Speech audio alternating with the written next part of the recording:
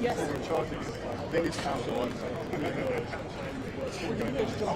So ordering 60 of it on Amazon Prime to get it delivered by yeah.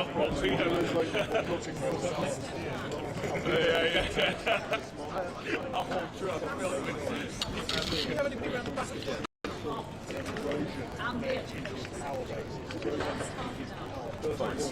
Are we ready?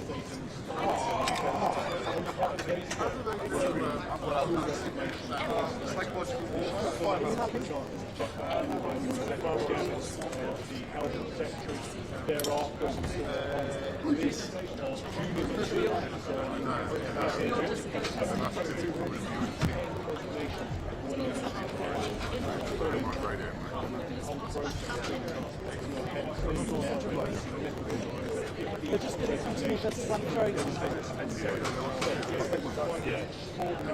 What Neil's doing that time of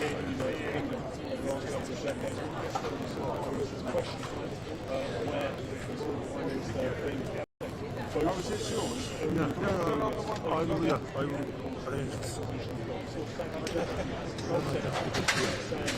Okay, Chris Page, thank you very much. We're here in Downing Street with the breaking news. Boris Johnson is now going to resign as Prime Minister after facing a huge intake. Let's go to our President John Dwyer, who is on college green. He's got Steve Bacon. I asked him about so if you're staying to go through it to the better end, you want to go tonight?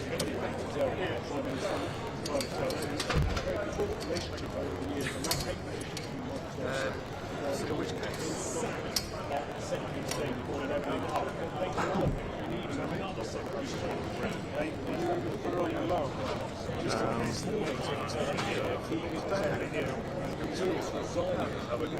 Well, who's the pool camera?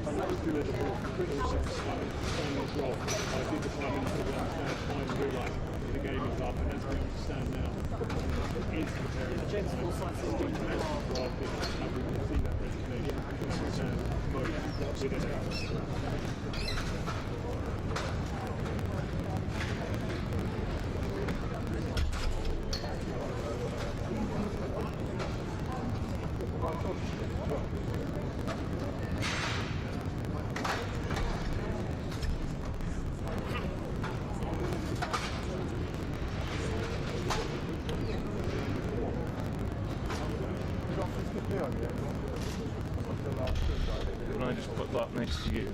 I'm sure we're live. Are you live? I'm just going to I think.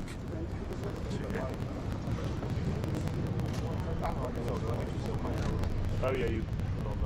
Is this alright? I'll wait. In a moment ago. I don't have a GoPro. I just need that screw that just goes underneath the apparently. I forgot that. You know that screw that goes in there? Do you have that one? Yeah. Oh, the truncheon. I'll just have a look.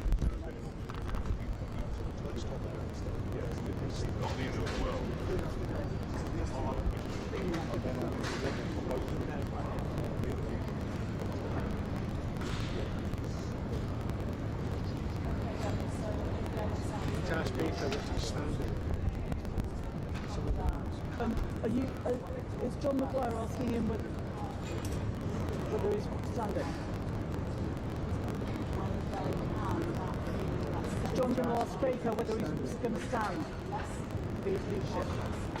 He needs to ask now, yeah.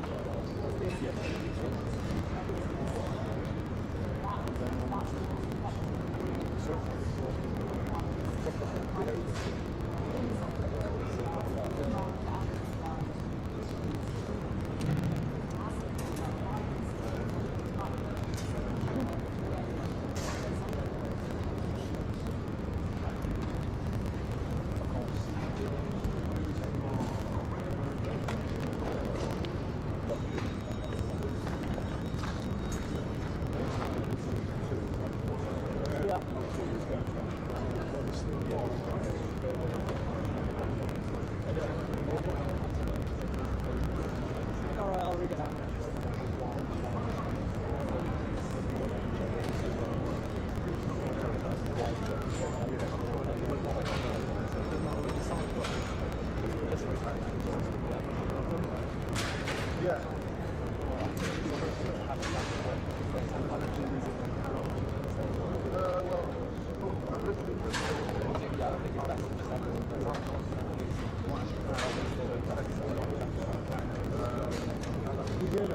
I've got it.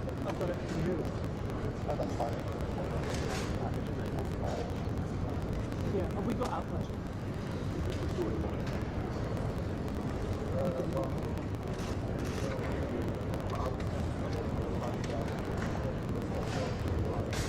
We can hear.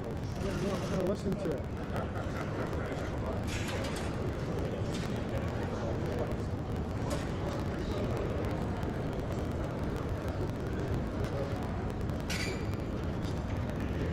Tell him to push on that. How much support has he got? But Thanos, whatever the stripes of the next government and the next leadership here in the United Kingdom, we know that there are problems and concerns about paralysis throughout all the major players in Europe at the moment. When you look at Mario Draghi, you have to have a government in Italy by the middle of next year. That would be quite an extraordinary situation. If you don't see a resurgence of the far-right efforts, you know that in France, Macron is looking at how he can have some form of cohesive government. Whether Scholz has got a cost of living crisis now, conceivably quite deficit in Germany as well, and of course you've got the situation in the United Kingdom. No matter who's in charge in these four key countries in Europe, are we in for a period of not only political but also economic consolidation?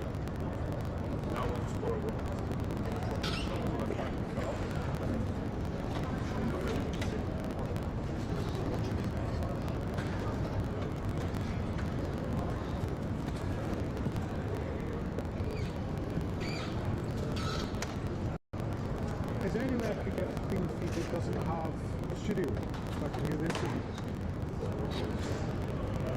Graham.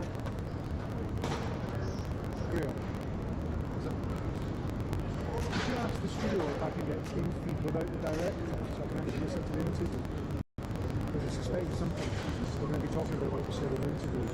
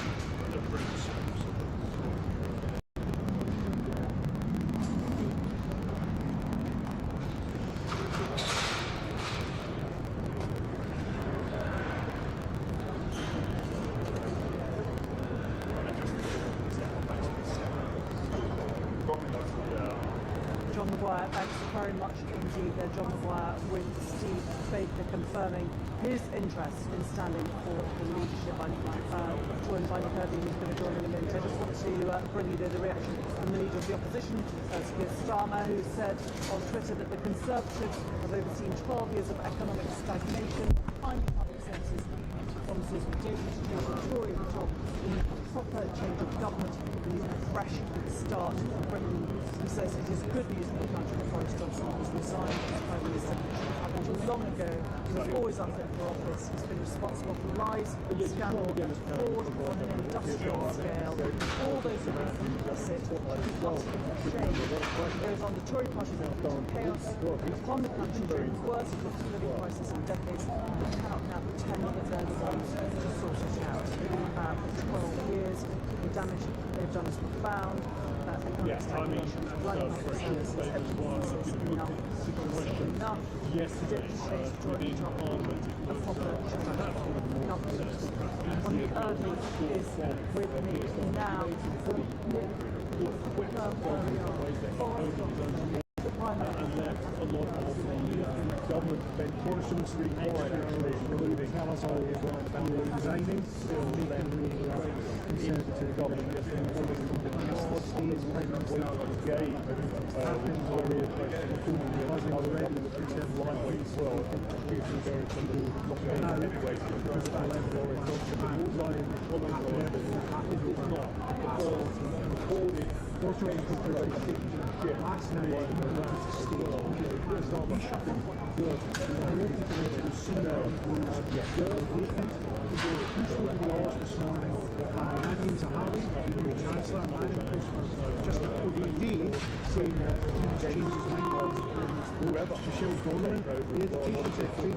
just over a day saying she resigned, she thinks Boris Johnson could not make this house. Forced out the law in writing to many people on Rishi Sunak decided January Tuesday. Boris Johnson is doing everything he can to try and hang on. Now he's going to resign. Announce his resignation.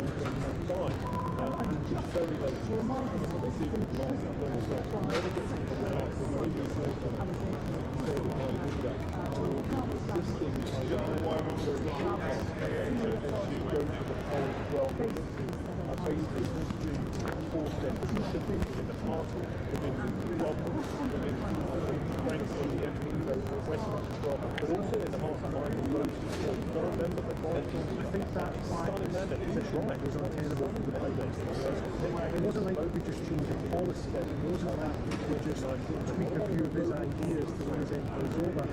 This was about him. It reached a point where his party had turned en masse and decided he wasn't going to change the move. So yes, Chris Pincher now has been huge. Chris Pincher, of course, resigned his deputy last week.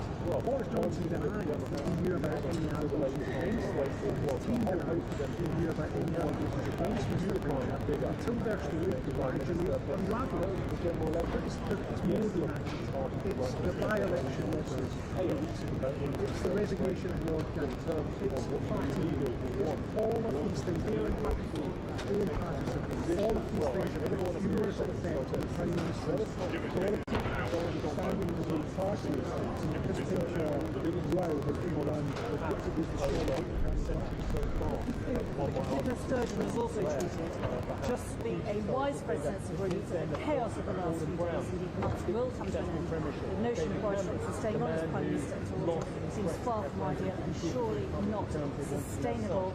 She says Boris Johnson is always manifestly unfit to be Prime Minister and the Tories should never have elected a leader who stayed in office for as long as they have. The problems run much deeper than the Westminster system is broken for the Democratic deficit inherit in the Westminster government doesn't affect the change of government. None of the alternative Tory MPs will ever be elected as conservatives. It's hard to see the hard phrases causing Labour Sturgeon to another reaction of relief, but of course not criticism as we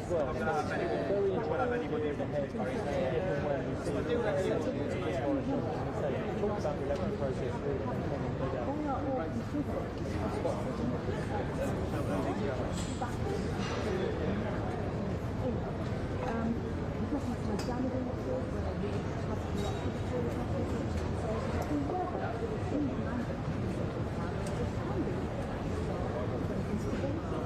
going to read what one Tory MP of Granby said to me this morning. This is going to divide the party dramatically. There were warnings on the record yesterday from the allies, Conor Burns, who's the other Parliament. He was saying that this is going to be a bloodbath. There are so many different views on what the Tory party should do next that it's going to be extremely damaging. I have such a long list of people who I think might stand to be the next Tory leader. Well, it's really interesting because they're from different wings of the party. None of these are looking for Rishi Sunak, Jeremy Hunt, Suella Braverman, Steve Baker. The last two Yeah, I mean, this is the One Nation group of two more to the centre, and a lot of them are sceptical about Brexit over Rishi Sunak this morning leaving his house. The big question he's going to face over the next few hours is whether he wants to move into number 10. Having only moved out of number 11 a couple of days ago. Suella Braverman there as well. She said she is going to stand.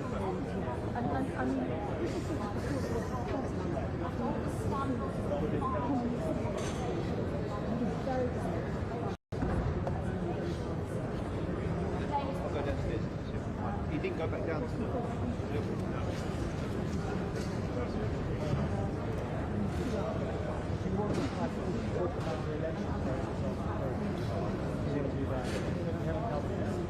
Yeah, wife's a multi-million. He was just fine with it along with the Prime Minister. Yeah, so look, I mean, I think Rishi Sunak will be weighing that up this morning. I've asked some people close to him whether it's likely that he will stand. The idea at the moment that Boris Johnson's got, that he's going to outline to us at some point in the next few hours, is that it's a matter of weeks and months before the new Prime Minister is decided upon. I don't think some Tory MPs are going to buy that. I've spoken to some by text in the last 20 minutes or so who are saying the Prime Minister needs to go now. Boris Johnson is waiting office until his successor is chosen. There'll be a big row over that in the next few hours. And all of those potential leadership candidates will be weighing up their options. When do they declare?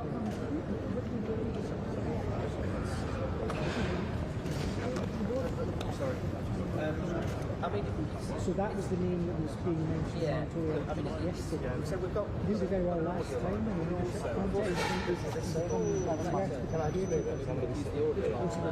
This is going to be anything but obvious, really. But that is certainly something that's been discussed in the last week. Well, a lot of it.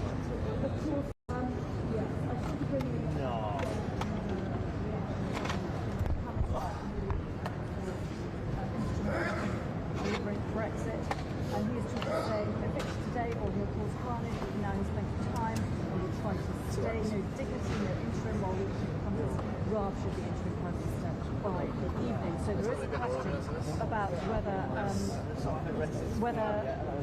Boris Johnson can even survive the day.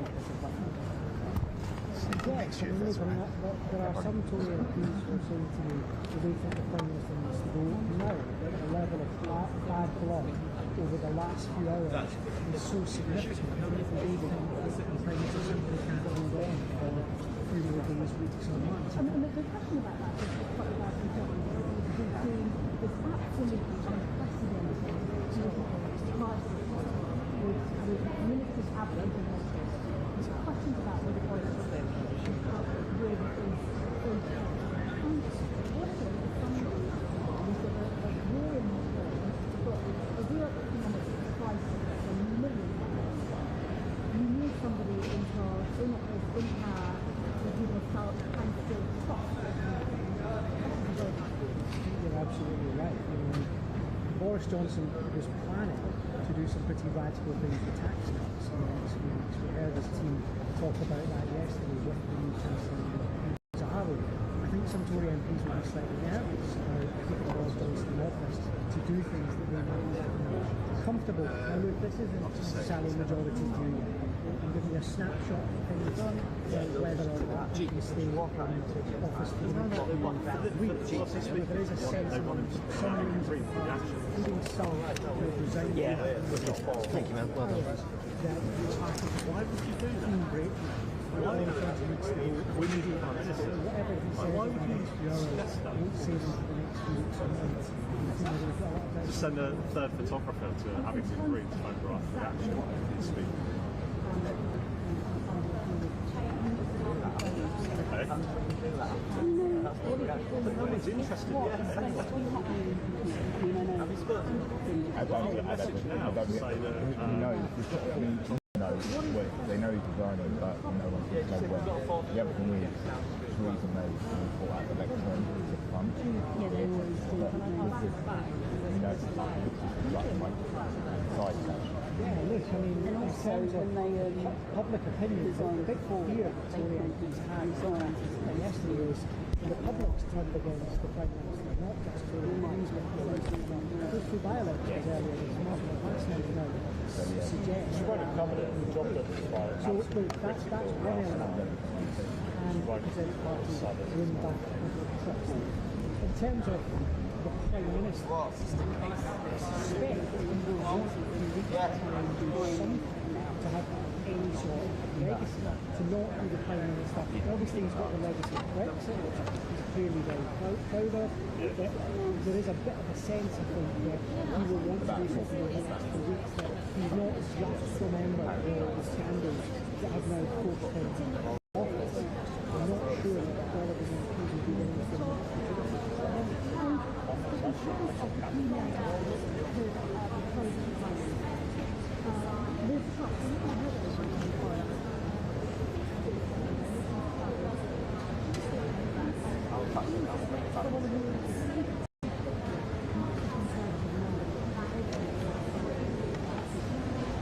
Really good question. She's been very quiet over the last few days. She's away at an executive conference. My understanding yesterday is that she didn't think it was time to flounce out of the cabinet as someone puts it to me, that she thought it was the time to stay and try and sort this out. Similar to what talking about Ben Wallace this morning. But she'll be weighing that up, I suspect, this morning, whether she decides it's high time to go for the leadership. One of the interesting things is when I was chatting to Julia this morning, a lot of them were saying that those MPs who didn't resign stayed in their jobs despite everything. They've been tainted by those jobs. And frankly, the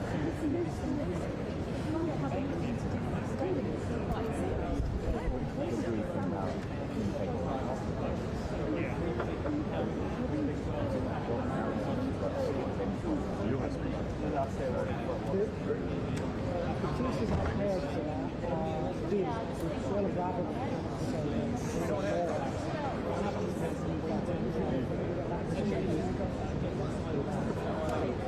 The secretary seems to have been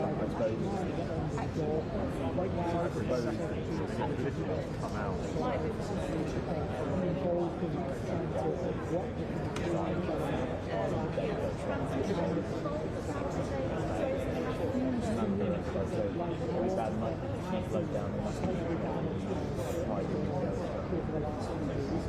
calculation will be now making as well. Enough time is on down to sort of the wider question is whether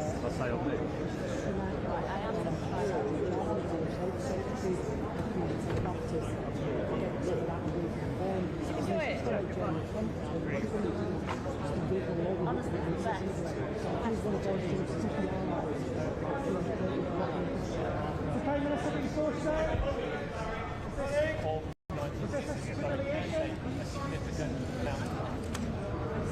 Can you last until the autumn?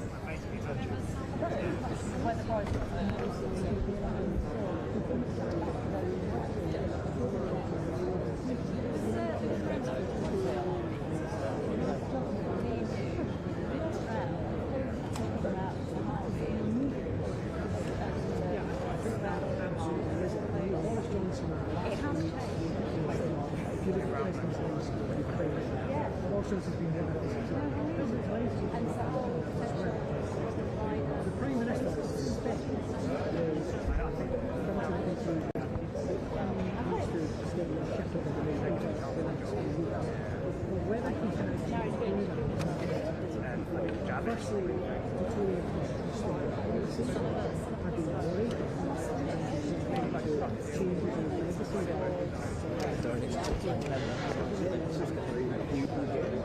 do they think that has created so much anger in the party, sacking of Michael Gove, the sense that he was going to stay on the week to what happens if that goes enough damage to his reputation that's impossible for him to stay on. Those conversations are happening right now. Having those conversations. I suppose the question is, do they conclude that so much damage has been done here, even the Prime Minister says he's going to go.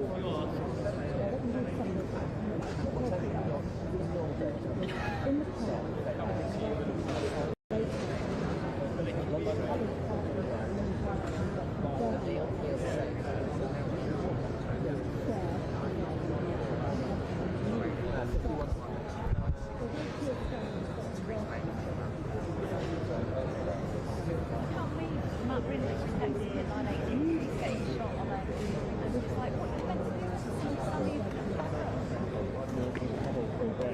Look, I think that's absolutely right. The Conservatives have to hope by putting a new leader in, we can achieve we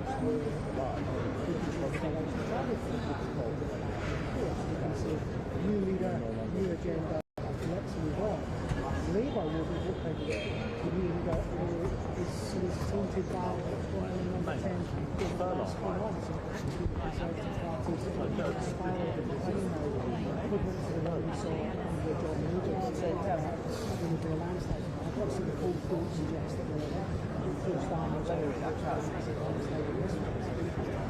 Let me speak with that. That's a great question. How to go into the next general election. To be honest, it's anyone who gets the next 3 months are going to define that. We don't know who the new two leaders are. We don't know what the party is going to decide our priorities. Has it moved on from Brexit? Or is it going to have someone who took away? What does it start? Boris Johnson will it only vote for someone that promises the tax cuts? Does it want someone who pledges to spend more and pay for the cost of living crisis? The Tory party is absolutely Boris Johnson leadership because of some of his policies all of that is wondering what they are doing, what they want to do next. That's what they're going to do this afternoon. They decide who they want to be the leader. I'd expect it to be members of the Red House and a big debate sum up where we are this telecast we have here on BBC welcoming all of these around the world. As it is confirmed that Boris Johnson, the Prime Minister, is going to resign, having faced huge onslaught of the backbench and a wave of protest, concerns that he was perhaps threatening even the unwritten constitution by staying on despite clearly having lost confidence of the Conservative Party, no longer able to command Parliament under those circumstances. Step down, fear that he's going to try to cling on even longer, forcing a backbench vote, voting with difficulty, finally forcing out, and a lot of criticism about perhaps soothing tactics and questions about what he's done. Now finally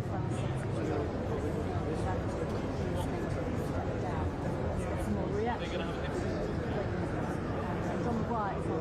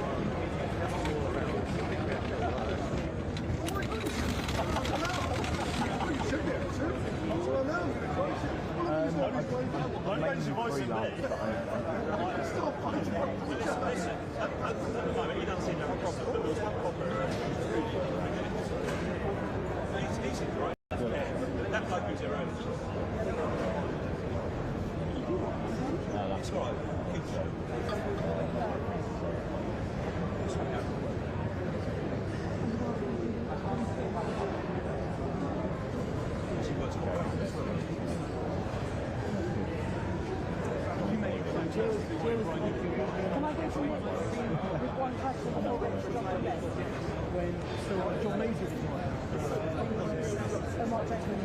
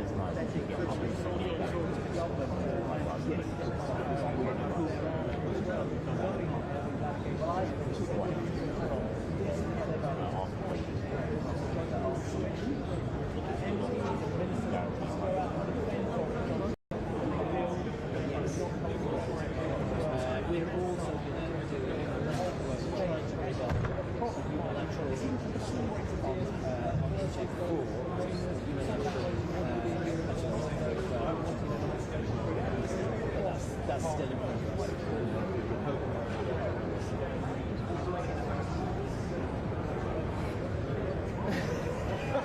How long you been at this job? John McGuire, thanks very much.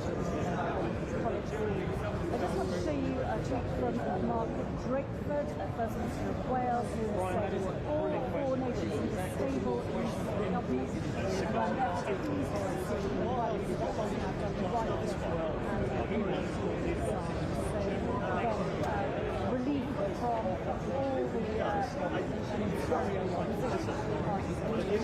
What is this 5G? Oh, what's 5G?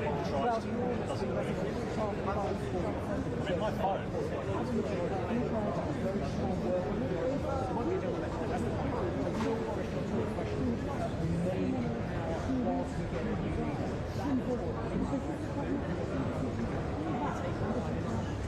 We have a government some departments back to education is extraordinary circumstances and actually calculation may be made this morning when we'll be talking about it in the morning is all sorts of people they couldn't fill that they closed like the level of anger against them was such is probably there no we're left to turn until there's no stable. Just one other worth bearing in mind. Our forces will be telling us later he wants to stay during a leadership conference. So MPs text us and get in touch with Murphy online and saying that they don't think it's feasible. Boris Johnson at the moment is the Prime Minister slightly few concerns and I suspect that his calculation might be he doesn't want to be seen as the Prime Minister himself even less. I mean, I wonder who the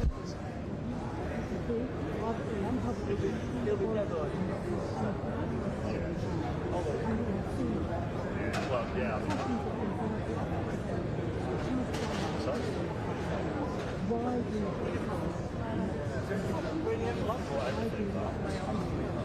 Very well.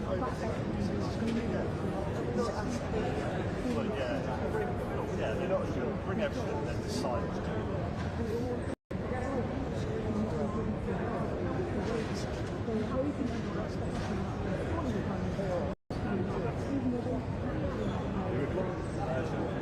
It's hard to overstate the level of despair on the side of the party yesterday. It's hard to overstate just how angry some MPs were when Cabinet Ministers really weren't moving.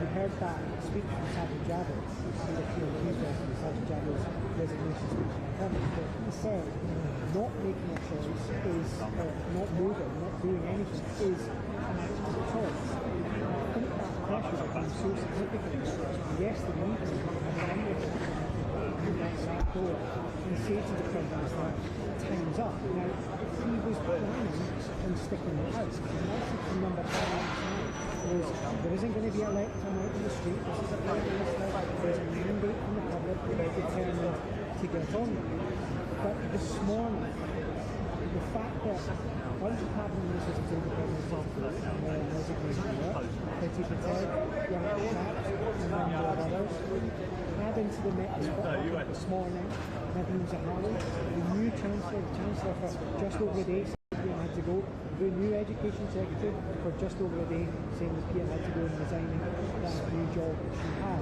That has forced Boris Johnson out. He was doing everything he could last night to try and stay in there. The message we were getting overnight was that Boris Johnson was a reshuffle on the car. He was figuring out ways to try and get his tech team back operational again. But the fact that that steady stream of resignations has continued made that impossible to switch the government.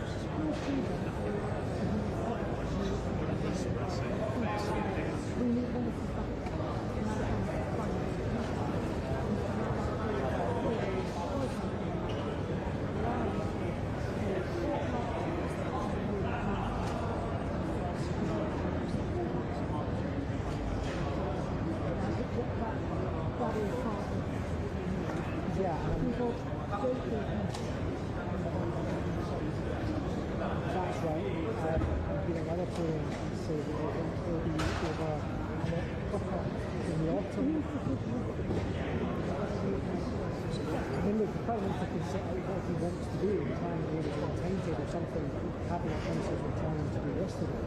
The timetable is up to the Conservative Party. They are the ones who decide when the new leader is elected. Remember that David Cameron planned to stay in office for quite a while when the new leader was elected. And then Theresa May, before Angela Leadsom pulled out, was in a lot quicker than most people expected. So there will be a conversation going on right now in the Conservative Party about how quickly that process could be done.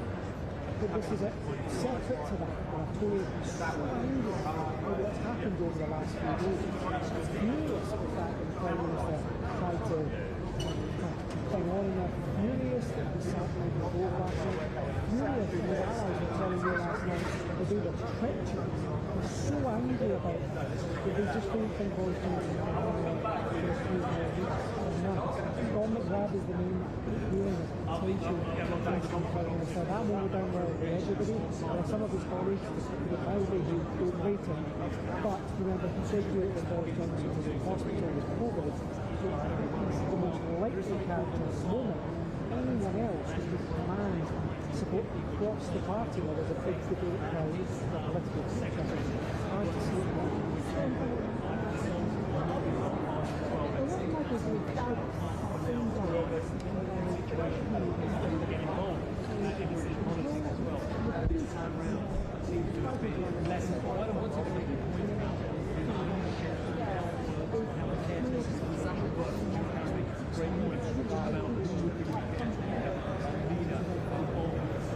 Yeah, I mean, look, some of them were sacked recently as well. Some of Michael Gove's key allies in Number 10 weren't there anymore. But yeah, I think they're right. Michael Gove's allies in the Conservative Party, the MPs as well, are among those who are here this morning who are most furious at the idea that the PM might stay on for a few more weeks or a few more months yet. Also that person of Michael Gove said consistently won't stand. I wonder if he might just be tempted given everything that's gone on in the last few months.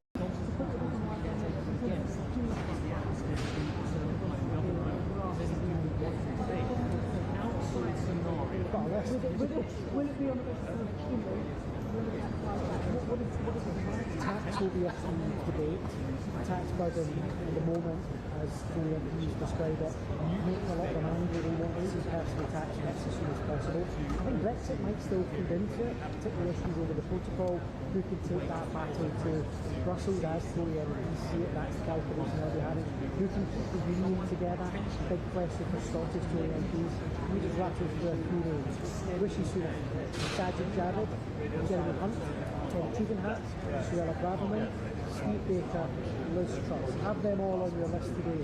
See if anyone comes and says that. I think we can hear one voice from the Conservative Party. Andrew Bridgen is in College Green with John Maguire.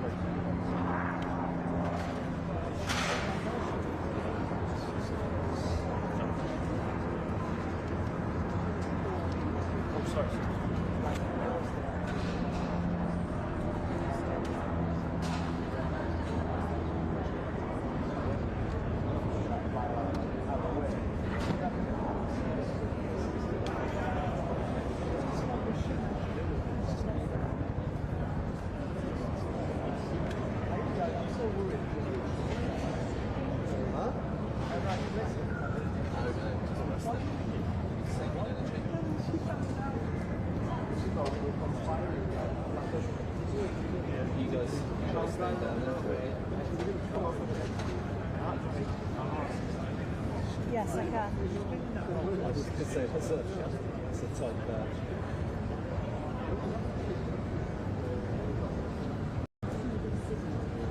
Yeah.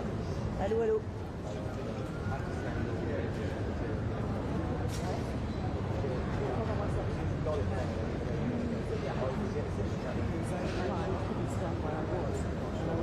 I understand the importance of my role.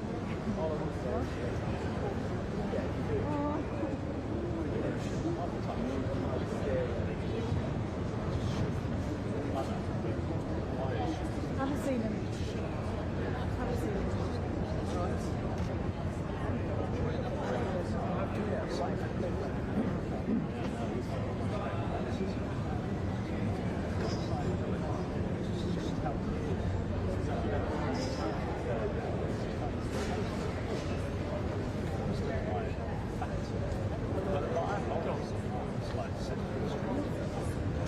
John, it's actually fascinating and very thoughtful. He was coming at 10:30. Until This is the same Conservative Party. That's the reason they inherited GCK Prime Minister as well. In many ways, it's this beat What can I say? directions politically as well. You're right. Here what you're saying, I think we need to get it. It's the old ERG versus Remain debate. It doesn't seem to be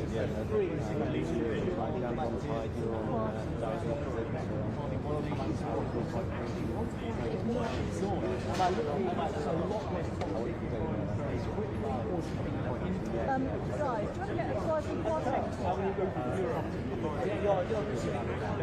Okay, so we do that next? Yeah, but you're like two. Am I talking to John and Liz? your powers. Yeah. Where's he from again? He wasn't even thinking.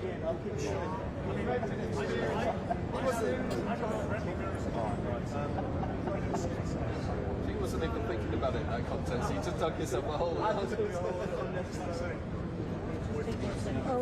sorry.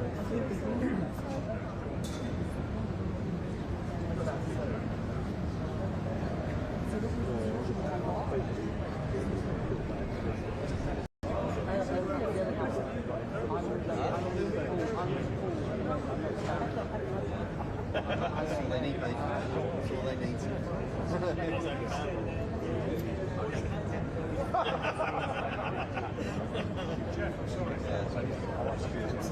Yeah. I mean, presumably don't let us go down there. Actually, I'm kind of surprised. Surprised Holly's not down there, actually. Holly Adams. Yeah, I'm surprised he's not sent her down.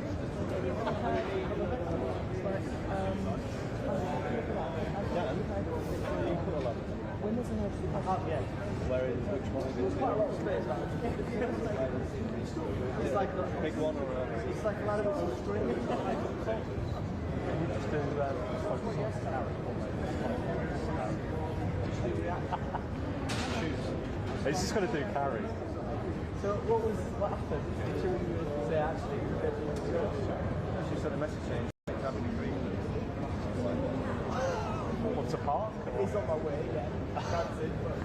So, like your message saying, well, I can't see you going up to the door. It's down to be real tight. So you need a third person. You've got to think about Karen. Like, Karen. Shoes. Exactly. I'll be doing fashion.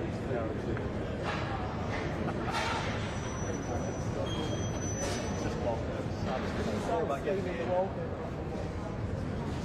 Thanks very much, John Maguire. I just want to bring in a couple more things. Kwasi Kwarteng has tweeted saying, what a depressing state of affairs. So much needless damage caused. We now need a media as soon as practical. Someone who can rebuild trust here. We can't even say that to help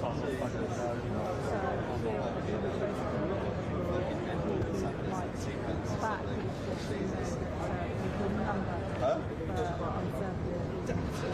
cabinet, those outside the cabinet certainly talk about their desire to step into that leadership race. Very wide field. Another MP, Simon Moore, has tweeted saying Boris Johnson should not be allowed to stay through to the autumn. If I remember rightly, they took it out. Saying go means go, and that concern from a number of people in the Conservative Party itself that Boris Johnson might try to cling on even for a few weeks whilst the Conservative race continues to clear. And lots of unease about that, probably given the way the last 24 hours has unfolded. Yeah, what's concerns about Boris Johnson pushed the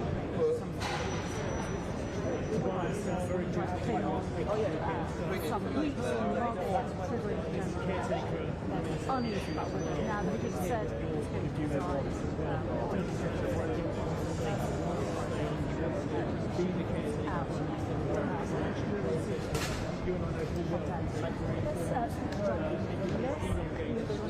your reaction to these unfolding events, Jonathan?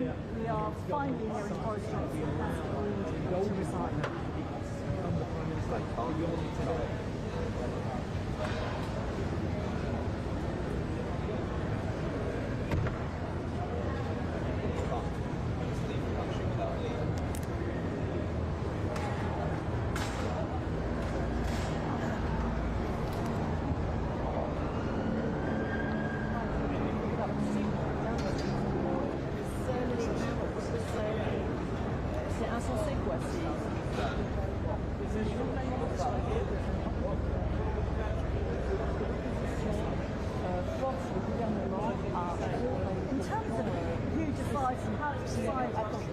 Whether the election does change for the autumn or not.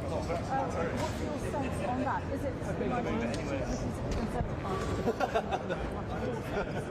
Sums up the morning. Okay, Tobias.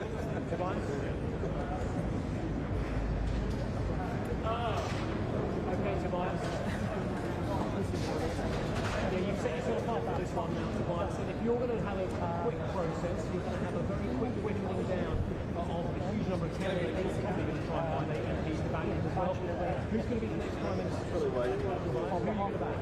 Sorry, I left the bag over there.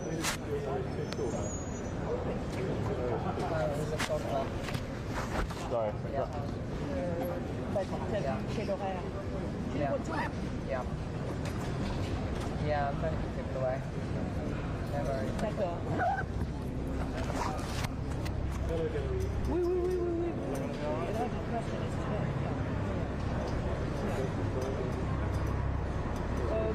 que moi je vais I'm going to try and well, if there was to be a pair to but it isn't helpful because basically those aren't they all embroiled in every decision as far as voilà, donc it's true. So it is important. It is the most important thing in Pardon? Ça je...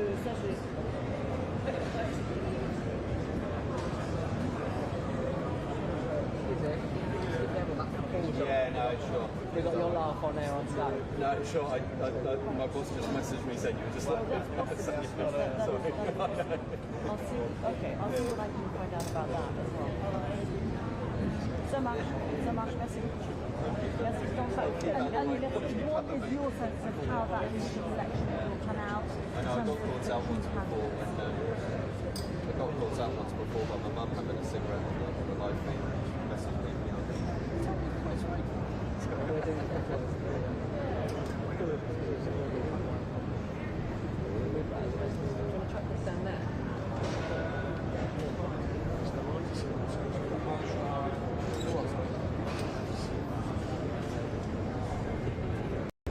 Let's just wait till it's boiling. Yeah, exactly.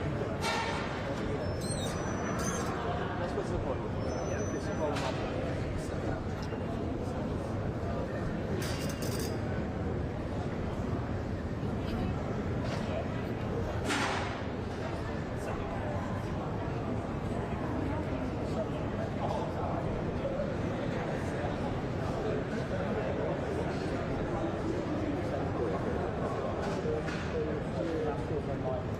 I just want to bring in a tweet from the Hofstadt, Jonathan. I don't know whether you've seen it, but it was about an hour ago.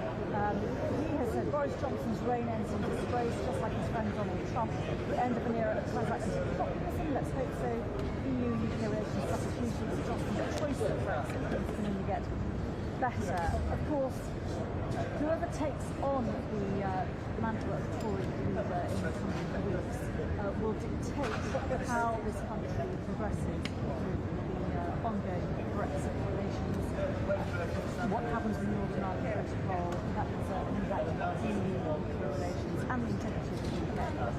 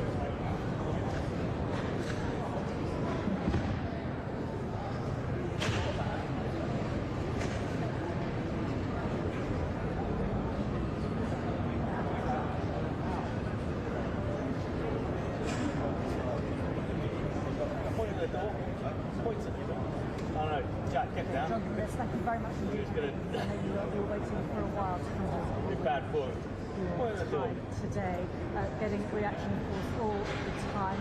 John McGuire, a few minutes ago, spoke to Steve Baker on a piece for Stand down, stand down. I was enjoying my day. Yeah.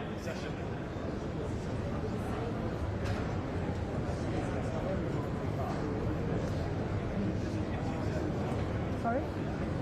11.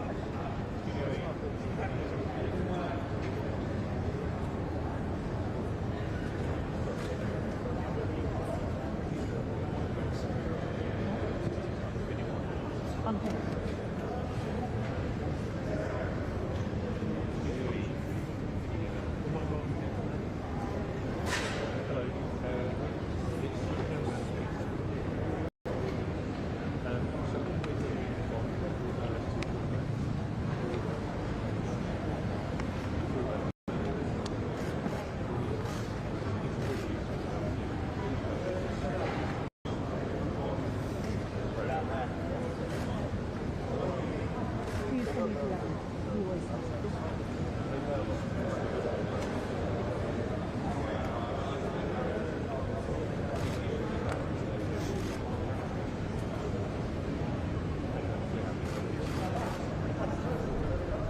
Lost weight since I got here this morning.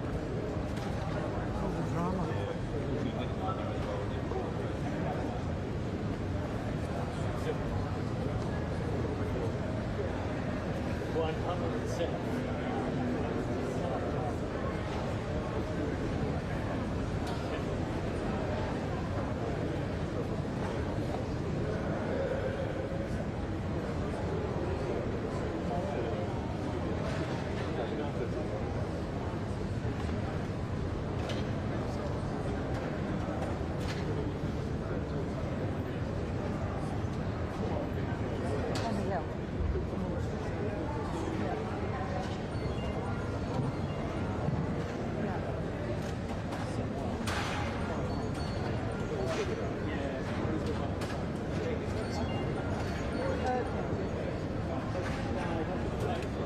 Have you spoken to the Queen? Because Anushka's tweeted saying that you have...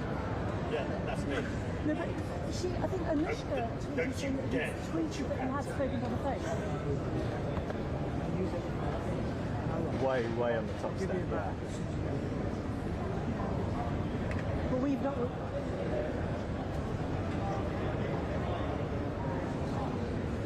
But are we confirming whether he has spoken to the Queen? We're not.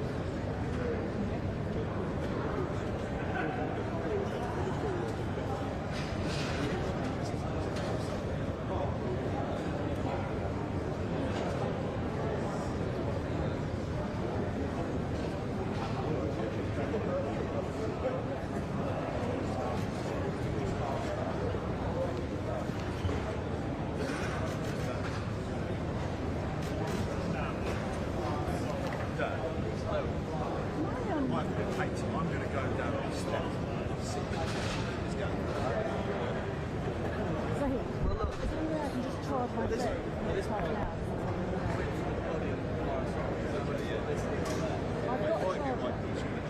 I've got a charger, but I need it to...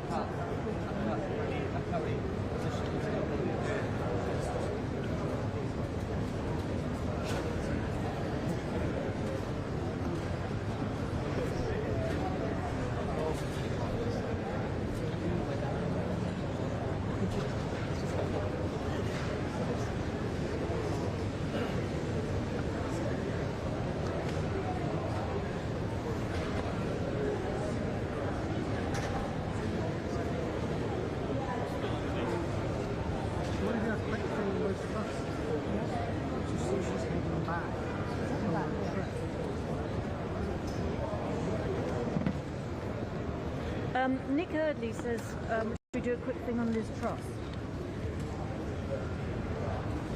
She's coming back. So should we do that first?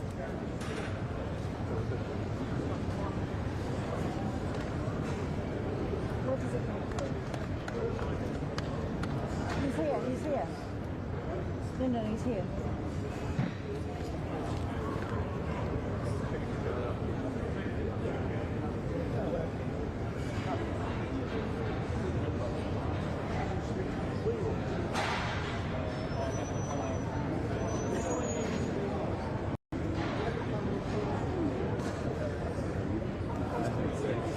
لانه هبل هبل.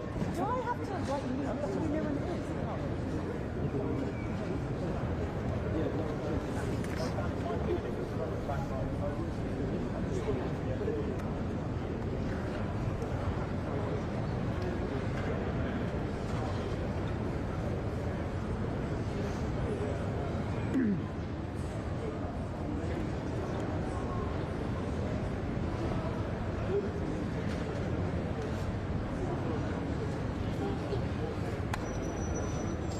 Steve Baker there saying he will potentially run for the Conservative leadership. Well, a key candidate who is apparently popular with the Tory basis who is Truss. What do you know currently about her at the moment? We've not heard anything from her in the last couple of days. That's because she's on a trip to Indonesia. I heard the last thing that she's coming back. She's cut that trip short and she'll be making a statement later. There's a lot of speculation that she's been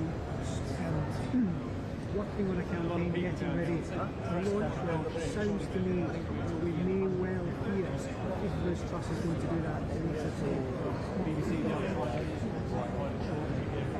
you want to talk a little bit about the time process? Do we know whether The last two leadership contests in the United Kingdom on the Well, look, I think we've been acting for some time actually, yeah. But all it means is that they're setting up a potential successors for the Prime Minister. There have been a lot of evenings and private members' clubs in the West End of London. There have been lots of conversations in tea rooms.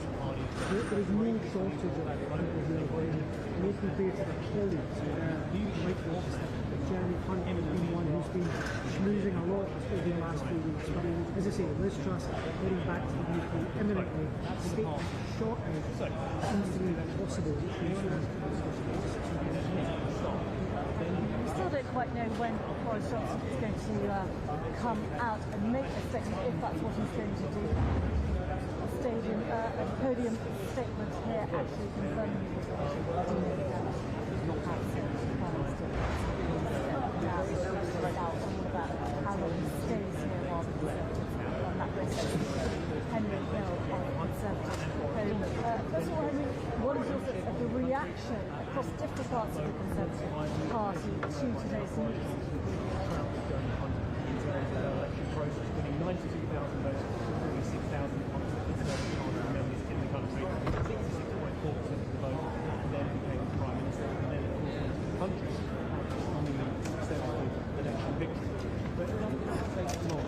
We have a really long XMR cable. We need to rig up the XMR cable. We've got one that was strung together. I feel I'd be more comfortable with a non-strung together one. But that's fine, but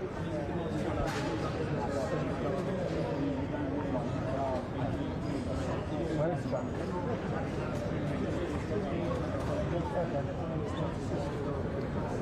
is much of the cabinet and the ministerial rank who did not act until now, that's even still not resigned? Are they all now very Included Michael Gove, Fox, even Crash as well. Gove has been sacked in the last 24 hours from the role of executive. So then it went forward to just two of six. Theresa May, Andrew Leadsom, What's the name? I've got to go to space. Sorry.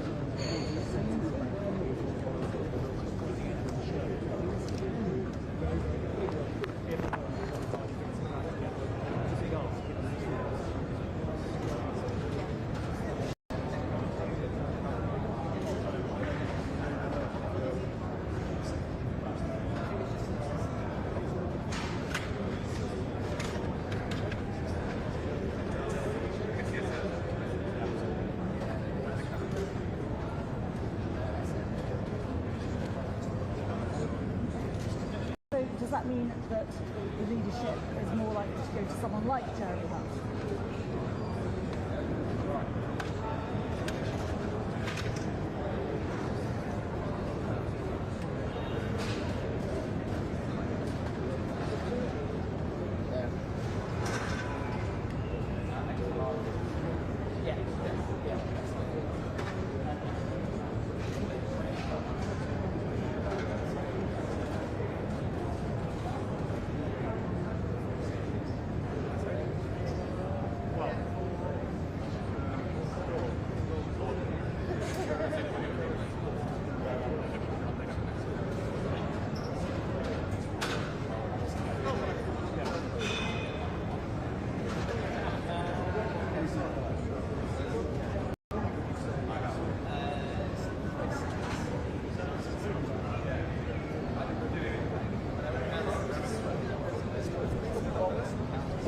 to very heavily split. The Tories, do you think they are realistic in looking for a period in opposition now in order to fully reinvent themselves? Because this period has been extremely damaging. We've seen it falling behind in the polls to Labour.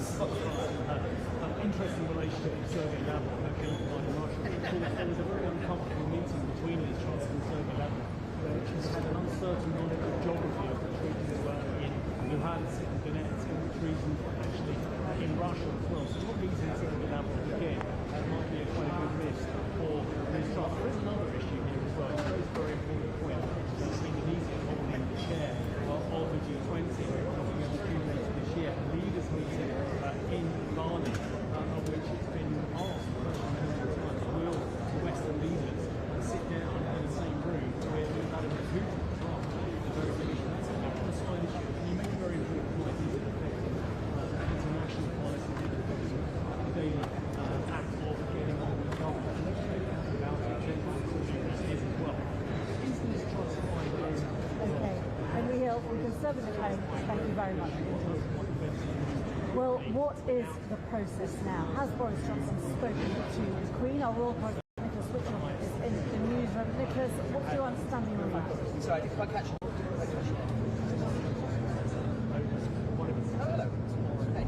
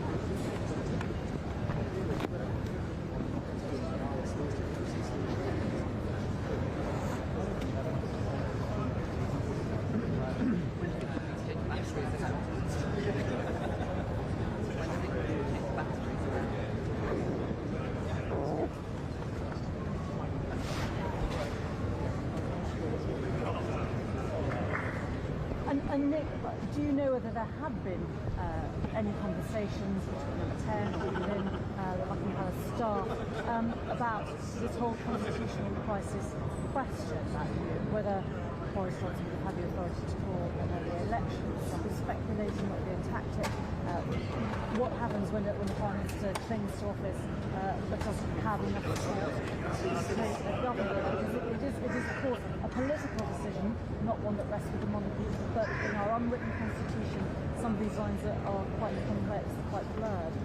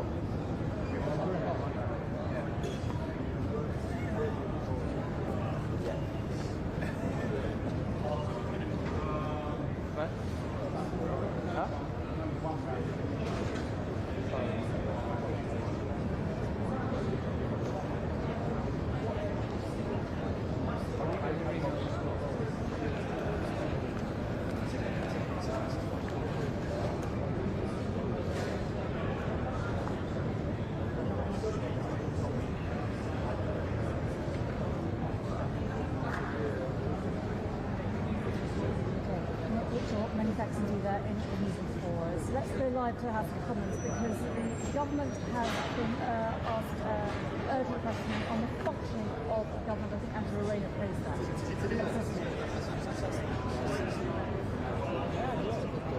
That's right. Thank you.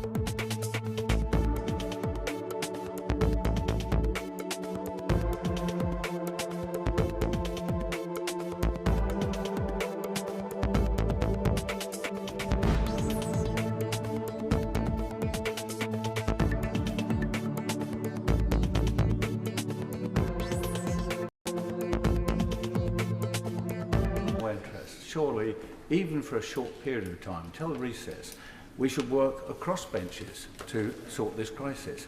And I don't want any laughter here, Mr. Speaker, but I have a great deal of experience in education. There's no education minister on a short-term period. I will be very happy to help. But unpaid, Mr. Speaker, unpaid. But this, our constituents would want us across benches to work together, forget this petty politics, and get this government working again. Well, I thank the honourable gentleman, Mr. Speaker, but his services are not required. And the reason his services will not be required is because there are a plethora of talented and dedicated individuals on the benches behind me who will serve in this government. Thank you very much, Mr. Speaker. For many people in Scotland, the outgoing Prime Minister is Westminster personified. Backward, unfit for purpose, delusional and disgraced. And now, just like the union he is the Minister for, he is isolated, broken, bereft of ideas, and his time has come. The party is over. So can he tell me, will there be a leaving do in number 10 tonight? Because we'll be raising a drink in Coatbridge, Chrysler and Bellsill.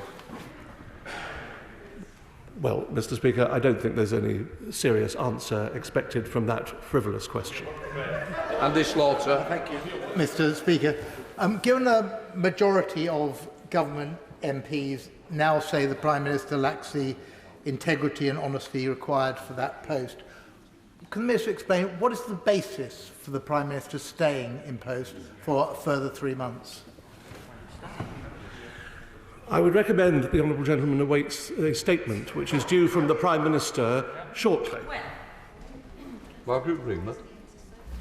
Thank you very much, Mr. Speaker. The Minister will be aware that our constituents contact us about extremely important matters, and they contact us when they've explored every other avenue to get a resolution to their problems. And we write to ministers on their behalf.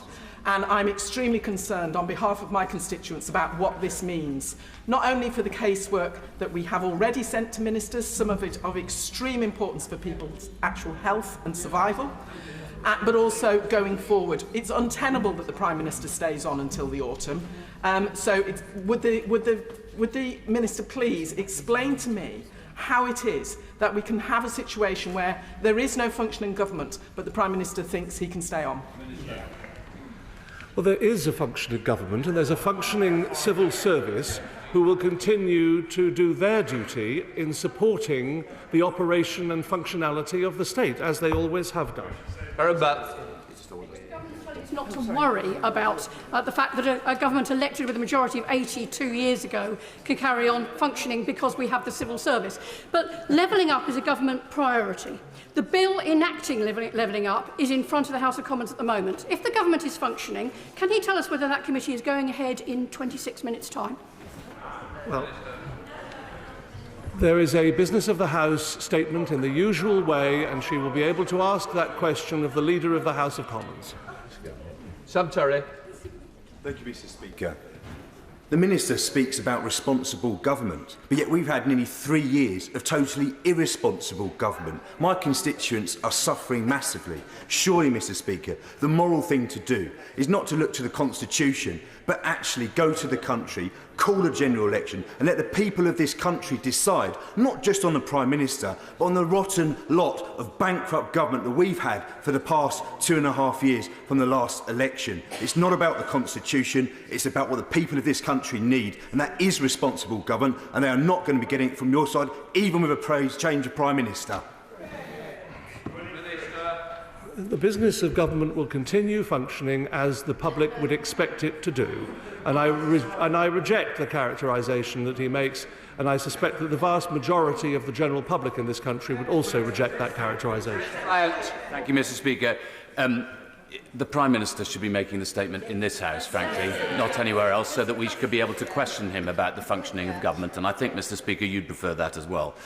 But let me just ask him this. there are two major crises facing the country at the moment. One is the cost of living crisis, which is facing many, many millions of families, and the other is the situation in Ukraine and across NATO. There's a real possibility that a government might have to deploy further troops in the next few months for proper reasons. A caretaker government can't do that. Simply can't. The rules forbid them from doing that. And yet, I fear that this Prime Minister, the disgraced, deselected Prime Minister, will be more dangerous in these next 3 months, if he's allowed to have another 3 months, than he's been in the last 3 years. So can he please make sure that we have a proper government soon? In other words, before the summer recess. Well, we have a proper government, and the proper government continues. I have to say to the honourable gentleman that he talks about cost of living in Ukraine, but I have hardly heard him or his honourable colleagues speak of those subjects over the past 6 months. They have mostly been talking about personalities. So it is this government which has been getting on with the business of representing the United Kingdom in international fora and have led the way on Ukraine, and when it comes to dealing with the global cost of living crisis, have been doing that too. Mr. Wakeford. Thank you, Mr. Speaker. Mr. Speaker, wow. What was that response to this urgent question? Mr. Speaker, is the Minister tired of propping up this Prime Minister and defending the indefensible? Minister, where was your letter? Did it get lost with your backbone?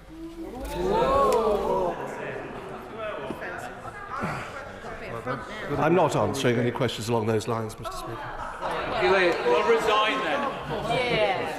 Thank you, Mr. Speaker. Today it appears a number of bill committees will be cancelled on issues of utmost importance, from national security to levelling up, as my honourable friend just raised, and tackling fraud, because there are no ministers to attend them. The Minister says the business of House will continue, but it will not. It obviously is not doing. Committees are being cancelled. In no other workplace would such crucial work go undone. Can the Minister explain why his Prime Minister and why his party think this is acceptable? I'd say to the honourable lady, as I have said before, that when it comes to the legislative business of this House, that is a matter for the Leader of the House of Commons, who holds cabinet position and who is in place, and who is, within a short period of time, due to give his regularly scheduled weekly question and answer session, and she'll be able to take advantage of that in this House. Nick Smith. Mr. Speaker, the Prime Minister has brought his office into disrepute. Our country shouldn't have to put up with it any longer. Will the Prime Minister be leaving Number 10 this weekend? Yeah. He will need to wait for the Prime Minister's statement later today. Janet Davey. Thank you, Mr. Speaker. The Time reports this morning of Downing Street being like a bunker with gallows humour. This is no surprise, really, given the track record of the Prime Minister. The Prime Minister is now set on staying in post until summer. Now, if this happens, is the Minister concerned about what further damage the Prime Minister will do? The honourable member will need to wait for the Prime Minister's statement later today. I cannot preempt what the Prime Minister's statement will be. Emma Lowbat. Thank you very much, Mr. Speaker. Away from this place, our constituents are waiting for answers from this government. My constituents, Lisa and Mark Rutherford and Caroline Curry, had their precious children taken from them in the Manchester Arena terror attack. Due to archaic legislation, they can't register their deaths. The Justice Department advised an answer on a possible change to this legislation was imminent. Since the government has collapsed, who will give them an answer and when? I'm very sorry to hear of the appalling bereavement suffered by her constituents, and it's an unimaginable loss. And I would like the honourable member to convey my sympathies and the sympathies of the entire government for that. With regard to her question, the functioning of government continues. The civil service supports ministers in place. Ministers are in place to support the functioning of necessary government. That will continue. Dugan. Thank you, Mr. Speaker. Can I point out to the Minister that we do in fact have functioning government within the United Kingdom. We have a functioning government in Edinburgh and we have a functioning government in the Senedd, in Cardiff. And where government does not function across these islands, in Westminster and in Northern Ireland, they have one thing in common, and it's the dead malign hand of this Tory government. So what possible confidence can the people of these islands, the people who want to stay in this broken union and the millions of us who don't, what confidence can we have in who is coming next? Because they all stood by and watched what this Prime Minister did for 6 months or more.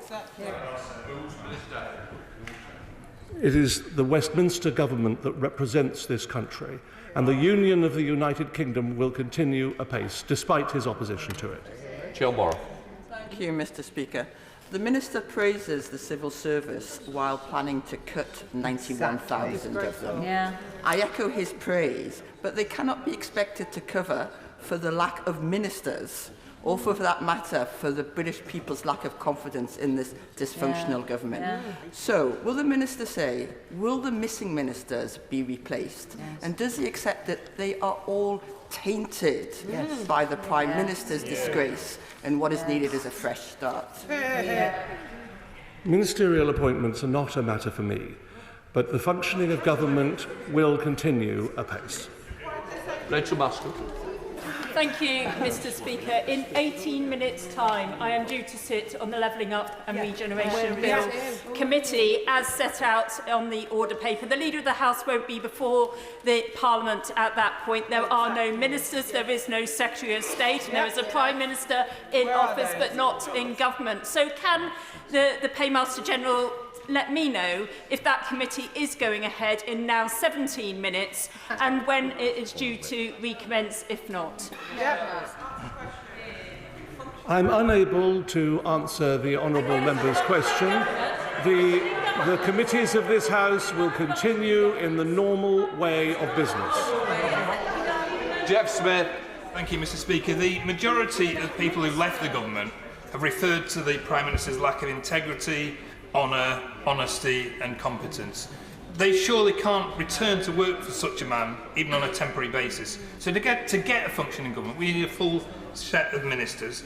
We need a swift transition. Will he at least convey that message to Number 10 and to his Cabinet colleagues?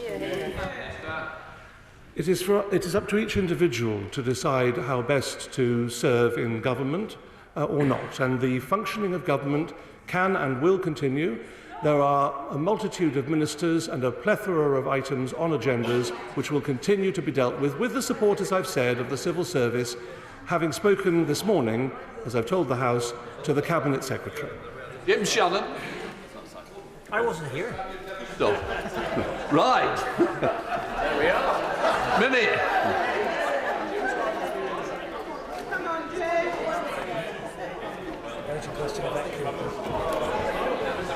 We're really settled down.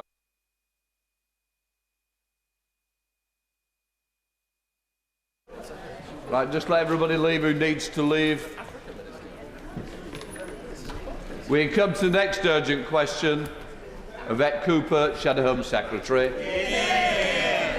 To ask the Minister to make a statement about the meeting between the Prime Minister and the former KGB agent Alexander Lebedev at the height of the Skripal crisis. Minister. Mr. Speaker, Alexander Lebedev is a well-known former KGB officer and also a former owner of the London Evening Standard newspaper.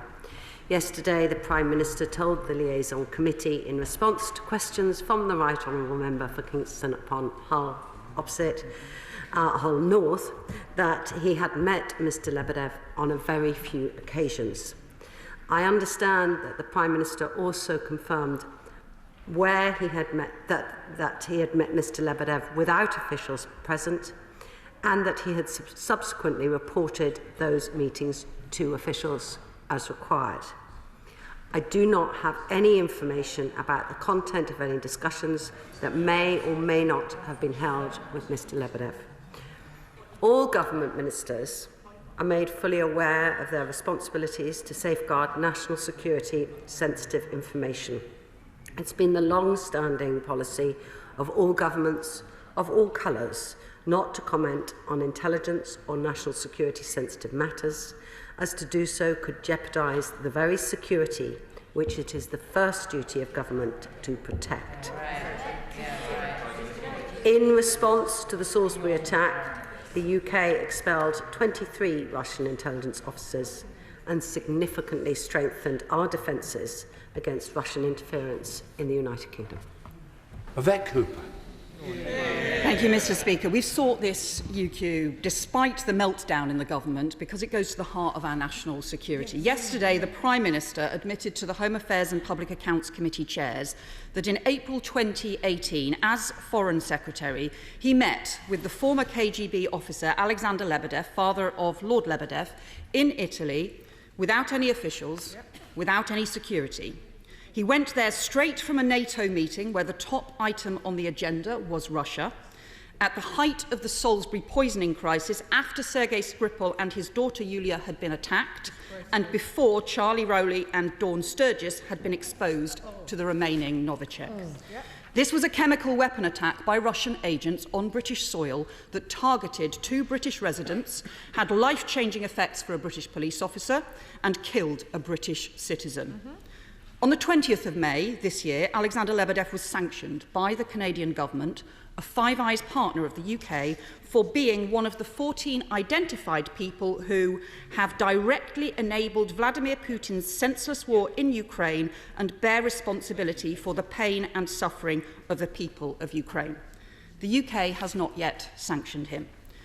The charges against the Prime Minister are not just about lack of integrity, they are about complete disregard for basic national security and the patriotic interests of this country. And those charges lie not just with the Prime Minister, but with all of those who have enabled him and covered up for him on this issue. So, did the Foreign Office, the Home Office and the Security Service know about this meeting in advance? Was a detailed record made after the event of the meeting? Because there are rumours that the Foreign Secretary was too drunk to properly remember. Is that true? Yeah. There are also rumours that Alexander Lebedev was trying to arrange a phone call from the meeting with the Russian Foreign Minister, Sergei Lavrov. Is that true? Did that phone call happen? The record of Minister's interest says the Foreign Secretary accepted hospitality in Italy for himself and a guest, but he travelled home alone. Who was that guest, and did that put him in a compromising position? The Prime Minister referred yesterday to several meetings with Alexander Lebedev without officials. When were the others? Were any of them while he was Prime Minister? And the Shadow Security Minister has been asking for confirmation that this meeting happened for months. So why have Home Office Ministers, Cabinet Office Ministers and Foreign Office Ministers all been covering up? It is bad enough covering up for parties and breaking the law, but covering up over national security is a total disgrace. It puts all our safety and security at risk. It's not just the Prime Minister, it is the whole government that is letting the country down. Staff. I'm not expecting to take everybody. It's going to be short with a lot of other business. Mr. Speaker, I take issues of our national security extremely seriously, which is why I am at this bench today. Day after day, ministers of this government, especially those in the Foreign Office Minister, make decisions affecting the safety and security of UK citizens, in the case of the Foreign Office Ministers, especially UK citizens overseas. On the subject of sanctions, the UK has, of course, introduced world-leading sanctions packages since Russia's illegal invasion of Ukraine. That is over 12,000 individuals. I cannot comment on any further sanctions, as we never comment on sanctions in advance. But I can confirm, Mr. Speaker, that since February the 24th and today, I, like other Foreign Office Ministers, have carried out my duties in signing off a number of those sanctions.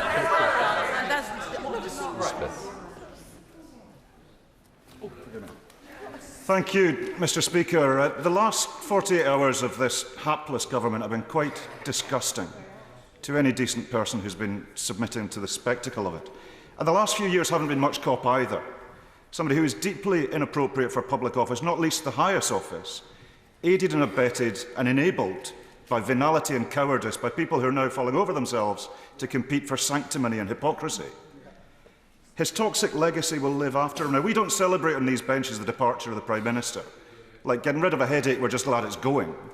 but his toxic legacy will live after him, and we'll all need to deal with the consequences of this disastrous administration. His toxic legacy on inflicting his disastrous Brexit on us all, asleep at the wheel over climate change and allowing a cost of living crisis to accumulate, which all of our citizens are dealing with, inaction on climate change, breaking international law over Northern Ireland. We will all of us be dealing with this thereafter. And this revelation, and I'm glad to hear the Minister takes national security seriously, and I don't doubt it. Order. First of all, it's meant to be relevant to actually what we're debating. I've had nothing yet, and you've just lost you've used your full minute. So I'll give you a couple of seconds to actually put a question. Forgive me, Mr. Speaker. I'm taking this stuff really seriously, and I am disgusted. The rest of us are. I'm trying to chime with the mood of the House rather than the government.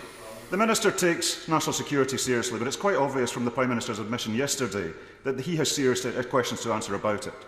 So I appreciate the Minister is perhaps not in a position to make a proper answer, but will she at least allow the prospect of a police investigation into the Prime Minister and his influence over the influence that Russian individuals have over him, because his toxic legacy over national security cannot be something he can evade responsibility for? Thank you, Mr. Speaker.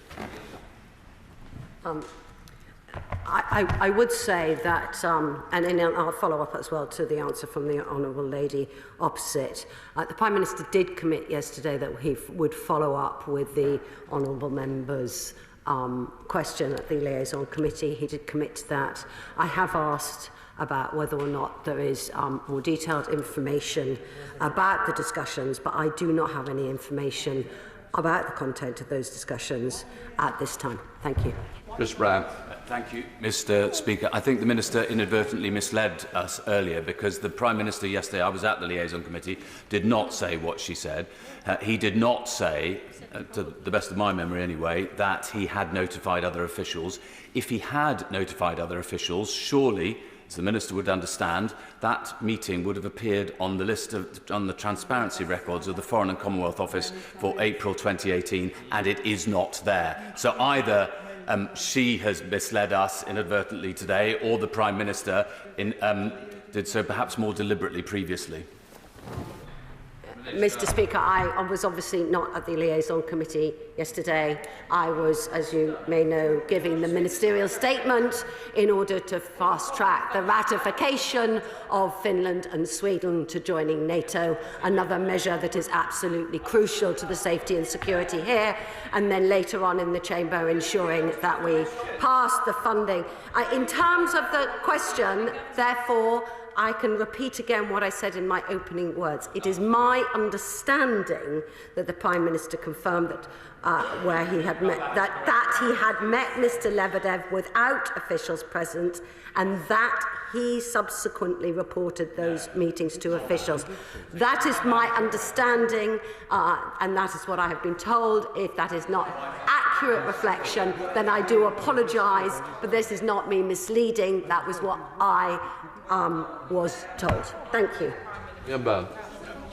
Thank you, Mr. Speaker. According to intelligence reports that I have seen, a serving FSB officer reported in 2017, and I quote, Alexander Lebedev is considered by the FSB to be an important asset.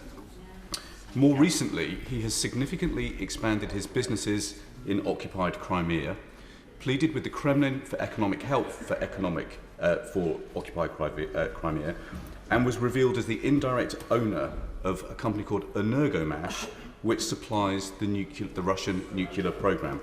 How is it possible for the Prime Minister to stay in office if he is conspiring with an agent of the Russian state? Thank you very much. As the member opposite knows, I cannot comment about any potential future sanctions that may be introduced, because we never do that in advance. So I cannot give any more comment on the particular individual that is discussing. In terms of following up, because I know that the Honourable previous member asked me to be more clear about what the Prime Minister said at the Liaison Committee, I have just been passed a note that apparently the Prime Minister says that he thinks he mentioned this meeting to officials. That is, I'm reporting what I have been told. Thank you. I have to say to the Minister, it's deeply unsatisfactory that she comes to the House so ill-prepared, because this matter has been doggedly pursued by the Honourable Member for Halifax for many, many months. Can I just say to the Minister, does she agree with me that in light of the admissions that were made at the Liaison Committee yesterday, it would be wholly inappropriate for the Prime Minister, if he is about to resign, to try and stay as a caretaker Prime Minister in light of these very serious allegations that reflect on his ability to keep this country safe? Mr. Speaker, the Prime Minister is expected to make a statement shortly to the people of this country, and I obviously cannot comment on that in advance. I do hear what she says. Just for my clarification, the Minister previously said we will be getting something in this House. Are we now saying it's to the people, not to this House? I understand that he's intending to make a press statement that to the people of this country. So not this House, I take it. That is totally not satisfactory. Alistair Cameron. Satisfactory, Mr. Speaker, if I may. I admire your magnificent understatement there. Surely this admission, though, illustrates why this man cannot remain as Prime Minister even as a caretaker. He is simply not to be trusted. I've seen 4 other Prime Ministers stand at that dispatch box in my time in this House, and I cannot imagine any one of them becoming involved in an enterprise such as this. The relationship with Russia goes right through this government. We were told 4 months ago that we would get the report into the golden visa schemes. We still haven't got it today. When will we see that report published? Why has it been delayed? The visa scheme has ceased. Derek Twig. Speaker, Mr. Speaker, it is truly horrifying what we've heard, and deeply disturbing and worrying that the Prime Minister, then as the Foreign Secretary, met with an agent of Russia. Can I ask the Minister, because I've not actually heard this, would she actually condemn that meeting? Yeah. So, Mr. Speaker, I just need to repeat again that all government ministers are made fully aware of their responsibilities to safeguard national security sensitive information, as I am and as others are. And I cannot comment any further because I do not have any further details of this meeting. Thank you. Dame Angela Reid. Thank you very much, Mr. Speaker. The Minister really can't come to this House so unprepared that she can't give us any answers when the Prime Minister has now belatedly admitted that he met an agent of the Russian state whilst Foreign Secretary without any security or anyone else to listen to what he had to say to Putin's henchmen. She has now got to come to this House properly prepared and tell us why this disgraced Prime Minister has any right to stay in office a second longer, given that he is now a threat, a direct threat to our national security. As I said earlier, I take this national security and the security of our citizens extremely seriously, which is why it is absolutely vital that the government continues to have Foreign Office ministers in place. I have inquired as to whether or not there are further details of the meetings and these alleged meetings, and I do not have any further details at this time. Thank you. Mr. Speaker, given that the then Foreign Secretary went from the NATO meeting to these meetings, did he have any government papers with him in his possession at the time? And secondly, we know that the Prime Minister has been very careless in the past with his mobile phone number being available in public, I think for 15 years. Did he have his personal electronic devices with him at the time? And if he did, were they searched and examined by the security services after that meeting? Mr. Speaker, as I have said again, I do not have any further details at this time. I have asked to see if there are further details, but I do not have the details at this time. The Prime Minister, however, has announced that he is stepping down and will be making a statement shortly, as we know. Thank you, Mr. Speaker. Why did it take until yesterday for the Prime Minister to admit that he'd met a KGB agent in secret? Will there be a published report on this matter? Mr. Speaker, he was questioned yesterday and he answered the question yesterday. Today is today. Thank you. Alex Sung. Thank you, Mr. Speaker. As we know, the Prime Minister often goes into meetings, has conversations, and then has a lapse of memory. He had a lapse of memory after the meeting with Alexander Lebedev. Has he now recalled and informed the Minister of the conversation, that meeting? Because it's not just a national security matter, but Alexander Lebedev owns businesses in illegally occupied Crimea, which is Ukrainian, not Russian territory. So it's a matter not just for us, but also for the country of Ukraine. Mr. Speaker, at the time, let us remember that at the time we had this devastating attack against a civilian on UK soil involving chemical weapons. That led to a massive effort by the Foreign Office to coordinate the expulsion of Russian diplomats from embassies all across the world. At this current time, the UK is also working with our allies across the world to counter Russian disinformation and to help remind the people across the world about the brutal and illegal invasion of Russia against Ukraine. In terms of the information that he requests, I do not have any further information at this time.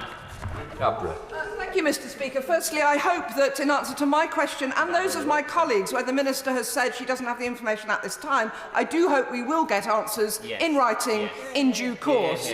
But my question is, what reassurance can the Minister give us that the Prime Minister has had no meetings with any other KGB agents or other people who pose a threat to our national security?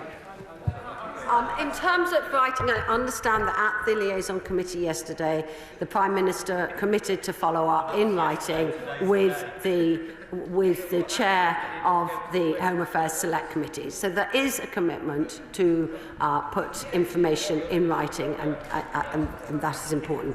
I cannot comment on any other further meetings.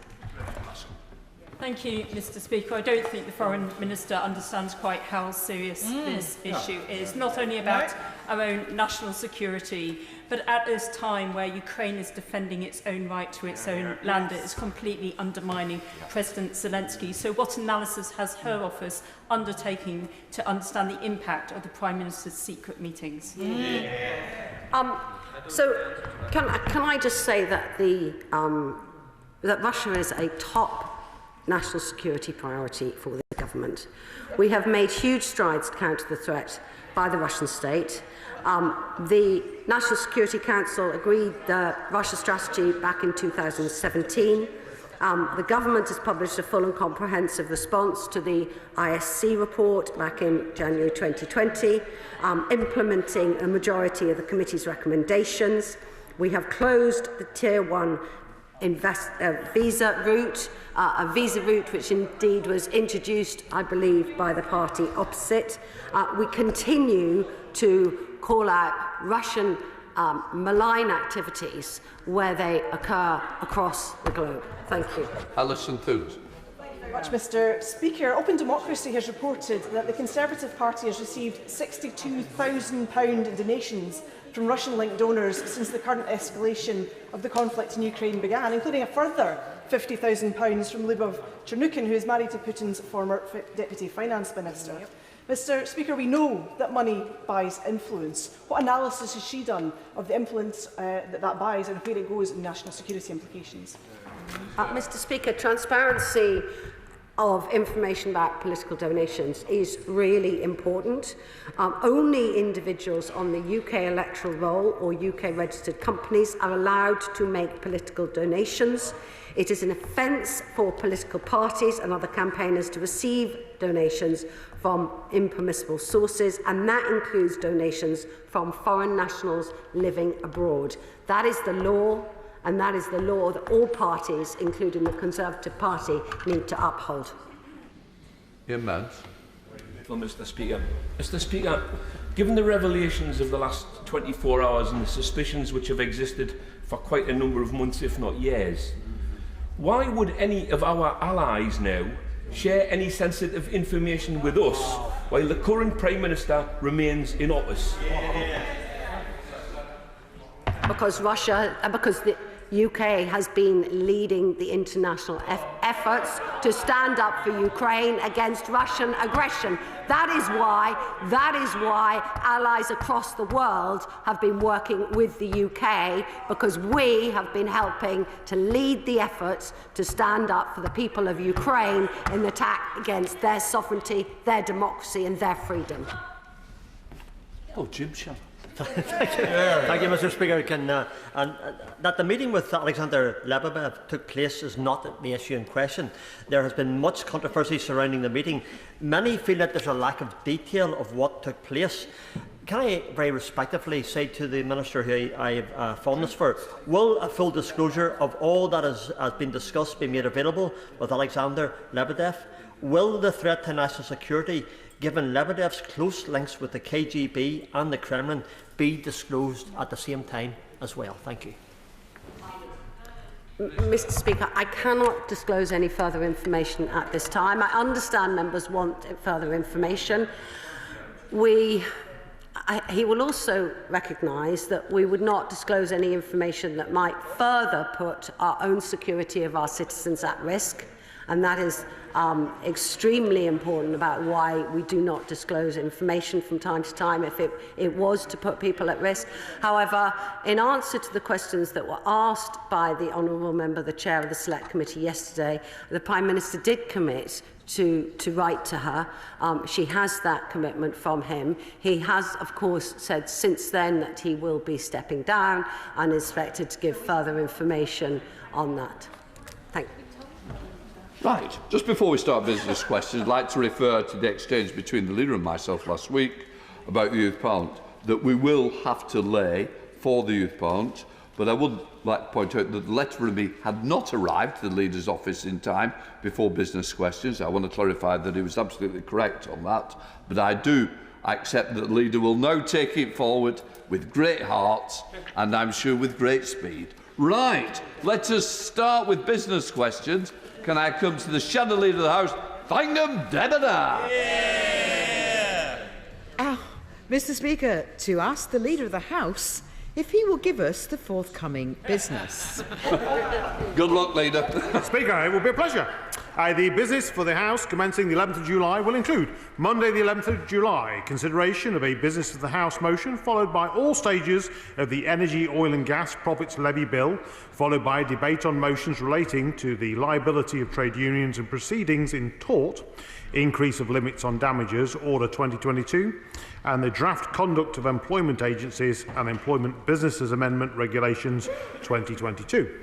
Tuesday the 12th of July, remaining stages of the Online Safety Bill, Day 1, followed by debate on a motion on restoration and renewal of the Palace of Westminster. On Wednesday the 13th of July will be consideration in committee of the Northern Ireland Protocol Bill, Day 1.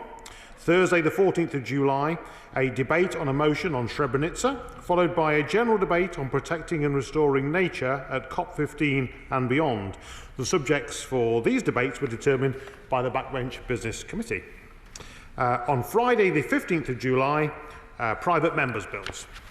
The provisional business for the week commencing the 18th of July includes Monday the 18th of July, consideration in committee of the Northern Ireland Protocol Bill, Day 2. Tuesday the 19th of July, a conclusion of consideration in committee of the Northern Ireland Protocol Bill, Day 3. Wednesday the 20th of July, conclusion of remaining stages of the Online Safety Bill.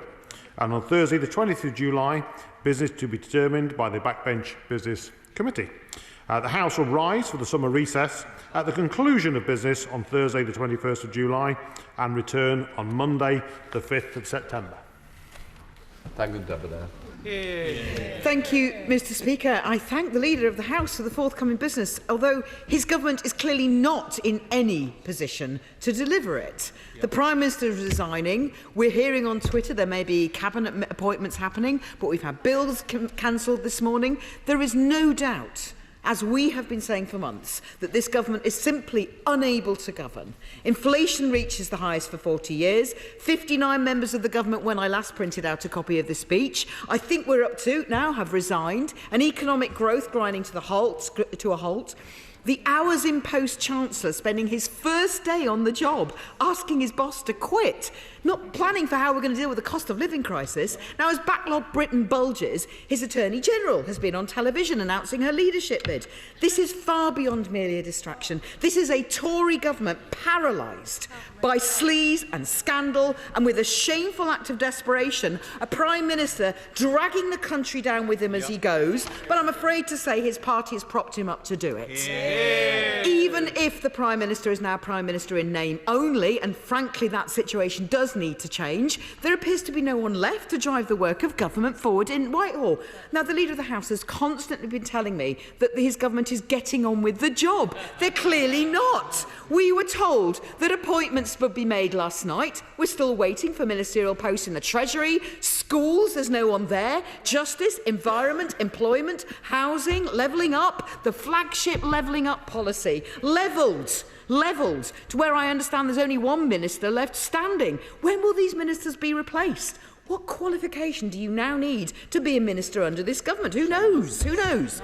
Not just unable to carry out their basic functions in Whitehall, the business of this House can't proceed. And the Right Honourable Gentleman may know that the Paymaster General referred questions about Council Bill Committees to him. So I will ask him, what is happening to today's Levelling Up Bill Committee that should have been going now for, I think, 12 minutes? I asked the Leader of the House, when will that be rescheduled? The Northern Ireland Cabinet Secretary resigned just a few hours ago. Where does that leave the Northern Ireland Troubles Bill? What is the plan for all of this? He's announced the Northern Ireland Protocol Bill for the 13th, 18th and 19th of July. Now, considering the seriousness of this legislation and the impact it has on our country's reputation, and the fact that this Prime Minister he is now a caretaker only, what mandate does this government have to proceed?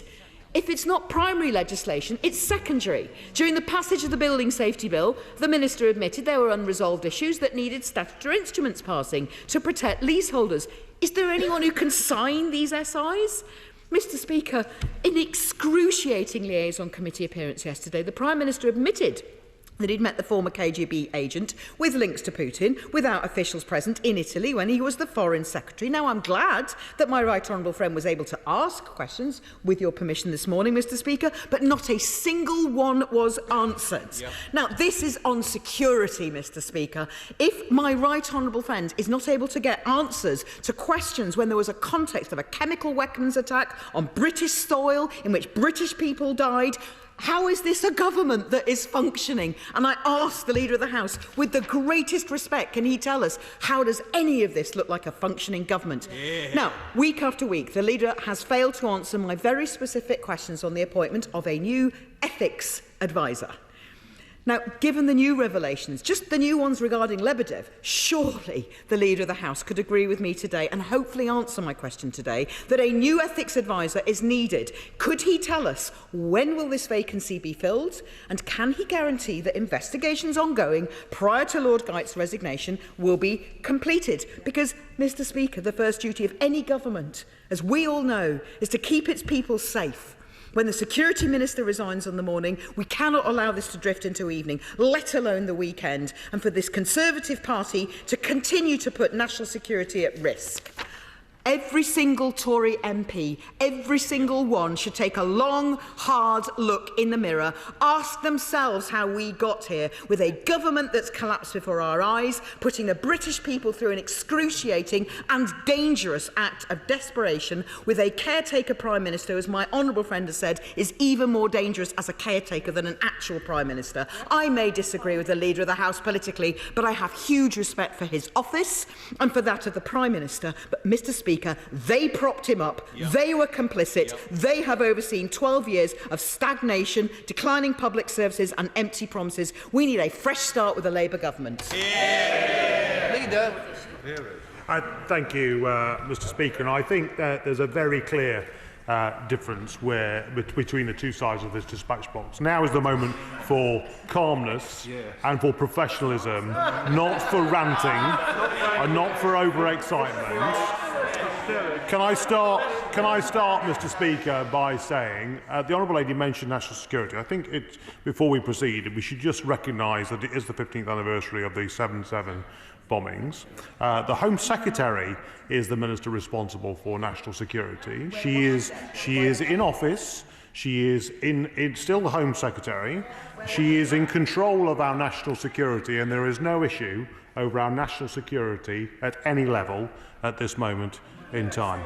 She mentioned the business. I presented the business of the House here this morning. That business will be delivered. That programme for the next 2 weeks. There are ministers in place to deliver that. And I would just gently say to her, she said, how are we going to proceed with the Northern Ireland Troubles Bill?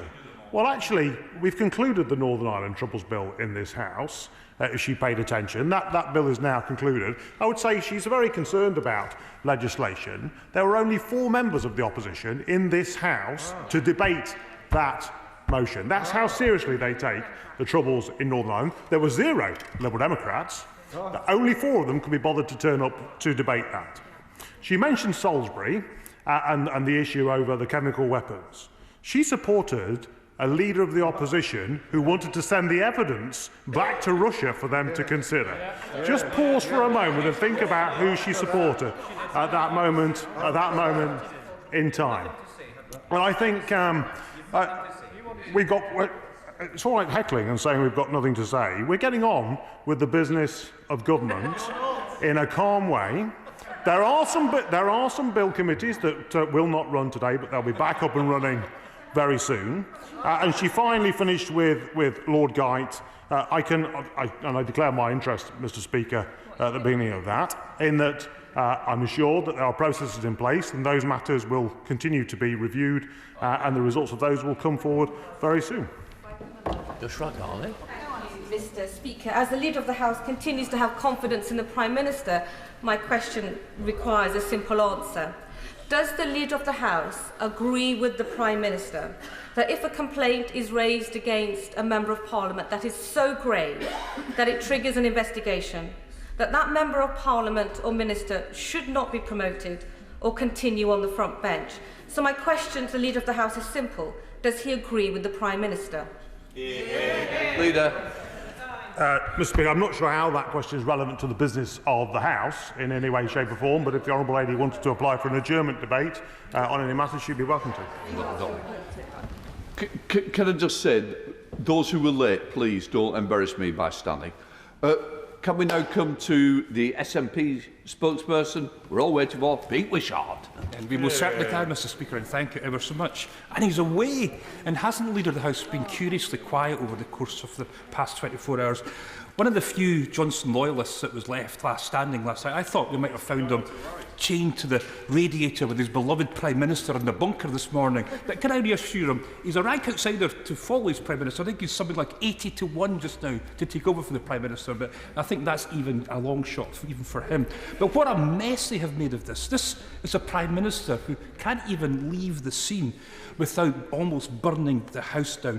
He's the first Prime Minister in history who, when receiving that tap on the shoulder from the men in grey suits, told them to go and get stuffed.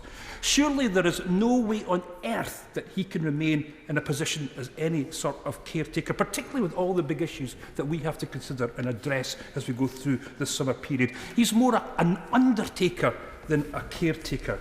And what a joke can I say to the Leader of the House on a business statement, this is, with a government at half capacity, there's barely enough ministers to respond to debates and to answer the questions, and business has been cancelled for the rest of the day. What happens to all these vacant positions? Will they all now return to the post? Does the Levelling Up Secretary now get his job back? And Mr Speaker, we need to debate this Prime Minister's legacy, because he will go down in history as one of the worst Prime Ministers in history at one of the worst possible times. In just 3 years, he's managed to decimate our international reputation, our economy and our democracy. He will be the 4th Prime Minister in 6 years. Maybe the problem isn't quite with whoever leads the shower over there. And people ask us, why do we want independence for Scotland? Well, I'm not asking that this morning. Independence would mean we would never get another Prime Minister who we never voted like him ever again. And isn't it funny, the man that's trashed so much of the democracy in the UK, one of his last acts was to write to our First Minister to try and deny democracy to our nation. He's now gone, Scotland will soon be gone too. Well, Mr Speaker, I think once again there was not much in there that was relevant to the business of the House, but we await the Prime Minister's statement this afternoon. I can assure the honourable gentleman that vacant positions will be refilled as the reshuffle progresses today and tomorrow, and the government will continue to function in a professional way and deliver for the people of the United Kingdom. Andrew Selous. Much, Mr Speaker. Can we have an urgent debate in government time, because I've already had a debate in Westminster Hall, on increasing general practice capacity where we have huge increases in population? The Leader, I think, has similar issues that I have in my constituency. They exist all over the country, and I think it would show to our constituents that, notwithstanding what has gone on over the last few days, the government gets this, they take the issue seriously, and that serious work will go on this issue over the next few weeks and months. Well, thank you, Mr Speaker. And can I pay tribute to my honourable friend who's done a lot of work on this matter, and pay tribute to his leadership on this. He'll be aware that we are investing £1.5 billion to create an extra 50 million GP appointments by 2024. We want people to feel confident that when they have a problem, they can see a GP face to face, but I think it is something which is worthy of further debate, and I know my honourable friend will continue to press. I would encourage him to seek a debate in this House. Ian Mearns, Chair of the Backbench Committee. Very grateful, Mr Speaker. Can I thank the Leader of the House for announcing the business and the Backbench Business Committee debates for the 14th of July. And can I also give the House notice that on the 21st of July, which has been allocated to the committee, that it will be our proposal in the first half of the day to have a debate on United Kingdom sanctions for human rights abuses and corruption. And Mr Speaker, for quite a few years, the final Thursday before the summer recess has been a time which, when allowed, has been allocated to a debate on matters to be raised before the forthcoming summer adjournment.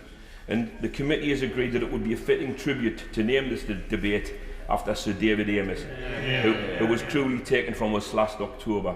So our proposal is that this tribute would see the debate renamed the Sir David Amess Summer Adjournment Debate. Sir David was renowned amongst our colleagues for his regular appearances at our committee and his impressive contributions to pre-recess adjournment debates. So, Mr Speaker, the Backbench Business Committee would like to honour his memory by naming the debate after him. I've raised this matter briefly in the House after Sir David's loss and had the support of the then Leader of the House. And, Mr Speaker, I've written to the Chair of the Procedure Committee, to yourself and to the Leader to this effect. Well, Mr Speaker, can I pay tribute to the honourable gentleman and to his committee for the work that they do. Thank him for announcing the debate that he mentioned, and also from the dispatch box offer my full support to his recommendation to call the debate the David Amess debate. I'd be delighted. I hope I have the opportunity to respond to him in that and other members in that debate, and I think it's a very fitting tribute that he's introduced. Thank you, Mr Speaker. I know this may seem very mundane given the drama that's happening around us, but it's very important to my constituents. We've got several fantastic sustainable businesses, and I recently met with Kit Change, who make leggings and sporting tops out of plastic bottles that have been recycled, and Third Rock, who make sustainable activewear for climbing out of old carpets and discarded fishing nets, which is really important.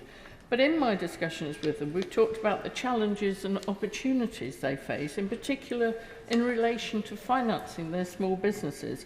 Please could we have a debate in this House about financing for small business who focus on sustainability and ethical sourcing of products? Well, I thank my honourable friend for her question, and I would say it's not a trivial matter. I think the businesses up and down this country are the backbone of our economy. The government provides extensive business support for small and medium-sized enterprises, including sustainable businesses. The British Business Bank programmes are supporting over 1.77 million smaller businesses with £89 billion worth of finance. And I know she'll have the opportunity at Bayes Questions next week if she wanted to highlight the fantastic recyclable business that she has in her constituency. John Pryor. Thank you, Mr. Speaker. Can I associate myself with the comments made a few minutes ago about David Amess, my former neighbour, David Amess. One of the many consequences of rising energy prices is that hundreds of swimming pools in this country face closure in the next few months. This has been raised this morning under DCMS questions, but it's not technically really a question for the Culture, Media and Sport Department. It's more Treasury and Energy. Now, if we have got any ministers left, by the way, in those departments, could we have a statement on how this crisis, potential crisis, will be tackled with all the implications for future generations? Leader. Well, I thank the honourable gentleman for his question. It is a very important one. I have swimming pools in my own constituency that are struggling with the rising cost of global energy. It's something that the government understands and takes very seriously. That's why we've poured billions of pounds in of support. I hope the local authorities can find it in their within their means to help and support those swimming pools that are under pressure, but there may be the opportunity at Bayes Questions under the energy portfolio to raise that next week at Bayes Questions. Mr. Matthew Waffle. Mr. Speaker, the 7th of July remains a very painful day for many Londoners. It's 17 years since 52 of them were murdered in London. 5 of those victims were actually people who had direct connections with Hendon, and include one of them, Anthony Fataye Williams, walked past me just 2 hours before his death. But, Mr. Speaker, my constituent, 9-year-old Precious, has a neurodegenerative disease resulting in complex health conditions, including scoliosis. Her medical team have advised that she needs an operation to insert maggot rods into her spine to correct this. The use of these rods was suspended in 2020 due to safety concerns. However, their use has now been cleared for procedures in places including the United States and other countries, as a modified version has been implemented. Precious's family and the spinal team at Great Ormond Street have been waiting for over 6 months for the MHRA's approval. Can we have a minister come to the dispatch box and update us on the progress of approving this desperately needed technology for my constituent? Thank you, Mr. Speaker. I thank the honourable gentleman and join him in paying tribute to the victims of the 7/7. I think I may have inadvertently said the 15th anniversary. It is right, it is the 17th anniversary. Just turning to Precious, I'm sure that the whole House sends our best wishes to Precious, and I can assure the honourable gentleman that the Medicines and Healthcare Products Regulatory Agency are taking this matter very seriously. I understand he has written to the MHRA's Chief Executive, and they will be providing a full written response in due course.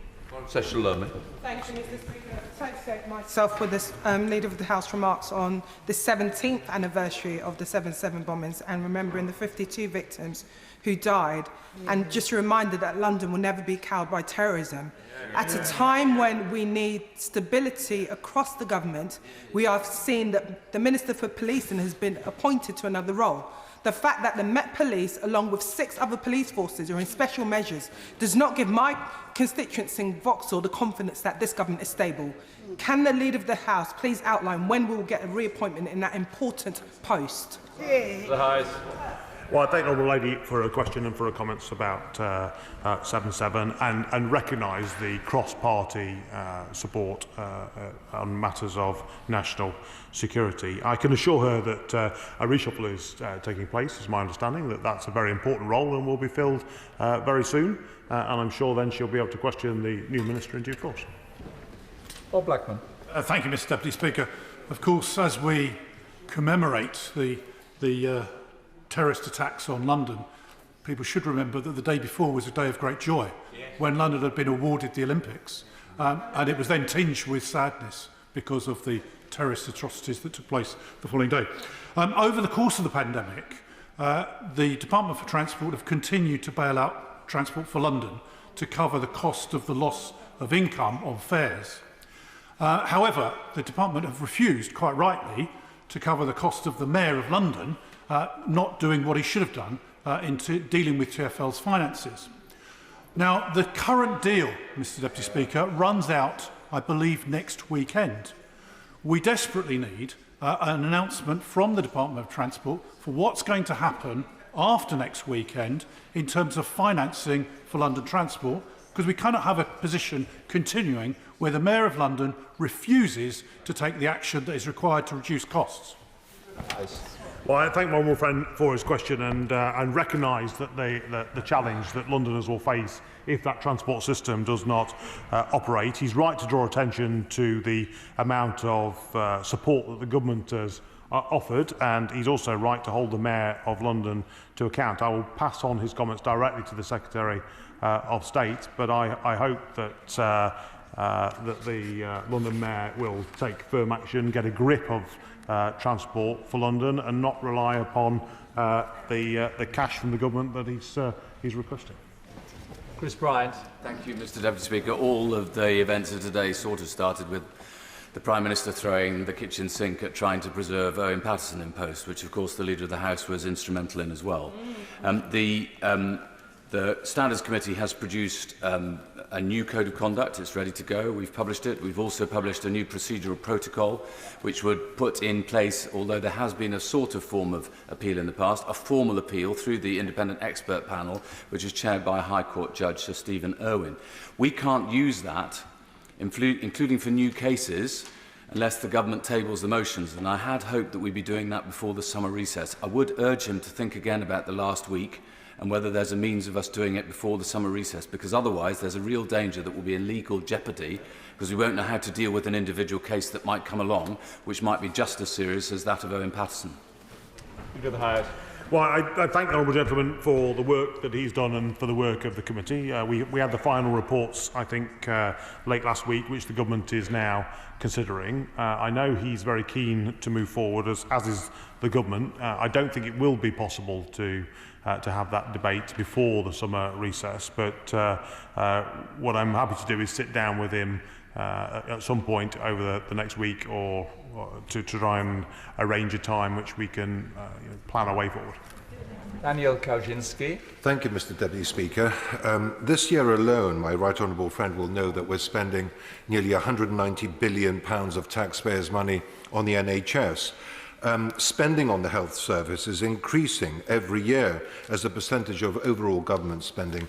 We're very proud in Shropshire, and my right honourable friend, the member for Ludlow, and I secured £312 million for major modernisation of our local A&E services. Not a penny of that money has been spent 4 years after we have secured it. Can we have a debate in government time about the quality and efficacy of various levels of NHS management? Because certainly in my trust, I'm starting to lose confidence in them.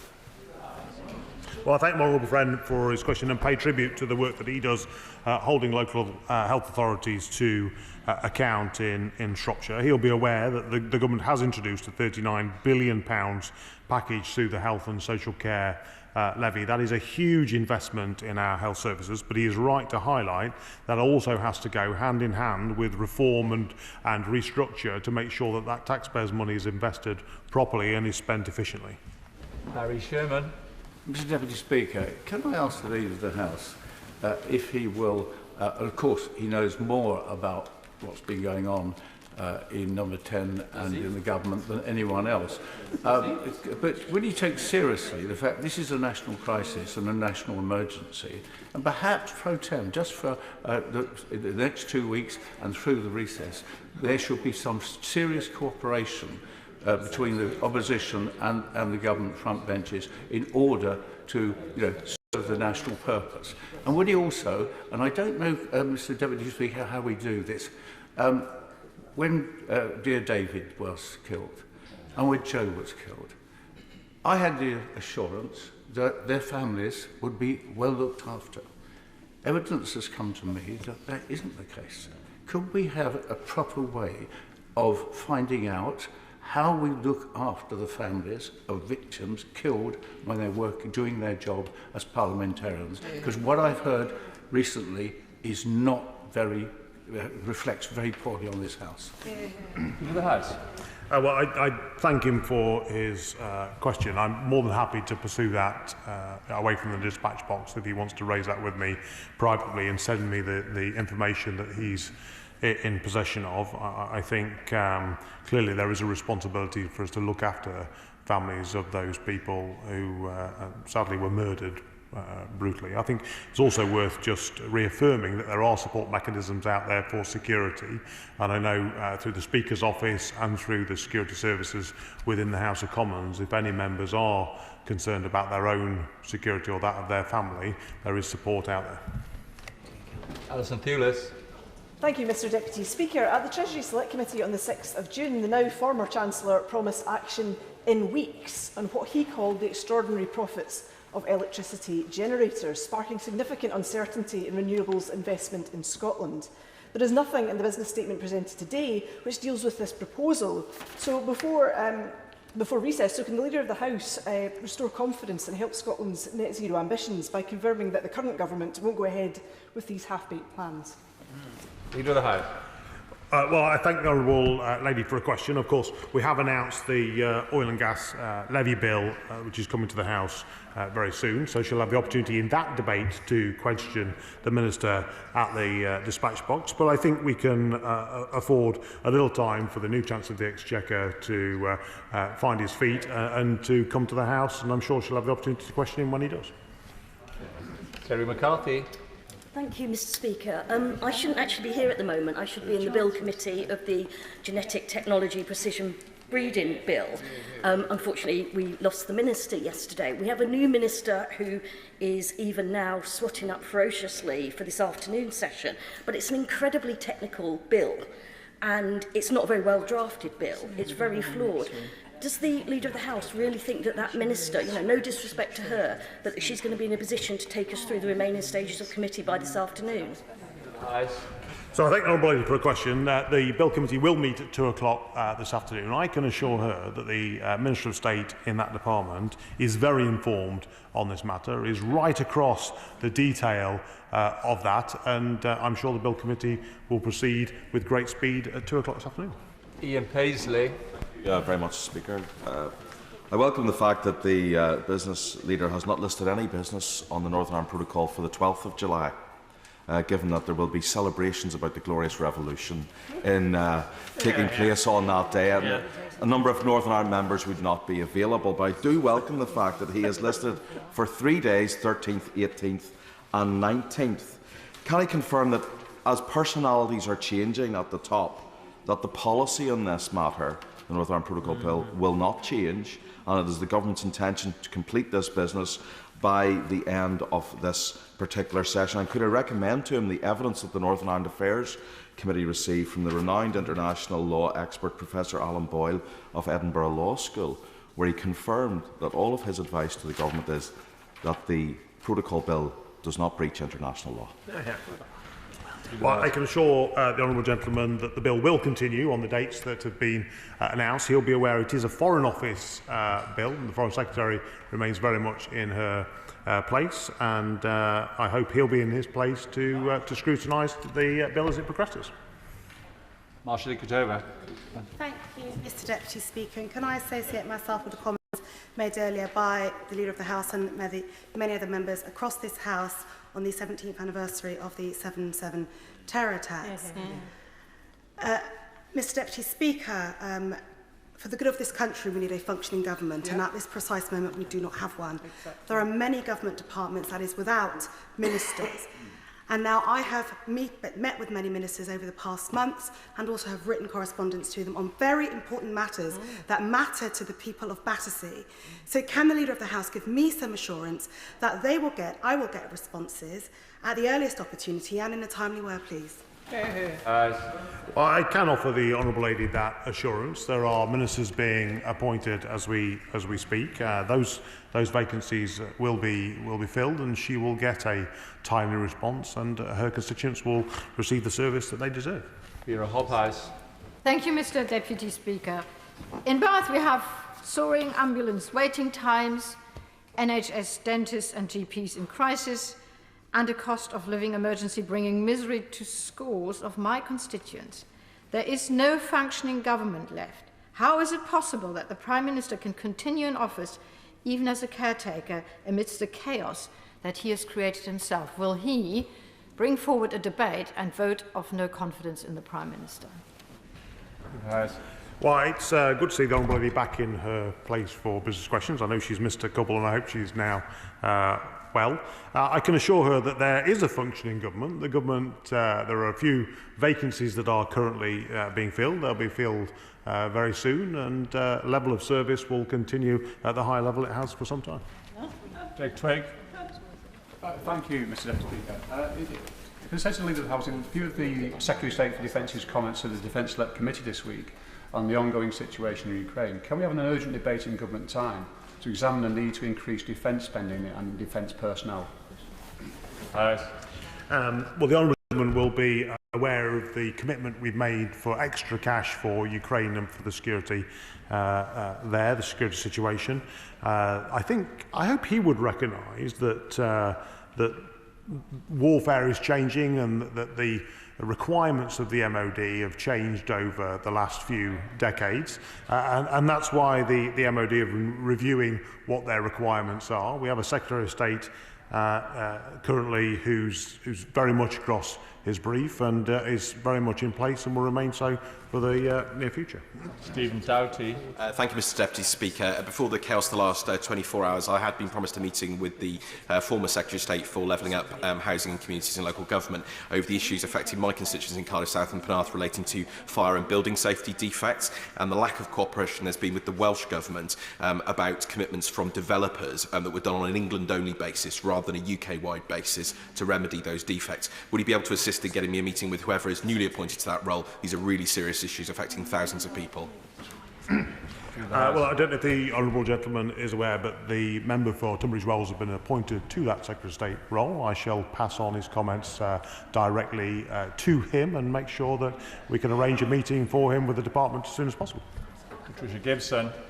Thank you, Mr. Speaker. If the Prime Minister is permitted to remain in post until October following a leadership election, this means that the governance of the UK will be in a state of paralysis until that time, with over 25 ministerial vacancies and important bill committees cancelled across the House today. Indeed, it seems that the Prime Minister is still only supported by political giants such as the Honourable Lady from Mid-Bedfordshire and the Honourable Gentleman for Dumfries and Galloway. No wonder the people of Scotland are deciding in increasing numbers that they are better off taking their future into their own hands. But will the Leader of the House make a statement setting out the importance of a Prime Minister who has lost the support of his own MPs and is now unable to govern to resign immediately so that an interim Prime Minister can be appointed? Well, Mr. Deputy Speaker, I understand the Prime Minister is going to make a statement later, and we await that statement with anticipation to see what is said. But I can assure her that government will continue to work away. She says that a number of committees have been cancelled. Actually, some of them have just been rearranged and will continue in the usual way. Ruth Cadbury. Thank you, Mr. Deputy Speaker. And I also want to associate myself with the remarks about Severn. Hounslow Council lost a wonderful social worker, Ajaro Ikiagwu, on that day. One of the key tasks of government are the basic functions that currently seem to be collapsing. For example, and just examples, the issuing of visas and passports. And members are not getting answers. So can the Leader of the House explain how the basic parliamentary tools of scrutiny will be addressed, such as answers getting written answers to questions, whether oral or written, where there are either no ministers or these ministers are so new they're going to take time to get their feet under the table? Well, the Honourable Lady will be aware that the ministers, where there is a vacancy, those ministers will be appointed very soon, that the function of those departments will be up and running very quickly. And I can assure her that there are many talented people on the benches behind me that will be able to take up those roles. Well, they're probably all waiting by their phones, but I can assure her that once they're in place, they'll be ready to give her the level of service that she requires. Dame Diana Johnson. Deputy Speaker, after the wholly unsatisfactory response from the Minister this morning to the urgent question from the Shadow Home Secretary about the meeting with former KGB officer Alexander Lebedev on the 28th of April 2018 with the then Foreign Secretary, now Prime Minister, could the leader please arrange for a fully briefed minister to attend this House on Monday to give a statement to set out the facts of what happened and who was told, particularly in light of what appears to be a clear breach of the ministerial code and potentially a criminal offence being committed? Into the House. Well, I thank the Honourable Lady for her question. As she made reference to, there was an urgent question this morning. There are matters of national security that are pertinent to this, and not all of those matters of national security can be vocalised from the dispatch box due to their sensitivity, but I will make sure I pass on her comments to the relevant department, and I'm sure they'll respond in due course. Vendu Mishra. Thank you, Mr. Deputy Speaker. I was pleased to recently learn that Davenport Station in my constituency is to be finally awarded access for all funding to make accessibility improvements. However, Stockport Station, which had almost 4.5 million passengers per annum pre-pandemic, still requires significant capital investment to ensure it is safe and accessible for all. It is the 5th busiest station in Greater Manchester, but unfortunately we have leaky roofs, which often cause platforms to be unsafe, and lifts are out of use. If there are any ministers left in the Department for Transport, will the Leader of the House allocate government time for a debate on train stations across Greater Manchester to address these serious health and safety issues as well as accessibility issues? Well, I pay tribute to the honourable gentleman for raising the matter. I think disability access to our stations is very important. That's why the Department of Transport have invested millions of pounds in our rail infrastructure up and down the country. He'll have the opportunity in September at Transport Questions to raise that again. I think Transport Questions on the 15th of September. But I know from my own constituency there are a number of challenges with railway stations that do need improvements to allow disability access. Deirdre Brock. Deputy Speaker. Open Democracy tells us 18 ministers have refused to publish official diaries of the meetings they held during the pandemic, and those include those of the Health Secretary and the Prime Minister. Yet the new Chancellor tells us we'll see evidence and transparency from the ministerial team and the Prime Minister in the future. Can we have a statement about the importance of the government ensuring evidence and transparency in governmental business, that government ministers' diaries are made available to the public for scrutiny, and also that distinctions between official, political and personal meetings are properly defined for the future? Well, Mr. Deputy Speaker, the Honourable Lady will be aware that there are very strict rules around these sorts of declarations. I don't think it is possible to publish diaries of all ministers. There are security implications in publishing specific diary engagements on a regular basis, particularly for some ministers that have security briefs. But there are very strict rules around what should be declared and the timelines of when they should be declared. Alex Sobel. Thank you, Mr. Speaker. As we know, it's the end of days for this Prime Minister. It's also the end of days for this parliamentary session before summer recess. The Leader of the House might not have seen the Leader of the Opposition interview the BBC this morning when he said if the Conservative Party don't get rid of the Prime Minister shortly, Labour will, in the national interest, bring a no-confidence vote because this can't go on. Will the Leader of the House guarantee that the 21st of July will be the last day of this session, or will he try and bring that forward to avoid such a vote? Yeah. To the House. Well, Mr. Deputy Speaker, I've announced the business for the next 2 weeks. The House will rise on the 21st of July. We await the Prime Minister's statement this afternoon. I'm not about to preempt what he may or may not say, but I can assure the honourable gentleman that the functions of government continue and will continue to move forward. Kim Johnson. Thank you, Mr Deputy Speaker. The PCS Union are opposing the closure of Toxteth Job Centre in my Liverpool Riverside constituency, along with other centres nationally, and also challenging the proposed 91,000 job cuts across the wider civil service and the attacks on pay terms and conditions across government departments. Will the Leader of the House grant an urgent debate in government time so we can scrutinise government plans to negotiate with PCS to avoid centre closures and attacks on pay and conditions? Well, of course, the Honourable Lady is perfectly at liberty to apply for a Westminster Hall debate or an adjournment debate on that matter. I think it is worth recognising that there is huge global inflationary pressure, and we must, as a government, act responsibly with fiscal responsibility to make sure that we do not add to that inflationary pressure, and that is going to require some pay restraint across the country. Barry Gardner. Last week, I raised at Business Question the issue of redundancies in the Royal Mail. And I want to apologise to you, Mr Deputy Speaker, that I said there were 1,400 agreed redundancies and 900 that were in dispute.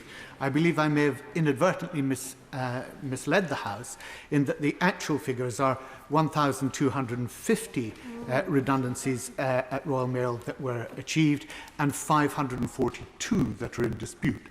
The Leader of the House was good enough last week to say that he would raise the matter of the disruption to service with the Secretary of State for Business, who I understand is still in his post. Has he done so? And if so, are we going to get the urgent statement from the Business Secretary about the disruption that is currently happening to postal services across the country? Leader of the House. Mr Deputy Speaker, I thank the Honourable Gentleman for his question. The direct answer is yes, I have written to the Secretary of State. I hope he will get a copy of that, if he's not already, of my letter in his inbox very soon. I know Royal Mail have also written to him, I think, directly, but I've not had a response yet from the Secretary of State. If I get one before he does, then I shall forward it to him. Rachel Maskell. Thank you, Mr Deputy Speaker. Greater than the crisis in Downing Street is the crisis we're seeing currently in the Donbass and across Ukraine. However, the Prime Minister remaining in office is playing into Putin's hands and undermining President Zelensky. So will he convey my concern and that of many other members to the Prime Minister that he can't continue in office if he wants to support the people of Ukraine, and therefore bring a statement to this House about the impact of his behaviours on our foreign policy? Leader of the House. Well, I mean, I gently say to the Honourable, number one, we await the Prime Minister's statement this afternoon. I don't want to preempt what he may or may not say, but I think most people in the country would recognise that the Prime Minister has been the leading voice in taking the fight back to Putin and supporting Ukraine in the world. He's shown great global leadership on this matter, and if it wasn't for this Prime Minister and his efforts, Russia would now be in Kiev and I think probably across the whole of Ukraine. Jim Shannon. Thank you, Mr Deputy Speaker. Yesterday, the Yazidi Justice Committee published their report entitled State Responsibility and the Genocide of the Yazidis. Murder and mutilation of women, families, lives destroyed forever. It is undoubtedly, Mr Deputy Speaker, difficult reading. This report highlighted the duty of governments to prevent genocide occurring when a high risk has been identified. Given the situation in Afghanistan and the current threats to the Hazaras, I believe it's time to debate approaches on how the United Kingdom can help prevent future genocides. I ask the Leader of the House, I do it every week because I believe these are important issues to raise in this House. Will the Leader of the House make time for a debate on this very, very important matter? Thank you so much. Leader of the House. Well, I thank the Honourable Gentleman for his question. I've not had the opportunity to read the report, and it does sound quite a harrowing report to read.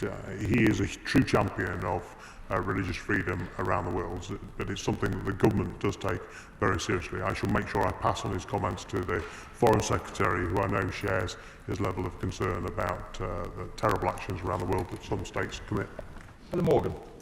Thank you, Mr Deputy Speaker. Since my election, I've been campaigning on the issue of ambulance response times in Shropshire, and as a result of that campaign, local health leaders have been preparing for a visit from the Minister in the coming weeks to see how they've been doing to improve that situation. My understanding is that the Minister resigned yesterday evening, and so now that visit is on hold or postponed or maybe even cancelled. I'd like to ask the Leader of the House if he can bring a debate in government time on the national ambulance situation, because people are dying avoidable deaths, not only in North Shropshire, but across the House, and it's time we saw the government get a grip of this across the whole country. Leader of the House. Well, the Honourable Lady will have the opportunity at Health Questions on the 19th of July to question Secretary of State directly, but I hope she will recognise the huge investment that's been put into our health services up and down the country by this government. Ambulance waiting times are something that I know the government is working hard to improve on and to support her constituents and those across the whole of Shropshire. Before I do that, can I thank the Leader of the House for his statement today on what has clearly been a very busy day for him and responding to questions for over 3/4 of an hour. So thank you very much. Point of order, Andrew Leagle. Point of order. Thank you very much, Mr Deputy Speaker. We've had two statements today where ministers have come to the dispatch box and told us that they have no knowledge of the things they're meant to be answering UQs on. This is completely undermining the point of having UQs. Certainly, Mr Speaker, when I was a government minister, we wouldn't have thought of coming into the House of Commons and merely saying, oh, I don't know, nobody's told me, I don't know what the information is. Could I ask you, Mr Deputy Speaker, I know that the Chair doesn't have any say on the content of ministerial responses, but this does seem to be a sinking of standards to such an extent that it's causing UQs to become a laughingstock, and this cannot surely be right for accountability of government ministers to this place. I'd like to thank Dame Angela for her point of order, and as she has stated, it's not the responsibility of the Chair for either the contents of responses or indeed who gives that response. I suspect the only thing I can say is we live in interesting and exceptional times over the last 48 hours, but I'm sure the Treasury bench will have heard exactly what she has said and will get that through to the relevant government departments. Thank you very much.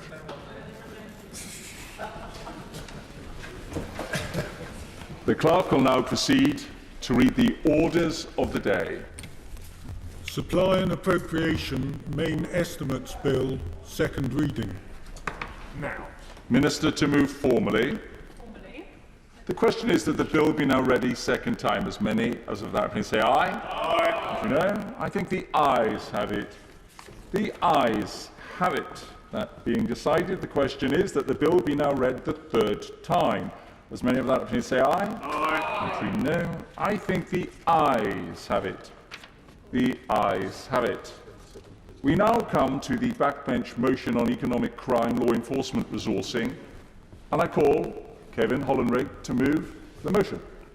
Thank you, Mr Deputy Speaker, and to the Backbench Business Committee for granting this very important debate. And my honourable friend, the member for Barking, who is also working very closely with us together on this particular issue.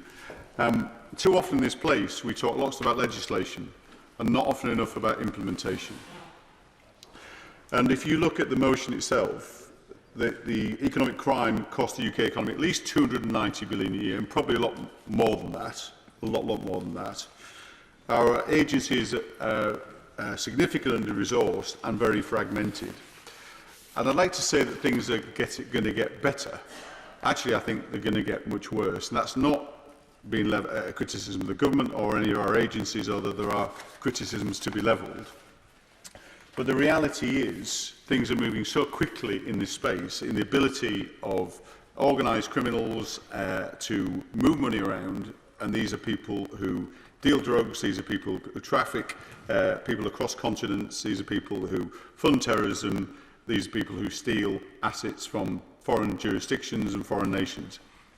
I mean, it's just to set an example of how easy this is becoming.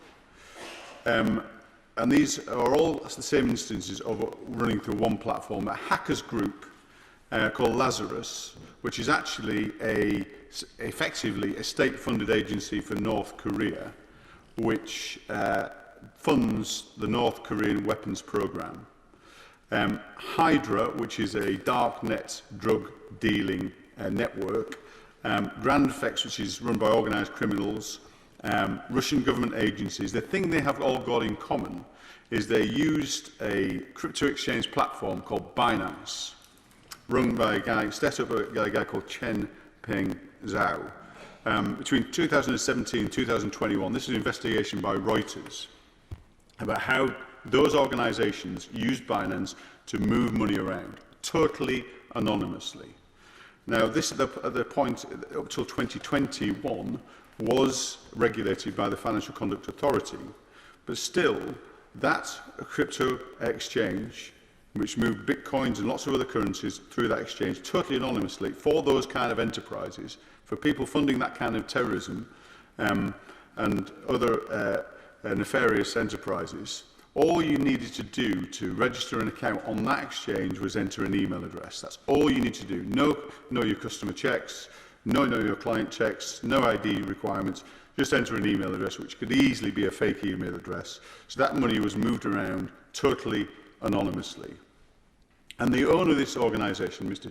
Zhao, had said to his own staff, as recently as 2020, in his talking about his staff, how he grows his enterprise, he was driven by one thing and one thing only. He's still driven by this. And this platform has now been banned within the UK in terms of regulated activity, but that doesn't stop UK people actually using it, because obviously that's the way the internet works. But to his staff, he said, do everything to increase market share. He talks about know your client checks as being unfortunately a requirement. Unfortunately a requirement.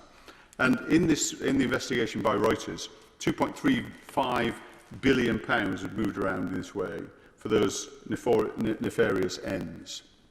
And this is just scratching the surface, a couple of £1 billion, when we know the amount of money just washing through the UK is in the hundreds of billions of pounds. And the UK plays a key role in this, and it's a role we must acknowledge, and we must take responsibility for clamping down on.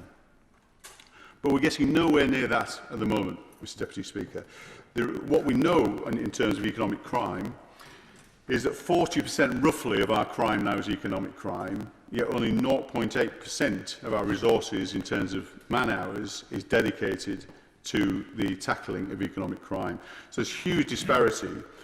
290 billion a year as a conservative estimate, I think it is fair to say, which represents about 14.5% of our GDP across the UK economy.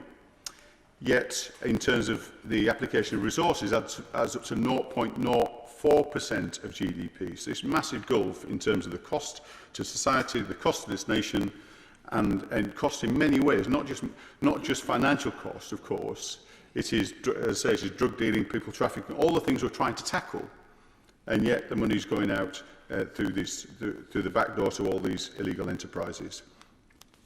We know Action Fraud reports and the impacts on individuals. As constituency MPs, I think we all deal with individuals who have had money stolen from their accounts through things like authorised push payment fraud. And that adds, actually, according to Action Fraud's figures, and that's not the most fit-for-purpose organisation on this planet. If anybody's used that, knows that just goes into a black hole. That's what the Action Fraud is. It's going to be revised, but again, just changing the name of something doesn't make it work. I think that's £2.35 billion a year goes in that kind of small-scale fraud, which damages directly our constituents and small businesses. I think according to... Yes, I'd be happy to. I thank my honourable friend for giving way and would like to congratulate him and the right honourable member for Barking for bringing this very important debate here. Would you agree with me that to some extent our public debate about this is kind of stuck in a 1980s time warp where we are all still talking about bobbies on the beat, when increasingly we need to have bobbies behind screens patrolling digital highways rather than pavements on... and without that, the erosion of public trust in law maintenance, law and order, and maintaining the credibility of the system will continue to be seriously eroded. Absolutely right. And he has much experience and expertise in this area as the former government's anti-corruption champion, of course. But he's absolutely right. We're tackling this in an analogue way to in a digital era. We absolutely need to look at this in a completely different way. So I think it is about enforcement, it is about resources, it's about understanding the scale of the problem and meeting that with the right scale of response. But I've got to say, I think we need to look at our legislative areas as well, because there are some things we can do to make sure we get better bang for our buck from our enforcement agencies, rather than just more and more people. I think there's some other measures which I'll talk about very shortly. On his point, say at the moment 0.8% of our enforcement agencies are tackling economic crime. I think of the 20,000 new police officers that are going to be recruited, 725 of them are going to be dedicated to economic crime, which is better, but it's still only 3.6% of that cohort. So he's absolutely right. And Her Majesty's Chief Inspector of Constabularies say that in terms of economic crime, 90% are not even looked at. That is a shocking, shocking number. The FCA, who are responsible for overseeing money laundering in our financial organisations, and most of this runs through financial organisations, not just the likes of Binance, which are kind of shadowy enterprises, our main institutions, which we'll talk about in a second. So the FCA regulate 22, for money laundering purposes, 22,000 organisations, which is a huge amount. There are 5,000 of those as defined as high-risk organisations in terms of money laundering.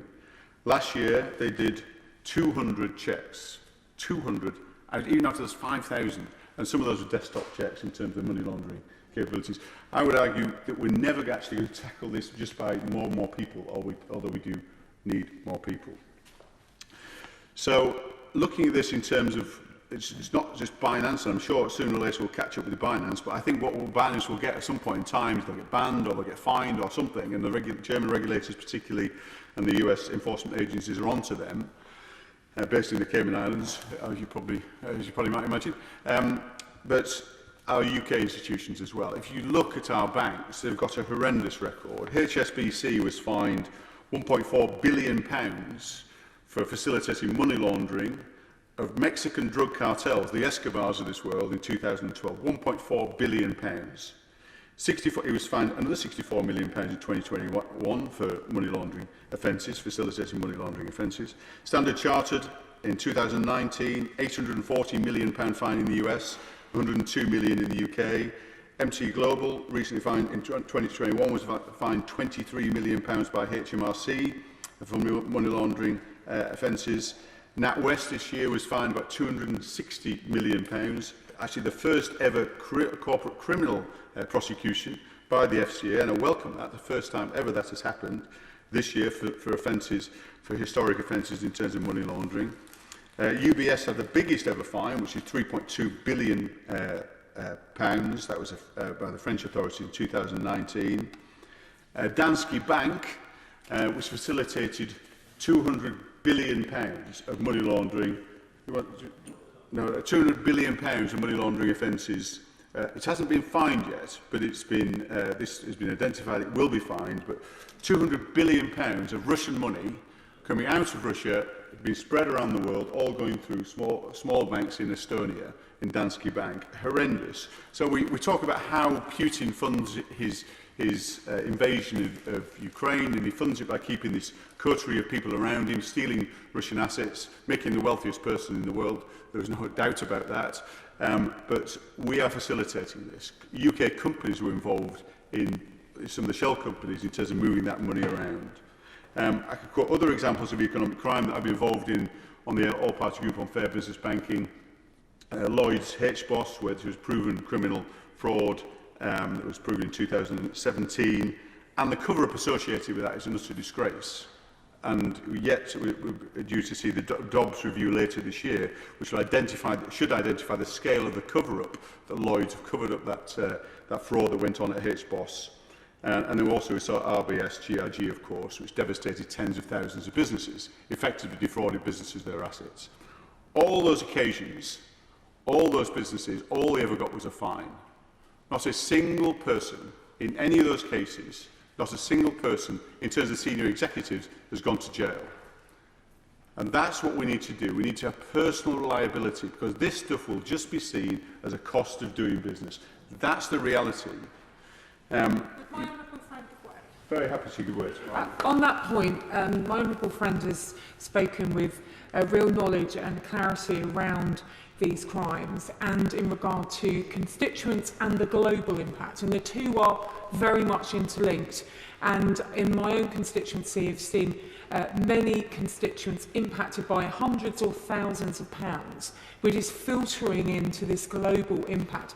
How does my honourable friend think we can tackle this, that people don't feel this is beyond them in terms of the answers? Because we're talking on a global scale, but this is affecting individuals, and the two are inextricably linked, and they want to see action in regard to that. It's absolutely the right question, and these problems are not that difficult to solve if people are willing to apply the right rules. So the money that she talks about from a constituent is probably there's obviously there's a organised criminal, probably organised gang behind it, who's contacting the constituent and saying, I can move your money over here, and they do that, and then that money's moved through a mule account, probably in one of the banks, major banks, and off somewhere else offshore, and then disappears off into the ether. Of course, the banks can clamp down on mule accounts. That's the reality. If they had the right incentive to do that, or the willingness to do that, this stuff can be stopped. But people will not stop it until it's in their interest to stop it. And that's what we need to make sure. Yes, we need the enforcement. Yes, we need the people. But we need the people that currently are facilitating that, which are largely UK-based in terms of this context, just to be willing to do that. The UK plays this particular role within all this stuff in terms of economic crime. And the UK is seen as the place where money is laundered, not necessarily where it's kept, all that's different in terms of things like kleptocrats or Russian oligarchs, but the money is usually laundered in the UK, then off elsewhere, off into other jurisdictions, largely the US, actually. But and the reason that is the case, of course, is a consolidation of expertise we have in the City of London, of which the City of London is something we should be very proud of. But a consolidation of expertise, both financial organisations and the advisors that sit around them, which are also culpable in this regard. We have strong regulations in some areas, very weak regulations in others, and particularly when we're offshoring. We're moving in terms of offshore regulation, and the UK has this particular relationship between domestic regulations and what happens offshore. Very happy to give word to the Honourable for giving way, and he's absolutely right. That point is one point I wanted to intervene on. The banks are very strict with local customers, and as they should be, by the way, and as it is right to do so.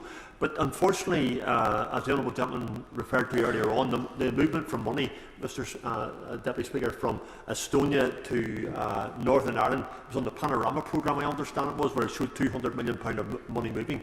I'm very conscious that the government seems to focus upon the ordinary account holder and regulates that person in a very strict way. But when it comes to the big monies moving, it doesn't seem to have any level of regulation. And does he agree with me that that's where the focus needs to be, the bigger picture? Well, I think he's right. I think the regulations are there, it's just that the penalties are not sufficiently appropriate. And they're sufficiently down the line. Although Danske Bank knew it was doing wrong when it was moving that £200 billion of money out of Russia into other parts of the world. It knew it was doing wrong, or the people within the organisation knew they were doing wrong. It just that it was their incentive to not do anything about it because they made a huge amount of money as it flew through their systems, of course. Now, if you're the local manager or even the mid-tier manager or even the senior exec, you're thinking, well, we're making money, nobody's going to find out. If we find out, it'll be a fine down the line, I'll have gone anyway. Where's the incentive to clamp down on it if I'm going to make lots of money out of it? Everybody's got their budgets to hit for the year, and everybody's got their targets and their bonuses on the back of it. That's the problem. The penalties need to be different. The enforcement needs to be different. The penalties need to be different. The other key aspect about the UK as a place to wash this money through is we have the overseas territories, of course, tax havens that work on the same basis of common law around the tax haven, be that Jersey, be it the Caymans, be it British Virgin Islands. So if you're going to launder money, you don't want to pay tax on it. So you want to make sure you put it through a jurisdiction with low taxation or zero taxation. So this is why the UK has got such a role to play in facilitating this, but also the role we need to play in clamping down on it. And clamping down isn't what we do really very well here. Our enforcement agencies have success to some regard, but nowhere near as successful as other jurisdictions, for example, like the USA. And if I can give you some figures on it, they're just far more focused on this. In terms of bribery, they have similar bribery laws to the UK. They introduced theirs in 2011. in 2020, they fined organisations in the US £1.85 billion for bribery offences. That's more than the UK has done in 10 years. In terms of money laundering sanctions, it's a very similar number. In 2019, the UK fined our banks £260 million the entire year in terms of money laundering offences, the US £7.5 billion, including £2.5 billion of criminal sanctions. If you look at almost every agency we have, it's underfunded and under-resourced in terms of tackling this problem. So what do we need to do? Well, I know my honourable friend, the Right Honourable Member for Barking, will talk about some other measures, but I'm going to focus on my key measures that I think we need to do. The one thing we need to do is ring-fence a budget for tackling economic crime, right across the piece in terms of the UK, to see exactly how much we're spending on tackling organised crime. And we need fewer agencies, and it needs to be more consolidated, so the lines of reporting are less fragmented and more direct. Action fraud cannot just be a rebadged enterprise. It needs to be something meaningful, and the offences that are reported into it, people need to think they're actually going to be done something about. I was recently nearly scammed through WhatsApp, actually, and managed to realise it wasn't actually my son contacting me. It was some other person, and but I think, shall I report that to action fraud? What's the point? What's the point? Not going to do anything about it. So you don't do that. So many more offences that have been reported. The number one thing I think we need to do is extend something that the government's talked about doing. We have currently something called failure to prevent offence. You get corporate criminal liability if you fail to prevent bribery in your organisation. This was introduced some years ago, I think it was 2011, I might be wrong, but some years ago in the UK, failure to prevent bribery, also failure to prevent tax evasion. So you have to it's not that you have to just stop this happening, you have to put the rules in place to stop it happening. That's the key thing, it's what you can do to stop this. So if you then you put systems in your organisation to alert you to certain things that are happening, and you obviously also train your staff that you can't do bribery or facilitate tax evasion. We need to extend that to failure to prevent economic crime. Now, the government's been talking about this for some time. The Law Commission's reported on it. What it said is, well, we should do that probably for fraud. That's all we should do it for fraud. Not for money laundering, and not for things like false accounting, which to me is a big mistake. The other thing is very mealy-mouthed in terms of whether that would include personal liability for directors. It does say they could be if they had the mental, what's the word, the mental something. It's not past, anyways. It's the mens res. Thank you very much, Ed. That's right, whatever that means in English. Anyway, but, the guilty mind. Okay, there you go. But if you can prove they had a guilty mind, if you prove that the directors had the guilty mind, that they were actually participating in the fraud, you can then potentially go to jail. To me, that is wrong. That is not what the Health and Safety at Work Act said in 1974. What it said, if you fail to prevent accidents on your workplace, then you would, if you fail to prevent them, then you can go to jail. And construction deaths died in the following year, dropped in the following year by 90%. What would happen if you put this in place? That if you are not preventing this stuff, if you're failing to prevent it, preventing what's reasonable in terms of clamping down on this stuff, then you can go to jail without having to prove you deliberately facilitated that fraud. That's what we need to make sure will happen. This would have make a fundamental difference to this whole argument we're discussing right now. We need to support whistleblowers. That's the other thing we need to do. Most of this information will not come from our enforcement agencies, not come from our investigations by regulators or from our enforcement agencies. They will come from people within the organisations. And currently those people are not protected. They are not competent. Just to remind the mover of the motion that the guidance is up to 10 minutes. And we're now on more than that, times 2. So perhaps with a bit of focus, he could now bring his remarks to a conclusion. I've got so much to say on this. I do apologise for just speaking. Whistleblowers.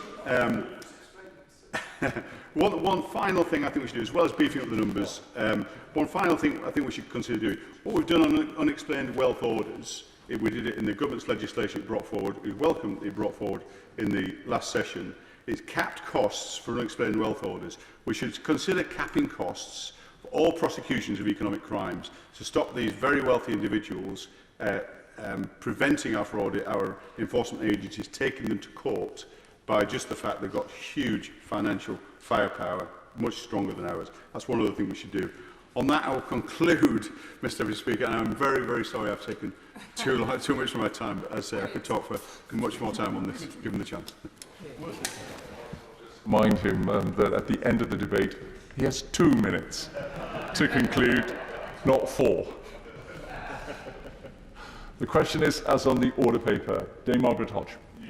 Thank you very much, Mr. Deputy Speaker. It's a bizarre day to be debating a really important issue. And I'm grateful to the Backbench Committee for selecting, and it's a privilege to follow the Honourable Member for Thurston Moulton, with whom I'm working very closely on many of these issues.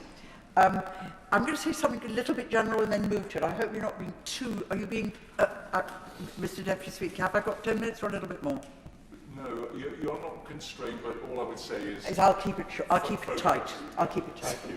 Okay, but it is shocking, but it's true, that it was the tragedy of the war of Ukraine that got our government to start thinking about the serious threat that this country is facing at both our economy and our society, with the spiralling menace of illicit finance and all that goes with it. I've said it many times in this House, and I'm going to repeat today, that we will never, ever enjoy sustained good economic prosperity on the back of dirty money. We have earned the reputation on which our superb, successful financial sector now was built. We've earned it by being a trusted jurisdiction, and we must maintain that. Today, we're in danger of losing that trust. The US sees us as a high-risk jurisdiction. They see us as being very similar to Cyprus.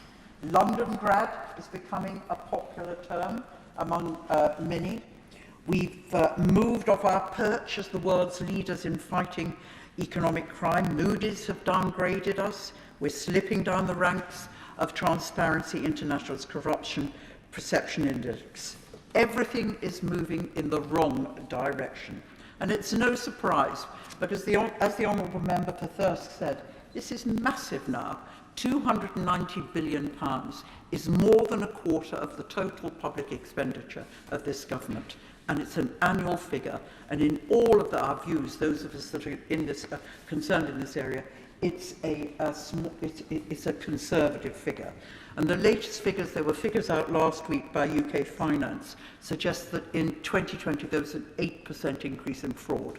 And fraud, of course, is the biggest component of economic crime. Much of the illicit finance, but not all, comes from Russia, Russian companies and from Russian individuals. And for too long, as the various select committee reports that we've had on this subject, for too long we have turned a blind eye on the threat Putin's kleptocratic regime poses to our economy. Why did we do nothing after the assassination of Alexander Litvinenko in 2006, or after the poisoning of Sergei Skripal in 2018? Two brutal attacks on British soil. But add to that the findings of a recent report by BuzzFeed Investigation, where they established that between 2003 and 2016, there were 14 more suspicious deaths in the UK of individuals who were hostile to the Russian state. I'll just mention 3 of them. Stephen Curtis, who was a British lawyer, who helped the laundering of money, potentially billions of pounds of money, in the UK for wealthy Russian oligarchs. He died in a helicopter crash in 2004. Alexander Perepelichny, he blew the whistle on a multi-million-pound government fraud in Russia, and when he flew to Britain, he died of a so-called heart attack when jogging near his home in Surrey in 2012. The coroner's inquest said he died of natural causes, but evidence given, I gather, behind closed doors for national security reasons said that there was no natural cause determined. Some suspect that he was poisoned. Boris Berezovsky, famous because he was key in supporting Putin and getting him appointed in Russia. He made his wealth during the collapse of the Soviet Union and played an important role getting Putin to power. He, in 2013, was found hanged in his home. Now, those are only 3 of the 14 cases, but the police in all those cases concluded that the deaths were not suspicious. There was no investigation or indeed no suggestion that these were Russian state-sanctioned murders. Although the US intelligence services did tell our police that they thought the deaths were likely sanctioned by the Kremlin. Were the police just incompetent? I doubt it. Or was there pressure somewhere else, either from our security services or from our government, to turn a blind eye on the possibility that these were state-sanctioned murders? American intelligence officials told BuzzFeed, the journalists, that Russian killers had been able to kill in Britain with impunity.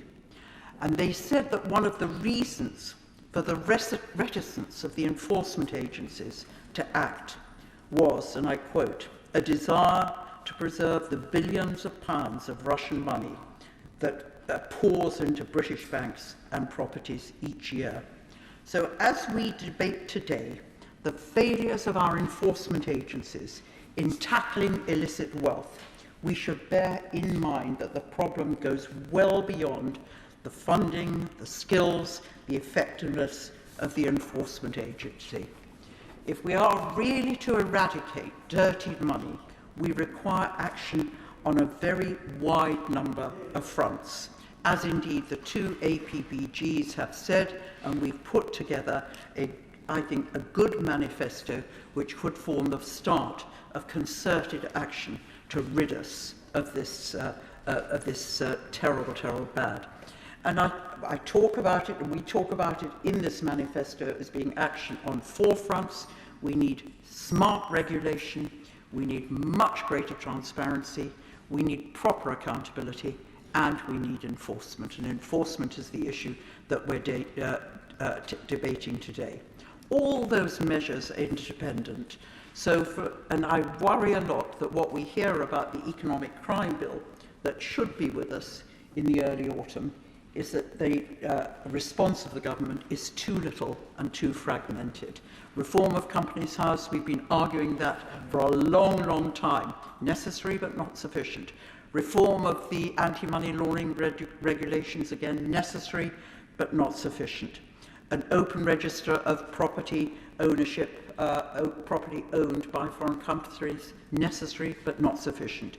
We need action on many fronts in a coordinated way if we are to clean up dirty Britain. Today we are focusing on enforcement. Our performance is abysmal. Our record in successfully bringing the bad players to account is miserable, and our commitment to doing the job properly is questionable. And the evidence is overwhelming. The Honourable Member has already talked about some of the evidence. The Bribery Act was introduced in 2010. Look at the UK. We've had 99 criminal convictions and 6 deferred prosecution agreements. USA, very similar legislative framework, have had 236 convictions in the same period. We have never, as I understand it, I couldn't find it, and if I'm wrong, I stand to be corrected, but I think we've ever pursued a criminal persecution against a bank for money laundering or sanctions busting. We use civil measures, we never use criminal measures. In 2019, we got fines, we had civil fines of £260 million. In the same year, the Americans pursued criminal action and secured £2.5 billion against just 6 banks. And they secured £5 billion in civil fines. We have the FCA fining, as the Honourable Member said, but I think it's worth repeating because it's so shocking. HSBC, we fined them £64 million in 2021 for AML failures. In America, nearly a decade before, they were fined £1.4 billion for their anti-money laundering offences. Chartered Bank, Standard Charter, it's a British bank. We ought to be the ones who are really responsible for ensuring that they behave themselves. What do we get from them? Fines for wrongdoing under anti-money laundering regulations, £102 million. What do the Americans get? £842 million. That's over 800% more. Yet we know from the FinCEN files that too many of our banks, too many individuals who work in our banks either passively collude with economic crime or actively promote and facilitate money launderings. And the banks that are implicated are so often British-based banks, HSBC, Barclays, Standard Charters, the biggest British banks. What we do in Britain is we pursue the little businesses, the little men and women who are trying hard to establish new businesses in here. And it came home to me very much when I chaired the Public Accounts Committee and we had the leaks relating to HSBC. They were called the Falciani leaks. And of course, in those documents, the ones that related to British individuals, there were more of them than there were, I think, from any other nation. There were 3,600 British accounts. At the time, the tax authorities said to us that about a third of those there was cause for concern. Out of those third, let's say it's about 1,200, they finally found 150 cases. How many did they pursue? One individual has charged, and I couldn't find in my search of Google, I couldn't find whether that individual was ever convicted. Look at how other countries dealt with it, and every other country managed to charge more people, fine more people, and get some compensation. The only thing that happened with us was the Rona Fairhead, now in the House of Lords. She was on the board of HSBC at the time. She was responsible for the audit committee. And I cannot understand how anybody with that responsibility couldn't have seen a red flag when looking through the accounts as to the profits that were being secured from the Swiss branch of HSBC. The only thing she said was that she declared that the whistleblower was a criminal, and the only thing that HSBC was to try and pursue the whistleblower and try and get him imprisoned. Fraud is the crime that affects now 1 in 11 adults in the UK, yet convictions for fraud have collapsed by 2/3 in the past 3 years. Cases up and convictions down. The SFO, in whom we had great confidence, the number of criminal cases that they've got under investigations has halved over the past 3 years. And there have been some disastrous failures in the courts through the SFO with Serco and with Unioil, where they've lost the cases simply because they didn't share the information appropriately. They failed to disclose the relevant material to the defendants. I cannot believe there are lawyers in the room. I'm not one, but I cannot believe that they actually did that. I certainly give way. I'm most grateful, Honourable Friend. She's making an excellent analysis of a year against the hundreds of billions of dirty money going through. This is a pea shooter against an elephant, isn't it? This needs reform urgently. I completely agree with those observations that have been so well made. The NCA have dropped their prosecutions by 35% in the past 5 years. And HMRC's record, which we don't often talk about, that's equally awful. They see their purpose entirely as simply getting the tax revenues in, which is important, but they also have a duty to ensure that anybody who acts unlawfully in the way that they deal with the revenue authorities, or indeed more seriously evades tax, is pursued. Yet they simply do not see that as part of their functions. Compare them with the Department for Work and Pensions, where if you have anybody who has any allegation of fraudulently claiming their benefit, they will be pursued with vigour by the authorities in that agency. We should be seeing a very similar attitude to what I consider to be a very serious crime of deliberately avoiding tax and not paying into the common pot for the common good. And if I just take one example which came up during my time as Public Accounts Committee Chair, there are some really egregious cases of where schemes are dreamt up which have no other purpose than to avoid tax. And Working Wheels was one that hit my desk.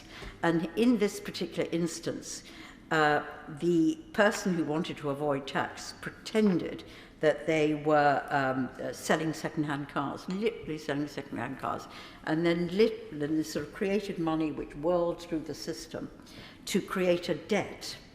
And they were able to claim that debt against the tax liability that they got from their legitimate earnings. Chris Moyles was persuaded that he could become a second-hand car dealer.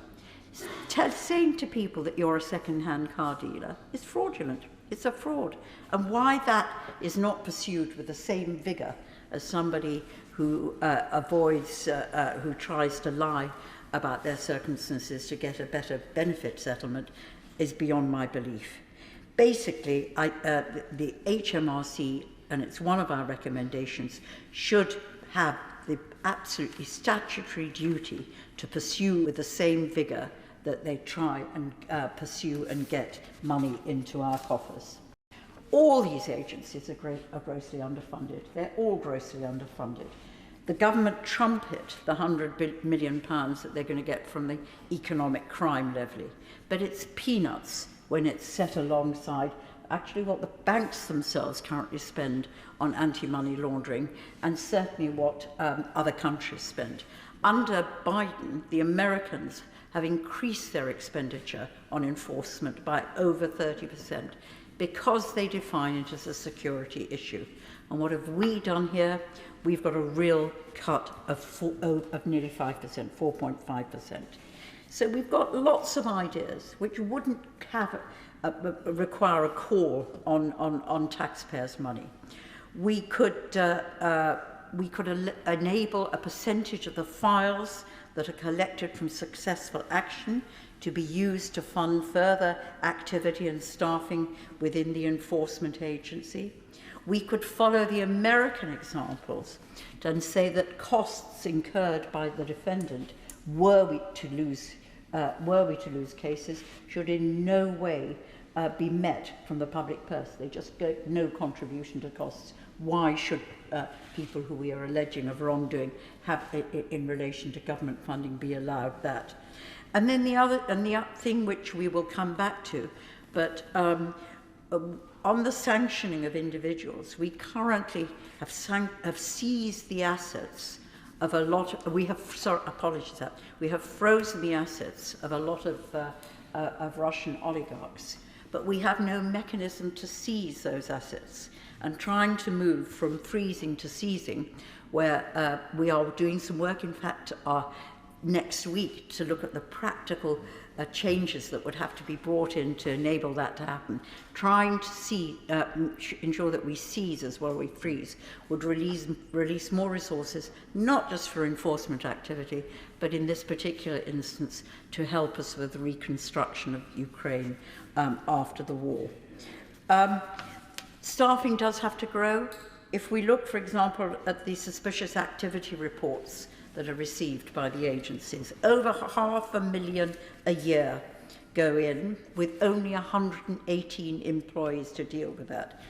I think my correct arithmetic puts that at 4,250 reports per official. In Germany, they have 500 per official.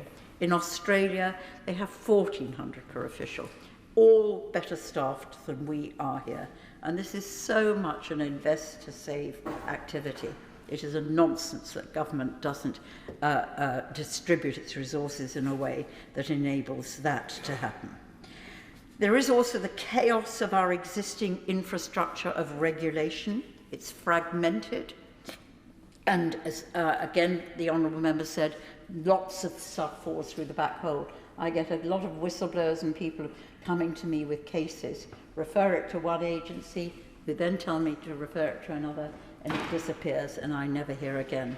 The failure of the professionals to self-regulate is something that we must take on board. There are too many bodies. There are 13 bodies supervising the accountancy sector, and the Honourable Member for Thirth and myself met one of them the other day, and I don't think they had, I think, suspended 7 people in the last year.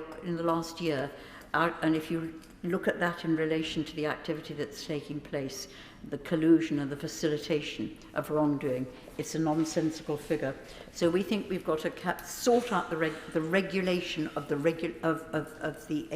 enablers and the regulator. There is an overarching regulator that regulates all the regulators. That too is to be sorted out, and personal responsibility has to be undertaken there. I just want to say two other things. The most egregious case that I've come across, which is a comment on all our regulatory systems and our failure to enforce, is one that relates to the Lebanon. There was a tragic explosion in the Lebanon, which resulted. It was in a warehouse that had fertilizer in it, which was supposed to be going to Mozambique, and it resulted in hundreds of deaths, thousands of injuries, and massive damage to property.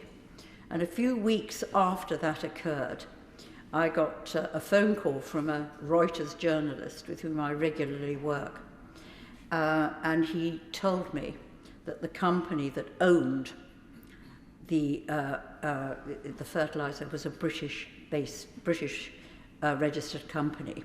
So I gave my usual comment of, hopeless, lax regulation, and didn't think twice about it. And then about 3 weeks after that, I got a number of phone calls from people in the Lebanon, the Bar Association and others. And it emerged after that that the company had been set up here as a UK-based company by a woman in Cyprus, who in fact was the company service provider. She put herself down as the beneficial owner. She obviously wasn't. She told HMRC that it was a dormant company. It obviously wasn't, because it was dealing in fertilizer. And it then emerged that the real owners were Russian Syrians, and that the fertilizer was going nowhere near Mozambique, but it was actually going to Assad and was being used in the barrel bombs to kill his own people. It's a shocking story, but it demonstrates how our regulatory infrastructure and our failure of our enforcement agencies doesn't not just damage the lives of people here at home, but damages them abroad.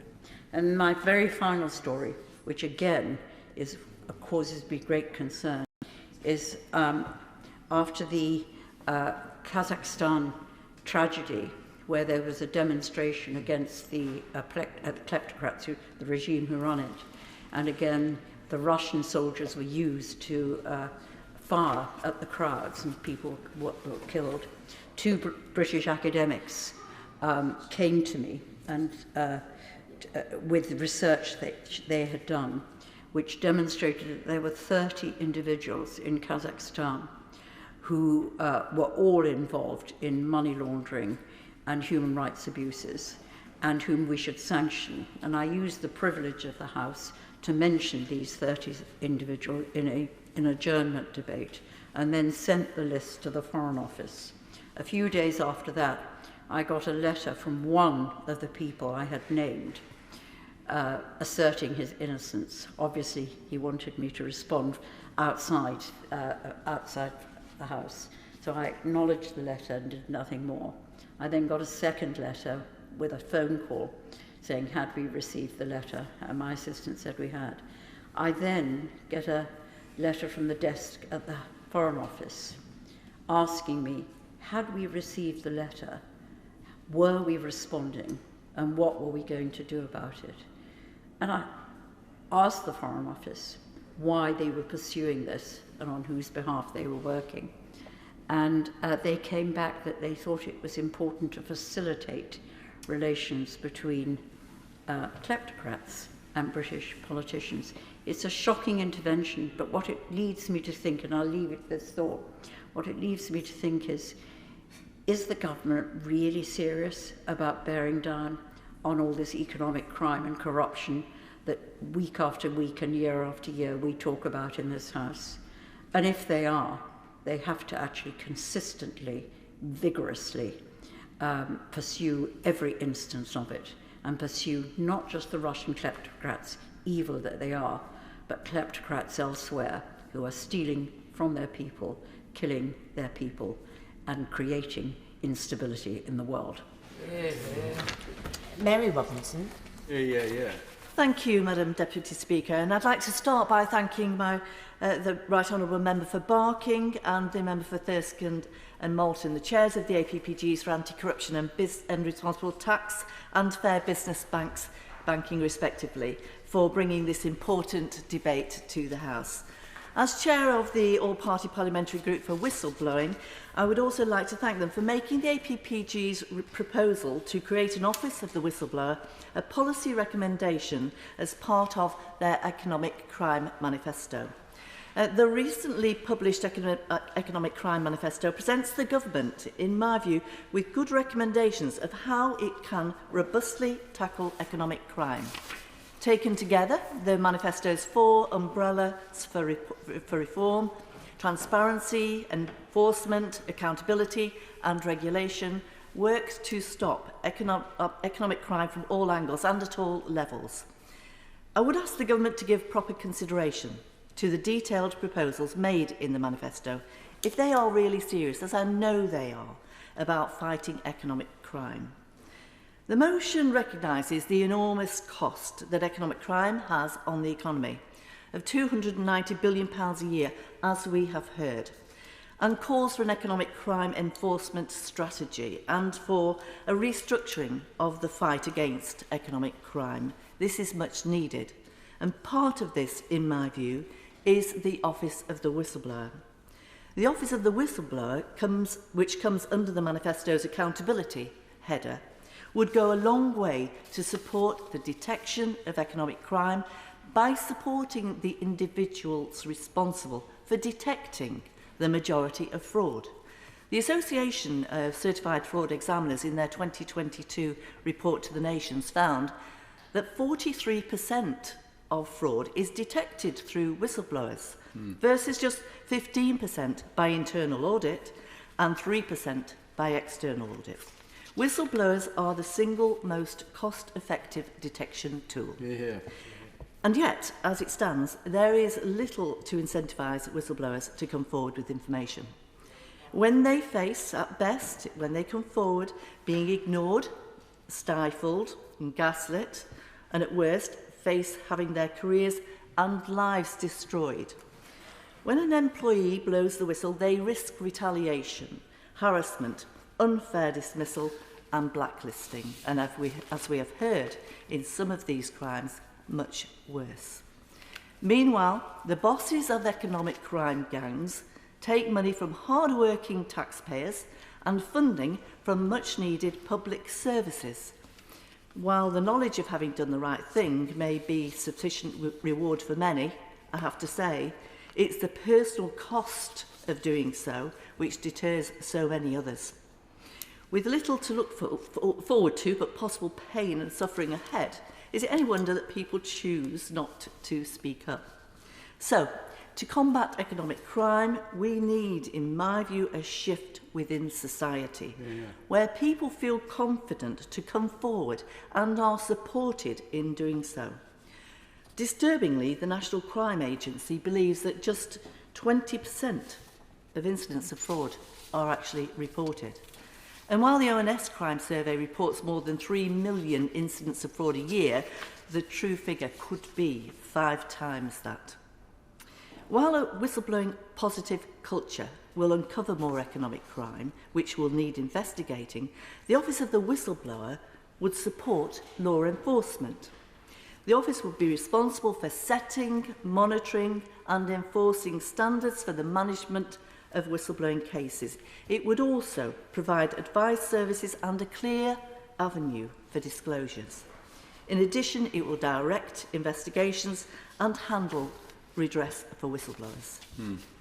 While current whistleblowing legislation only covers employees, anyone who blows the whistle, witnesses, contractors, many more, will be supported by an Office of the Whistleblower. If we want to combat economic crime effectively, we need to know about instances of it to understand the scale. If we want to understand the scale, we need those with the information to come forward. If we want people to come forward, we will need them to be able to do so without repercussions.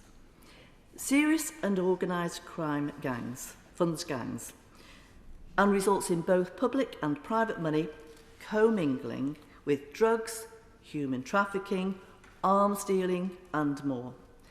At a time when both the state and individuals can least afford it, billions of pounds are being funnelled into illegal activities. This, despite modern, sophisticated crime detection techniques. Despite government efforts over recent years, we are continuing to lose vast sums to criminals. To me, this suggests a new approach in handling economic crime is needed. And I thank the Right Honourable Member for Barking and my Right Honourable friend for bringing forward this important debate.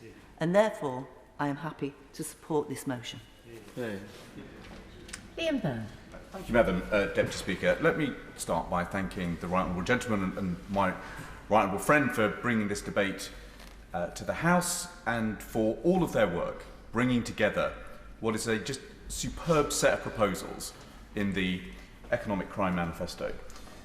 This debate, even on a day like this, is important for us to have for this simple reason. At the heart of every autocracy, every dictatorship and every tyranny is corruption. And those who enable that corruption is tyranny and autocracy. And as a country that led the Industrial Revolution, that is a proud hub of the global financial services industry, it is imperative on us, just as we once destroyed slave trading around the world, so we must destroy economic crime around the world in the 21st century. That's why this debate is so important. So I commend the all-party groups on the publication of their Economic Crime Manifesto, and I want to draw the House's attention to the Foreign Affairs Committee's contribution to this debate that was published last week, because the conclusion that we reached as a committee set out clearly on paragraph 14 is actually a pretty damning indictment of where we have ended up.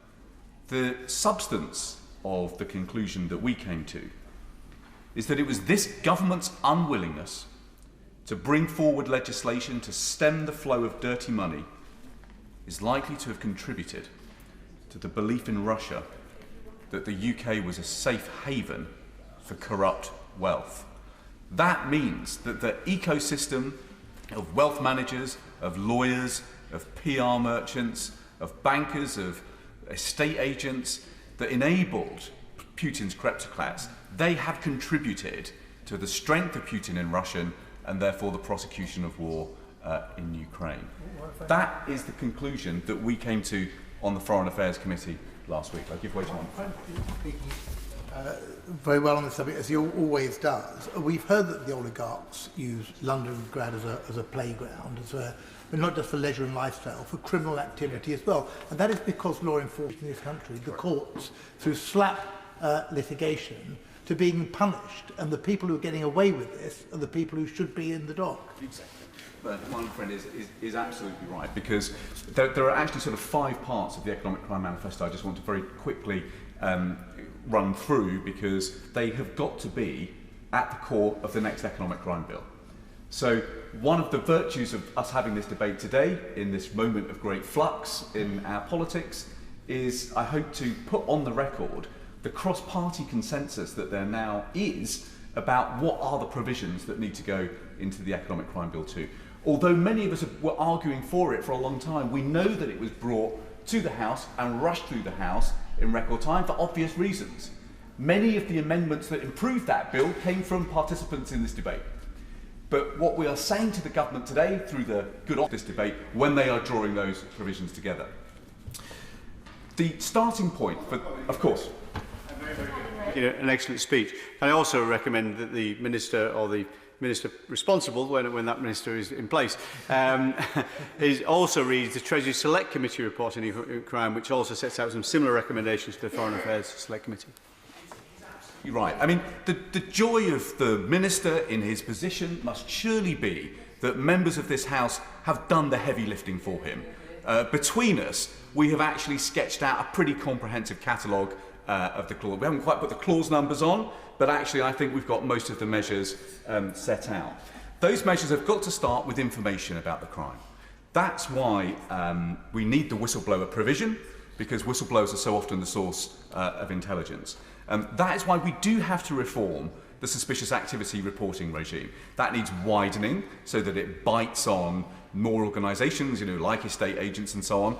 But we have also got to find a way of pooling the intelligence that comes out of those those suspicious activity reports, and then finding a way of focusing on where we think the harm is greatest.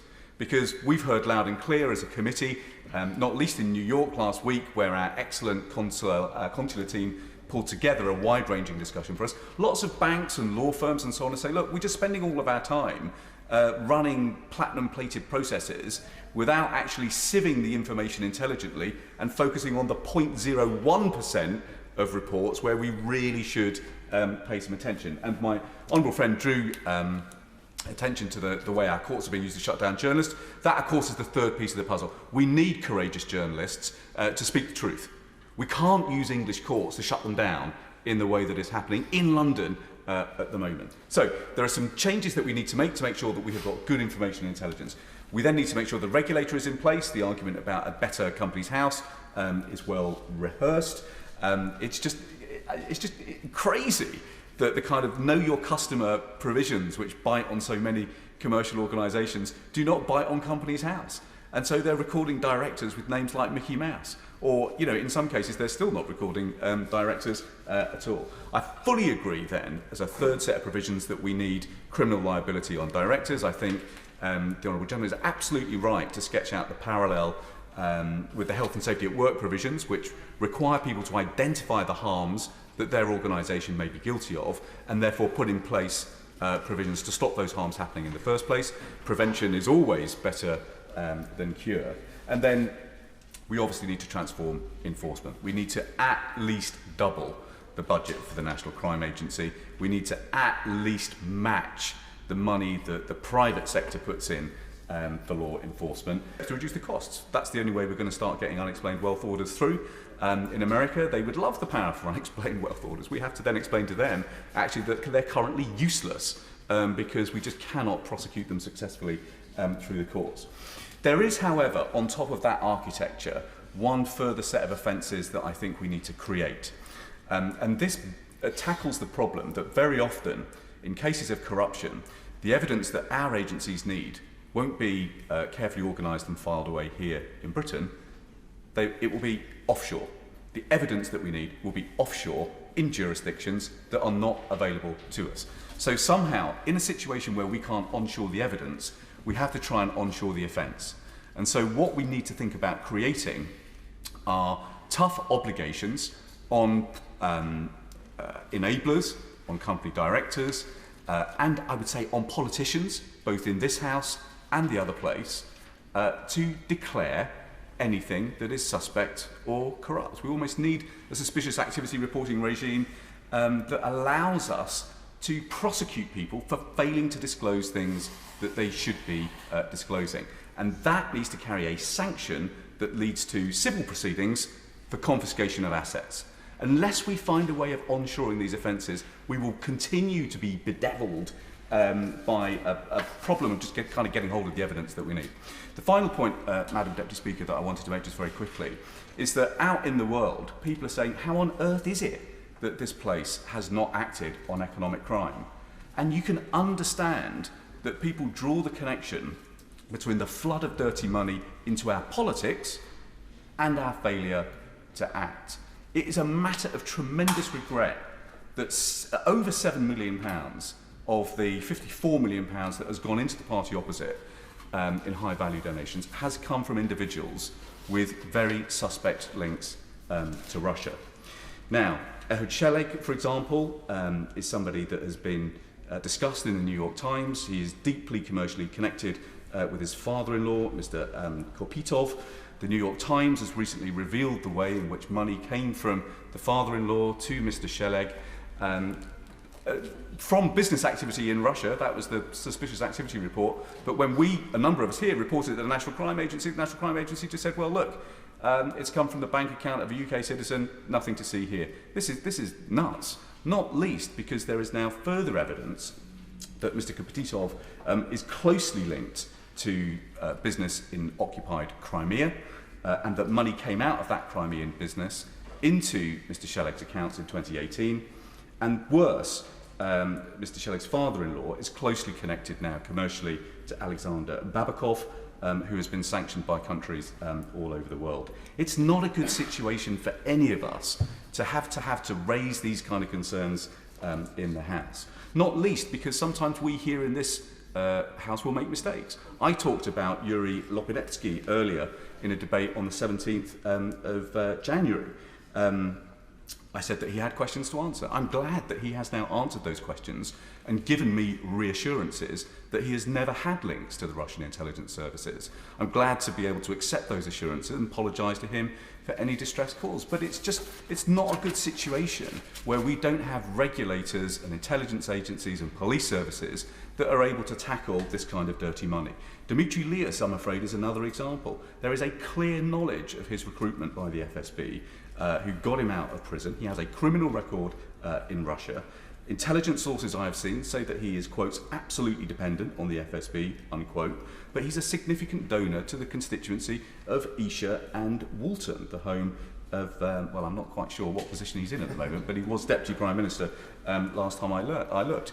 The donation from Mr. Lias that went to the Prince of Wales charity was returned, but the Conservative Party has not returned it. It's not a good situation that we're in when we're having to discuss this kind of money coming in to political parties. And that's why I hope that part of the Economic Crime Bill provisions will be to make sure that the only money that can come in to a political party is from profits that have been created here in this country. Madam Deputy Speaker, I will draw my remarks to a close there with my thanks to the honourable members for bringing this debate forward.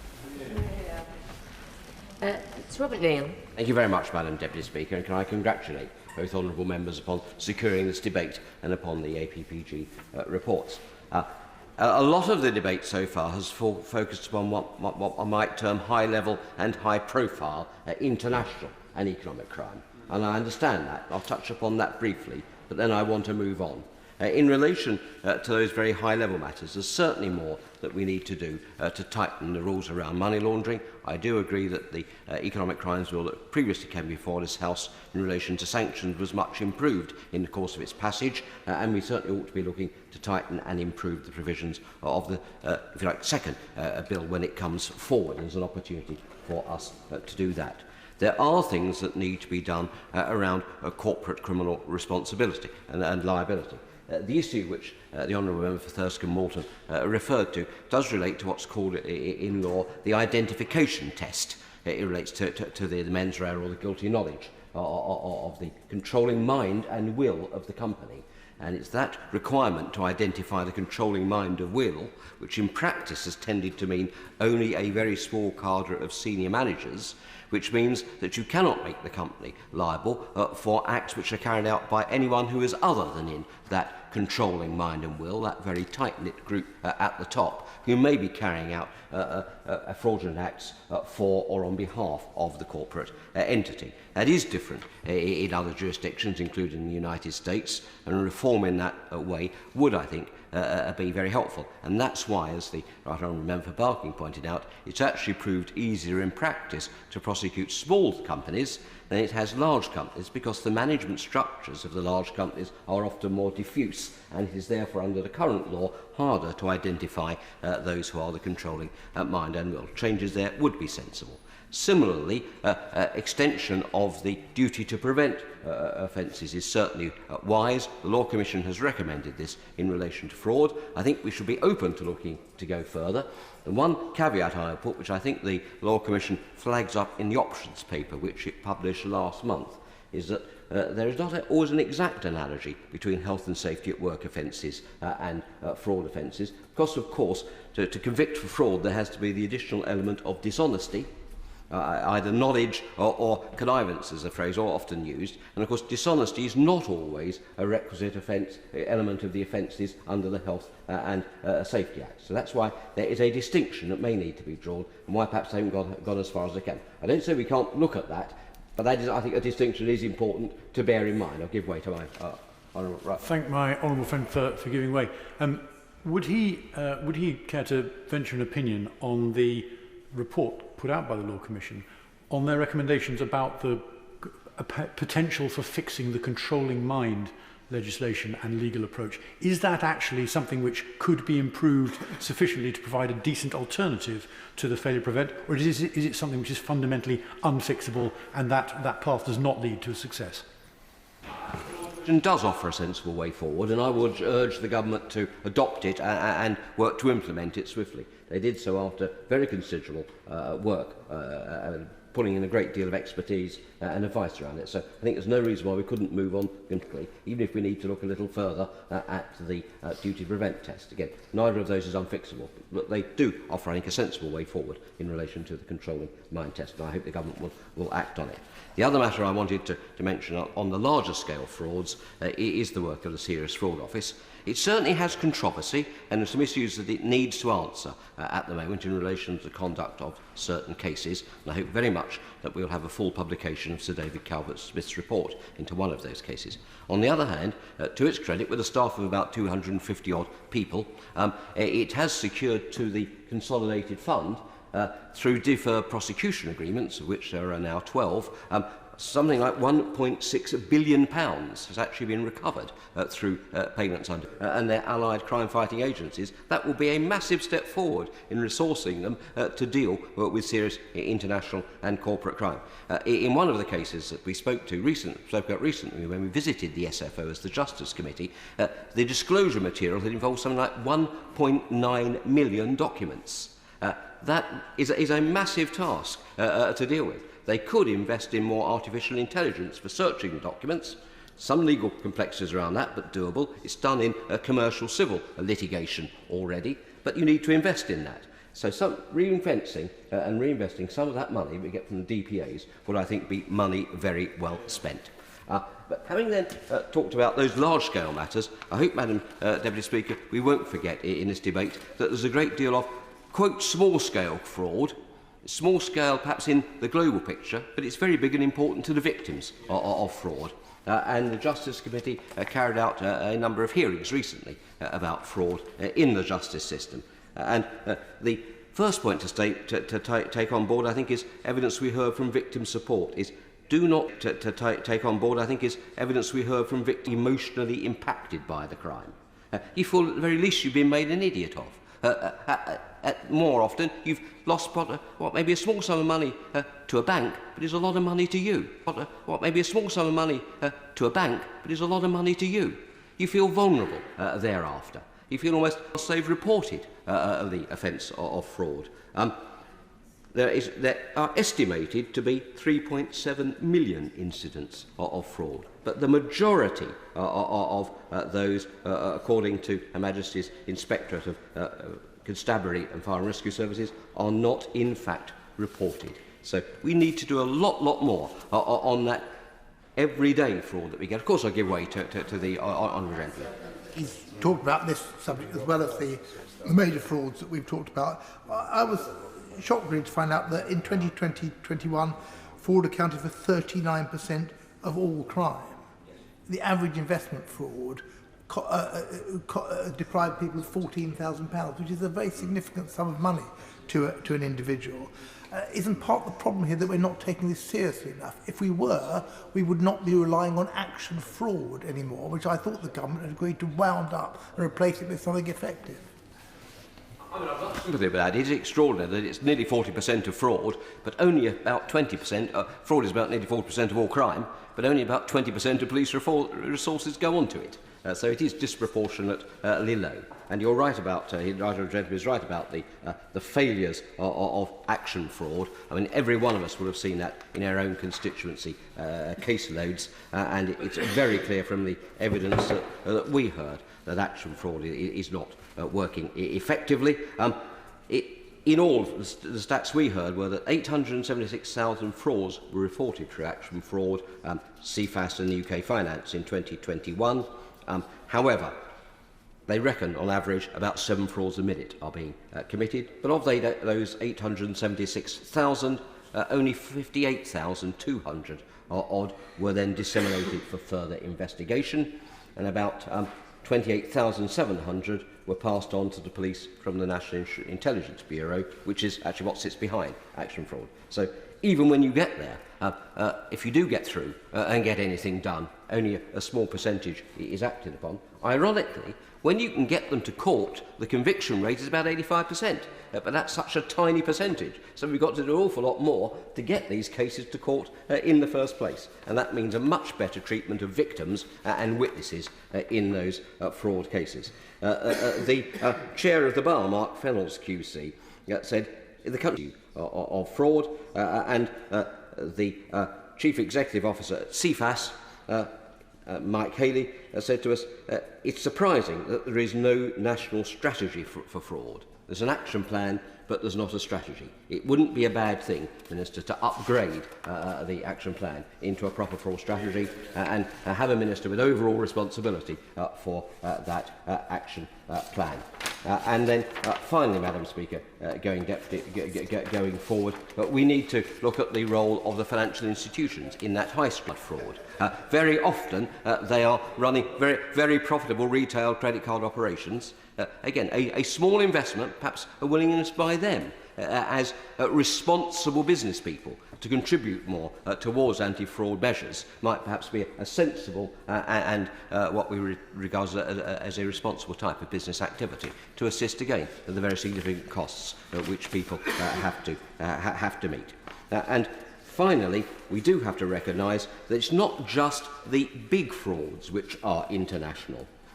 The CPS, when they gave evidence to our committee, stated that 75% of the fraud that they prosecute, the fraud crimes they prosecute, have an international element. That doesn't mean that they are Russian oligarchs or kleptocrats, but it may be that they're coming from foreign servers, for example, and it may be that there are foreign-based scammers hitting not businesses but individuals through insurance types of fraud, scammings of various bogus products and so on, but based overseas. We need to find means of improving our international cooperation and around tracking down those matters too. All of that indicates to me, Madam Deputy Speaker, that although good work is being done, it is not at the scale that is necessary or commensurate with the level of the problem and the harm that is done. Economic harm, but also I want to stress, as we heard very clearly as a committee, social and personal harm as well. And so I hope that we can use the opportunities coming up to redouble that. This debate is very timely in that regard, and I commend both the reports from the APPGs and I hope the government will take on board the responses that we will be sending to them, both to the Ministry of Justice and to the Home Office, from the evidence that we drew up only recently as a spur, I hope, to further and coordinated action. That's the most important thing. Thank you, Madam Deputy Speaker. Jim Shannon. Madam Deputy Speaker, and it's always a pleasure to follow the honourable gentleman for Bromley and Chislehurst, and he always brings a wealth and breadth of knowledge to these debates, and we thank him for that. It certainly adds to the focus and perhaps the direction that we wish to go. Can I also put in record my sincere thanks to the honourable gentleman for Thirsk and Moulton and the honourable lady, right honourable lady for Barking as well for their contributions, terribly helpful to this debate today, and we thank them for that. Others have contributed as well and have all added their experience and knowledge to this as well. The government stated in July 2020 that the economic crime represents a significant and ever-changing threat to the UK that has had a harmful impact on our economy, on our competitiveness, on our citizens and our institutions. It is therefore imperative for our own economic progression that we have an efficient strategy and proper guidelines to enforce punishment for economic crime. So all the right honourable members who have spoken have indicated just what direction we want to go and what needs to be done. I'd just like to start with some figures to give a real insight into the depth of the UK's economic crime. A total of 14.5% of the UK's annual 2 trillion GDP is taken in economic crime. To give you an issue, 190 billion of our losses come from fraud and a further 100 billion to money laundering. London has been described as a laundromat for corrupt money, and in 2019 the Treasury had found many failings in relation to legislative guidance on tackling economic crime. So we must, I believe, do more to ensure the resources are there to properly tackle, not been up to the level or indeed to the scratch, because hence the billions of pounds in theft that have been lost over the last period of time. I do look very much forward to the contributions from the shadow ministers, and in particular from the Minister, who will endeavour to, as he always does, to answer our questions and questions. The invasion of Ukraine, government fast-tracked the Economic Crime Act 2022 to track down on the elites and on the dirty money in the UK. And as a result of the debate today, I'm hoping that the Minister will give us some updates on where we are and how that has improved, and perhaps maybe what other steps we can take here in the United Kingdom of Great Britain and Northern Ireland to make and improve and do better. Government must tackle the economic crime as a much higher priority, especially as this comes to as a threat to our national security. And we've heard some discussions with that in the UQ this morning. We've had other discussions in this chamber and indeed in Westminster Hall on the very same issue. We've seen some of the most intensive sanctions imposed on Russia in our history to ensure that oligarchs and business owners cannot operate in an illicit manner outside of their own borders, and how important that is. A welcome step, but given that economic crime is on average some 40% of all crime in the UK, there is more regulatory action that we should take. It seems that we must have a strategy that encompasses all of the United Kingdom of Great Britain and Northern Ireland. The Honourable Gentleman for Thirsk and Malton referred to the Panorama programme, to the dirty money that came from Estonia right through across Europe and ended up in Northern Ireland in one of the banks there.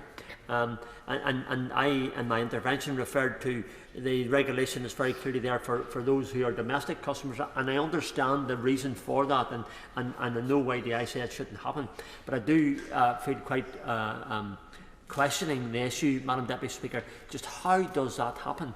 And is it down to the bank in particular? It just happens to be the bank that I'm a member of, and I do know some of the regulations that the bank can enforce upon their customers, and I'm one of those, and I understand those. But whenever we hear this £200 million movement, it does concern me. It also tells me that while paramilitarism in Northern Ireland has been very significant in the money laundering, in the crime and criminal activity that they're involved in, whether it be money lending, whether it be protection money, whether it be drugs, whether it be in the case of the IRA and along the border, fuel laundering, all those things. And government has tried significantly to address those issues. But many of those paramilitary groups, of course, have bought properties and businesses across the whole of the United Kingdom, and at that level. So I would really love to see, through this legislation, a more focused attention to those paramilitary groups, who are the criminals living off the backs of the local communities that they state that they protect, but they don't protect, they take advantage of, and they brutalise. So for me, as an MP from Northern Ireland, I'm really, really keen to see how this legislation can squeeze the paramilitaries from both sides of the community in Northern Ireland who are taking advantage of good local people. We also need to take into consideration the impacts of cryptocurrency. Again, I'm not an expert in cryptocurrency, Madam Deputy Speaker. I'm not sure if who is in the House, but I'm sure there are many who are. I'm just not one of them.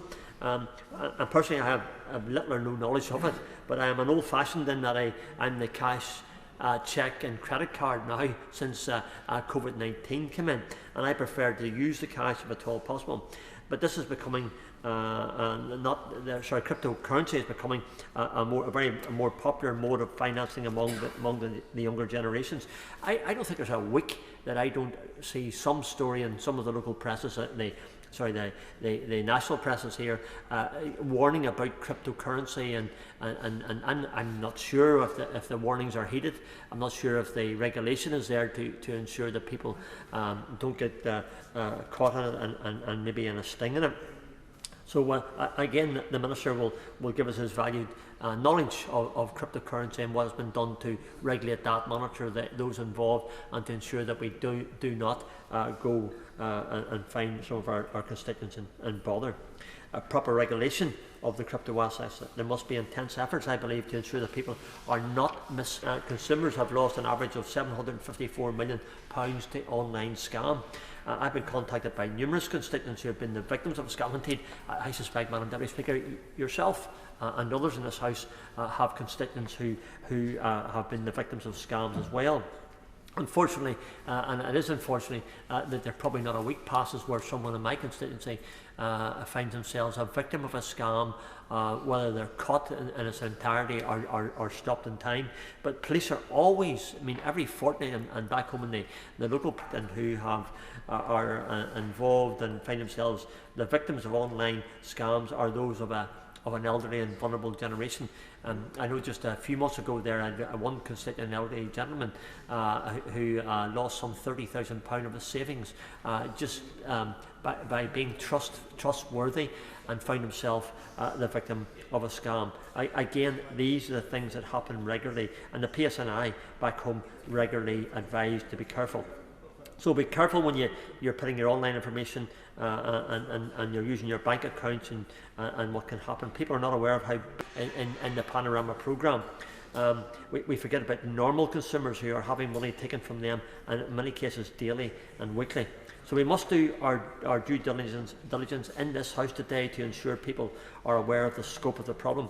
And to conclude, Madam Deputy Speaker, and to give the front benches the time that they deserve to have for this, their contributions, I welcome the numerous actions that the Home Office and the Treasury and the Ministry and the Minister have taken to ensure that there is more efficient regulations and checks against potential crime to the economy. However, if we have seen substantial figures of money that come through the UK either through fraud or laundered means, then action and severe action and regulation needs to take place. So we must ensure that the Treasury allocates the correct and sustainable funds, the staff, the necessary monies that are there to ensure to enforce the punishment against economic crime properly, as this is an issue, I believe, which is ever evolving and becoming even more advanced. So I would call it, I know the Minister will, and I'm very sure that the answers we'll get will answer some of the concerns that we have. So when we look to the future, policies to tackle economic crime, I do, and put on record, I do praise the Minister and Government on all the work that they've done thus far in tackling economic crime, but I believe we need to be smarter than those who seem to try and outsmart us each and every time. Madam Deputy Speaker, thank you so much. SNP spokesperson Alison Thewlis. Thank you very much, Madam Deputy Speaker, and it is a pleasure to come here this afternoon, even though there's all the chaos in politics outside of here, that we come together and have a very good debate with very comprehensive ideas and solutions to the ongoing issue of economic crime. And I thank the honourable members for Thirsk and Malton and from Barking for coming together as they have done to bring us this debate again, because whenever we have debates like this, because I've often been in rooms and discussions around economic crime where all of the experts in the room, they have those solutions, and it's the government that is way behind in implementing them. And I urge very much the Minister to work with his colleagues and others to bring those experts together so that we are actually going to get to some kind of solution here, because it feels like the entire time I've been in Parliament we've been talking about this and there has been relatively little action. And I think the point about enforcement is absolutely crucial to this, because the government can have the best rules in the world, but if it's not absolutely crucial to this, because the government and what the actual reality is on the ground. And it was highlighted very well by a number of speakers, actually, that things move quite fast in this area as well. And the honourable members for Thurston Malton and from Strangford both mentioned crypto exchanges and cryptocurrencies, and it is a fast-moving, fast-developing situation. And it also means that money can move fast and move further away. And the financial crimes are always several steps ahead of the government on the technology, on the skills, on the expertise. And it takes government and takes legislation an awful long time to catch up with that expertise and that the fraudsters have had. And the issues that were raised around inaction fraud have been made very clearly by many people, and it's been a problem again for years. And the Scottish Government doesn't pay into action fraud, I understand, because they don't see the value in it. They get nothing for it. And I'll talk a wee bit about that as well, because we have a crime campus at Gartcosh just outside of Glasgow. And when the Assistant Chief Constable Patrick Campbell came to the Treasury Select Committee to give evidence on our economic crime inquiry in early 2021, he talked about the crime campus and the value that it had. 27 enforcement bodies in one location. People that can speak to each other as they go about their business, people who can communicate and are made to do so because of the TUP. He also talked about Scotland's Economic Crime and Financial Investigation Unit, detailing that 150,000 officers that are tasked with serious and organised crime in relation to that high-level fraud, and 117,000 people on the front line gathering that information that people have, people that they can go to report those crimes as well. And it is a contrast, certainly, with the fragmentation across a whole plethora of UK agencies. And the Treasury Select Committee report highlighted that as well. There is nobody who has proper responsibility, proper oversight for economic crime in the whole of the UK. And that really does show when it comes to the enforcement. There have been some very good suggestions put forward as well, and I welcome the suggestions for more executive responsibility and liability for economic crime. That failure to prevent economic crime is absolutely crucial to it, and the comparison with the Health and Safety Executive was made, and I think that is actually quite a good comparison, because if nobody is responsible for it and nobody is accountable for it, it's very difficult to see anybody doing anything about it. And I would extend that, and some of the evidence that we took at Treasury Select Committee reflected in this as well, to social media companies too, because that is often where an awful lot of fraud is happening these days.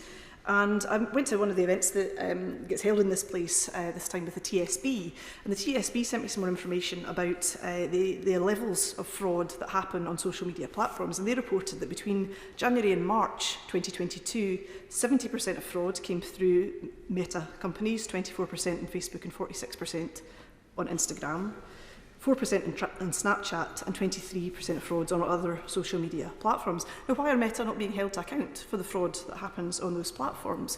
Because it's not Facebook, it's not Instagram, it's not Snapchat that has to pay up for those frauds that happen to people, it's the bank. Also apply to the senior executives in those organisations she refers to. Agree, and the point that he made about the fraud coming through on his WhatsApp, you know, there's a real problem there. Those frauds are happening on those platforms. If those platforms didn't exist, those frauds perhaps would happen in a different way in a different place. But there's a real responsibility there that social media companies ought to be taking.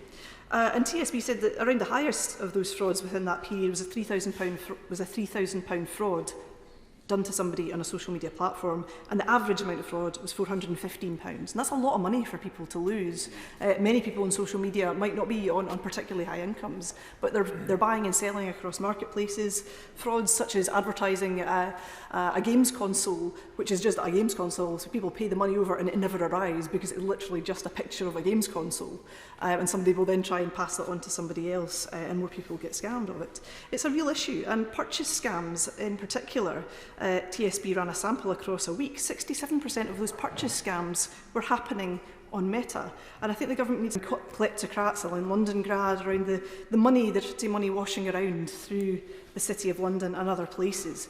The government, again, should be seeking the experts on this, getting them to come in, exploring with them through experts like Oliver Bullock and other journalists who have done so much to expose this. Why on Scottish limited partnerships, as I often mention, which had been used so well to facilitate that fraud, and that fraud has spread as well, as it does. If you push down the bubble on the wallpaper, it comes up somewhere else, to Irish limited partnerships. What discussions has the government had with the Irish government about what our failure to tackle this has done to their limited partnership?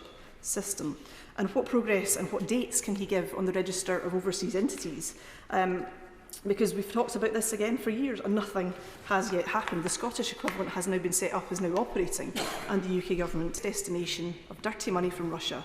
There has not been a single prosecution of economic crime for Russians in the UK, not a single one. Why is that? And what is the government doing to ensure that nobody... Graham Barrow pointed out that on Tuesday this week, 4,063 new companies were registered in Companies House. Now, that's not a sign of a booming legitimate economy. It's a sign that something is very wrong with Companies House. And as an example of this, Wendy, he's in Edinburgh. I think he's somewhere else in the world doing other things just now. And Companies House should be taking these issues a lot more seriously. And more seriously for the government also, Martin Williams in Open Democracy mentioned that fraudsters have been exploiting government. Also, Martin Williams in Open Democracy becomes somehow liable for it, despite perhaps never knowing anything about it.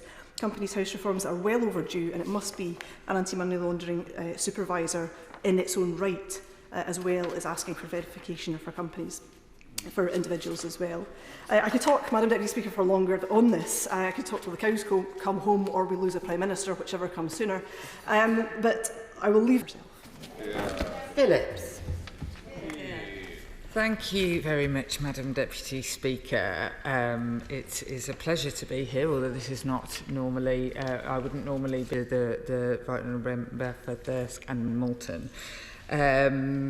The member for Thirsk and Moulton, I've written it down wrong here. I'm very glad that he took on, actually, in our law enforcement, are grossly behind in a digital world, acting in an analogue form, and banks that everybody in this country trusts, actually. Being fined so much money for money laundering of Mexican drug cartels, amongst many other things. And I think that he speaks for the nation when he expresses disgust about no criminal charges laid against banks. The public would be absolutely appalled to hear this, especially being as people, all of our constituents, should they be falling foul of anything in particular. His solutions were good and well thought through, and I am an absolute fan of a preventative for Barking, who will be so missed by this House when an election comes, which could be, in the next 25 minutes. She has been an absolute into our nation when she is telling stories like the one she told about the situation in the Lebanon. I, as a British citizen, and every British citizen in my constituency, anyone thinks that our prosperity should rely on that, it harms our nation, and we must act. She reminded us about the heinous reign of murder and suspicion in the United Kingdom because of a reliance on dirty Russian money. She highlighted some of those cases, and just this morning we had to have a meeting with, in fact, no, sorry, we do know who he was meeting with. He met with Alexander Lebedev without officials, without putting anything on a public record.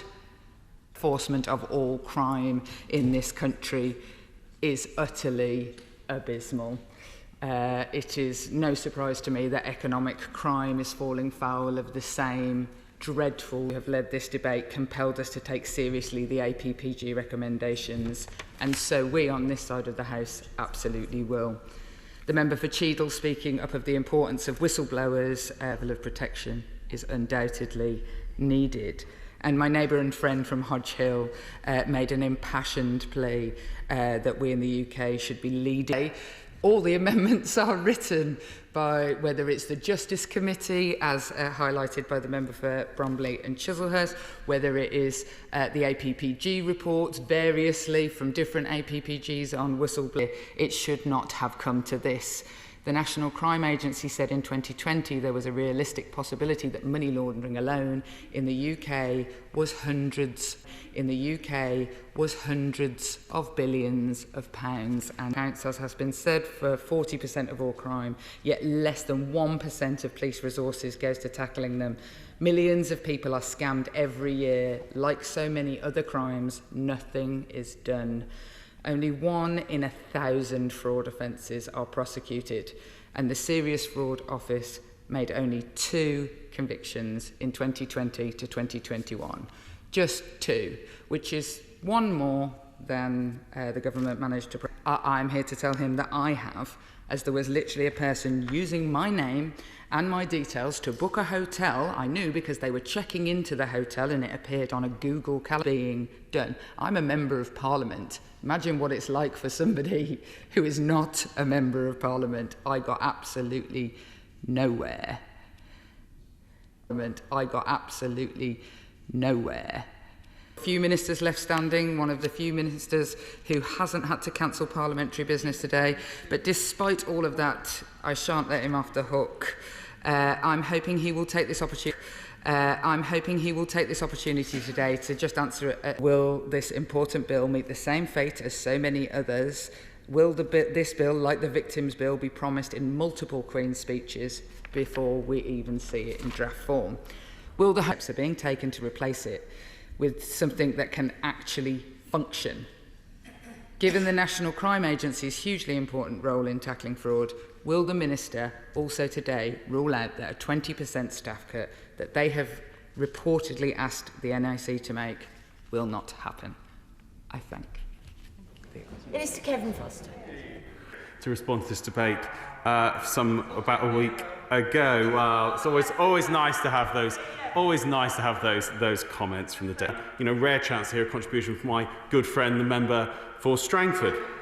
You know, we all agree that economic crime poses a threat to the integrity of our economy and to the security and prosperity of the UK. Crime, as outlined by many who contributed, affects more UK citizens more often than any other crime type. And we've had examples given today. Now, the UK, we do have those processes. Now, the Public-Private Economic Crime Plan published in 2019 provided impetus and directive for our collective efforts in this area, including through strengthened law enforcement and increased cooperation domestically and internationally. And there has been progress in tackling this threat. For example, in recent introducing reforms to enable law enforcement to take more effective action against kleptocrats who launder their funds in the UK. And we have legislated for a levy on the anti-money laundering regulated sector. And clandestine nature of economic crime does require a multi-agency response, drawing together the relevant expertise, capability and resources to effectively tackle this challenge head-on. You know, we believe, as the government believes, the National Economic Crime Centre plays a leading role in setting the strategic priorities for the enforcement response to economic crime, and very much bringing Asian Intelligence Task Force serves as a world-leading model of best practice, enabling tactical and strategic intelligence sharing between the public and private sectors, to better tackle economic crime and support high-priority operations. But we very much recognise the need to go further, as many members have set out, and I'll briefly give way. I noticed his theoretical description of what happens, but the practice, it does just get passed from one of the agencies to the others, and it then falls down a black hole and you never hear about it again. So whilst theoretically cooperation and coordination take place, in practice it doesn't. And the other thing members across the House will have thoughts and opinions and valuable contributions to make in terms of how we can strengthen our regime, both in the way it's legally constructed, but also in terms of the direct impact contributions. It's now an overall package of about £400 million to tackle economic crime over the next 3 years. And we have, for example, in the wake of Russia's invasion of Ukraine, the National Crime Agency established the new Combating Kleptocracy Cell to specifically combat corrupt elites, their dirty money, and those which enable them to abuse our financial system. And we do system and we do recognise, and the bill will include some much needed reforms to Companies House and limited partnerships, including Scottish limited partnerships, with additional powers to seize suspected crypto assets more quickly. And a number of... Briefly. I welcome all reforms of Companies House, but will he put it on a proper footing and make Companies House an anti-money laundering supervisor in its own right, rather than relying on third parties to do that function? Well, certainly we'll set out in the details of the bill and we'll look forward to the debates on them. But certainly we're clear that the Register of Companies' powers should become more of an active gatekeeper over company creation and custodian of more reliable data, including powers to check, remove or decline information submitted to. She rightly in her example of someone setting up a company as Donald Trump. Well, clearly that wasn't a legitimate company being established. Some who missed that some who missed that particular things. And it's about the fact, but again, people will see as overdue, that it needs to be done, but it's certainly something that we intend to legislate on and bring forward as a key change to our enforcement structure and to ensure there's less opportunity to abuse the system of company registration here in the UK. Now, there's been comments about the National Crime Agency's resources. We have increased its budget year on year since 2019 and taking all NCA funding into account. Ability laws, which a number of colleagues picked up in this afternoon's debate. Following the concerns, we have sought to establish whether there was a case for change. I think it's the member for Bromley and Chislehurst who referred in particular to the Law Commission and the review that we'd asked them to undertake. As he rightly says, they've set out several options for reform. He outlined his view that he would like to see us accept. Mr. Greenway, I agree that he wants to assess them, but he will be aware that this debate has been ongoing, actually, for quite a number of years now. Well in advance of the actual reference to the Law Commission. It's been debated in political circles and in legal and judicial circles for a great deal of time. It would be very tempting for me with the dispatch box today and in the current situation to make a raft of pledges on behalf of the government of all the things I might like to see see happen. But probably at this stage I'll say that can seek redress through the whistleblowing regime if they are dismissed or suffer detriment because they've made a protected disclosure, and it's worth noting uncapped compensation can be awarded by to reflect this. And if a whistleblower does not feel they can blow the whistle to their own employer, they may make a disclosure to a prescribed person, and there are over 80 prescribed persons, and the Department for Business... If whistleblowing legislation worked, why is it that my constituent Ian Foxley, who blew the whistle on GPT special projects in 2011, that company was fined, found guilty last year, £28 million in financial sanctions. Why is it it's been without a single penny in compensation and without a penny of earnings for 11 years? The legislation isn't broad enough, isn't all-encompassing, it needs reform, it needs it urgently.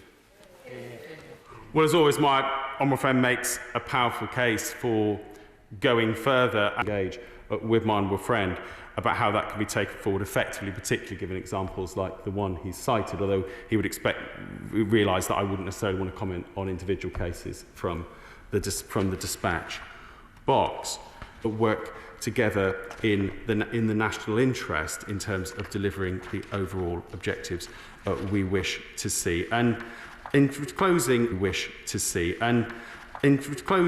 I would again thank members. As touched on, this isn't just about tackling crime. This is ultimately about keeping our nation and its allies safe.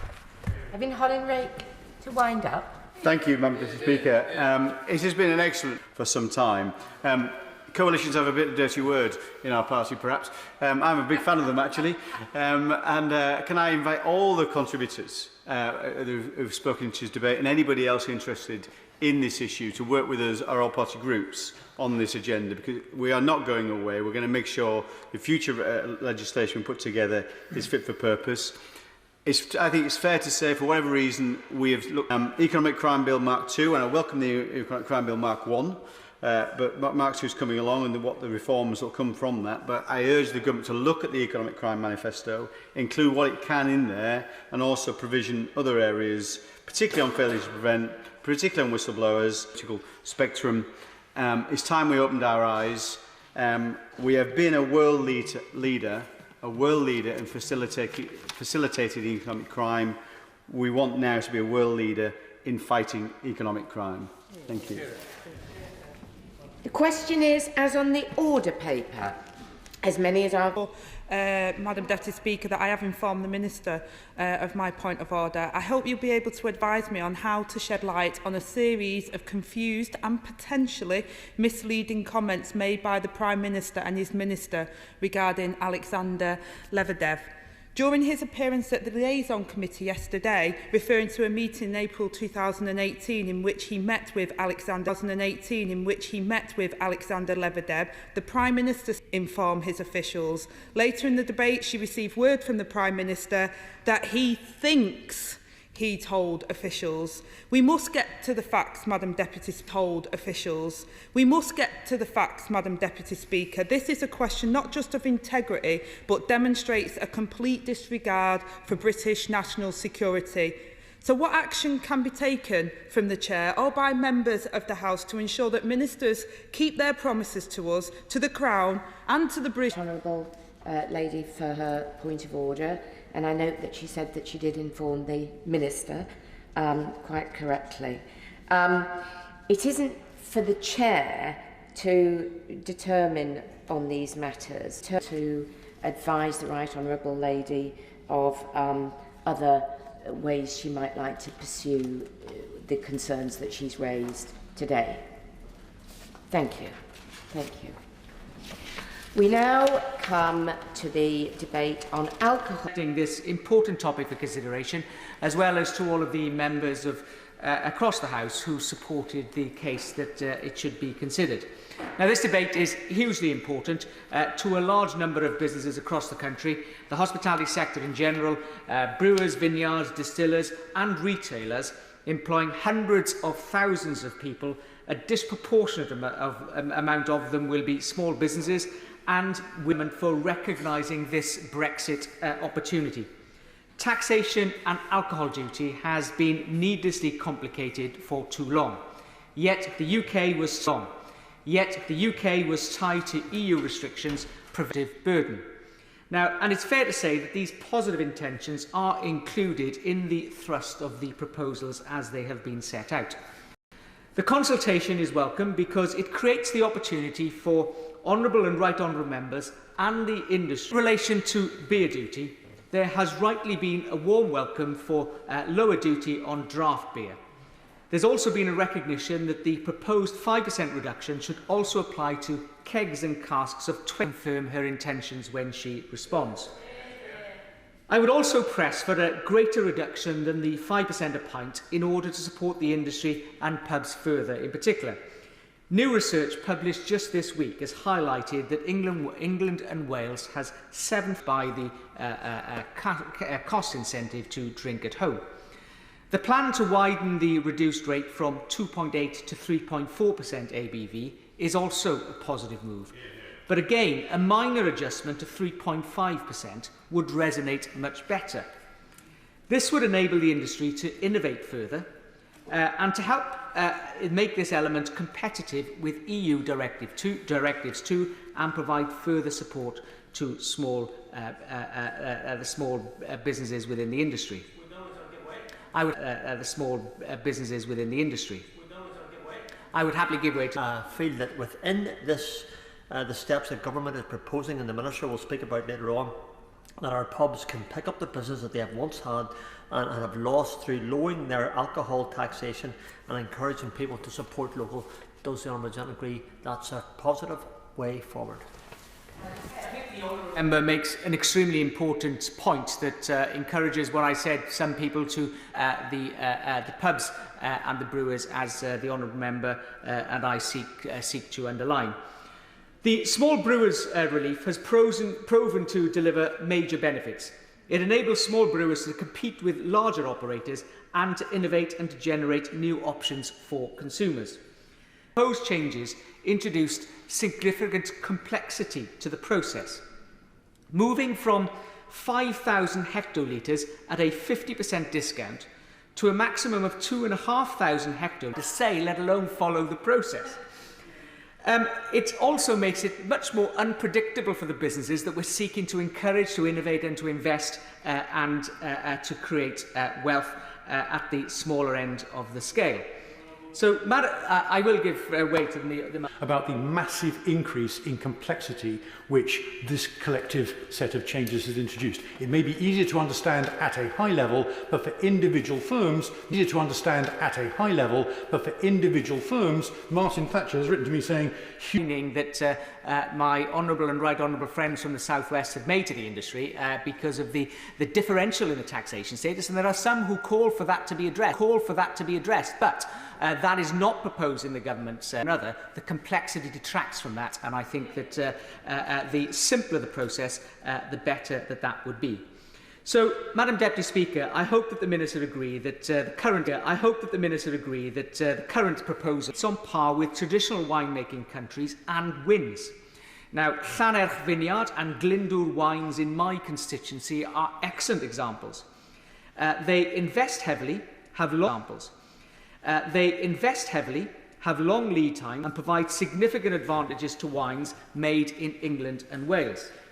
Support to such vineyards here in the UK would not pose risks or undermine the Treasury's ambitions and can be met within the... On the edge of my patch as well, and in regard to Kingscote in East Grinstead, there is a collective ask across the English and Welsh wine industry, and I hope the Ministry...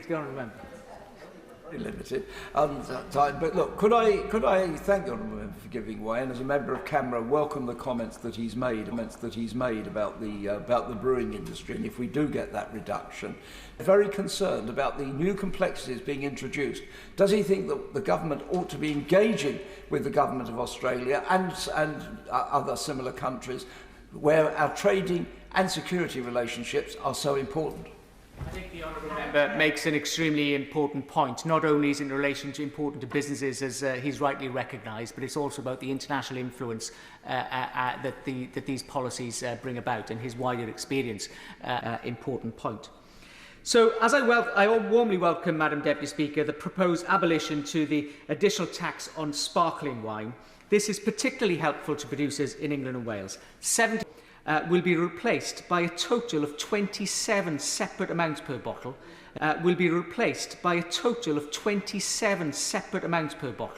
assuming that it applies to the labelled ABV.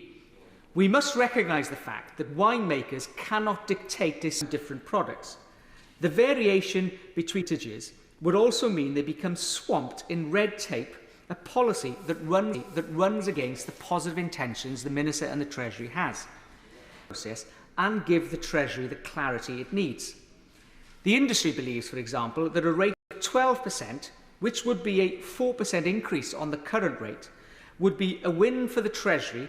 Either it might sound logical, but the complexity would remain, and similarly leave tolerance challenges as it would previously.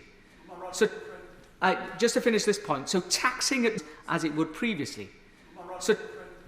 Just to finish this point, so taxing at one rate would help the Treasury achieve... Go ahead. So does he agree with me that this debate should also be delayed until we've had much more chance to talk to people about how this will affect their businesses? I'm grateful to my honourable friend, and he makes... I'm grateful in relation to wine, so it's something of a challenge, and maybe the Minister could offer some sort of indication of how long she would expect it to take to see these changes. So, Madam Deputy Speaker, it's also gone down very well with the popular press when they get it right, because of the popularity of the alcohol sector, and rightly so. So this is an opportunity to do the same. To be able to speak in this debate, I would like to speak about beer, cider and fortified wine, sometimes known in some parts of Westminster as a work event. The former Chancellor as a work event.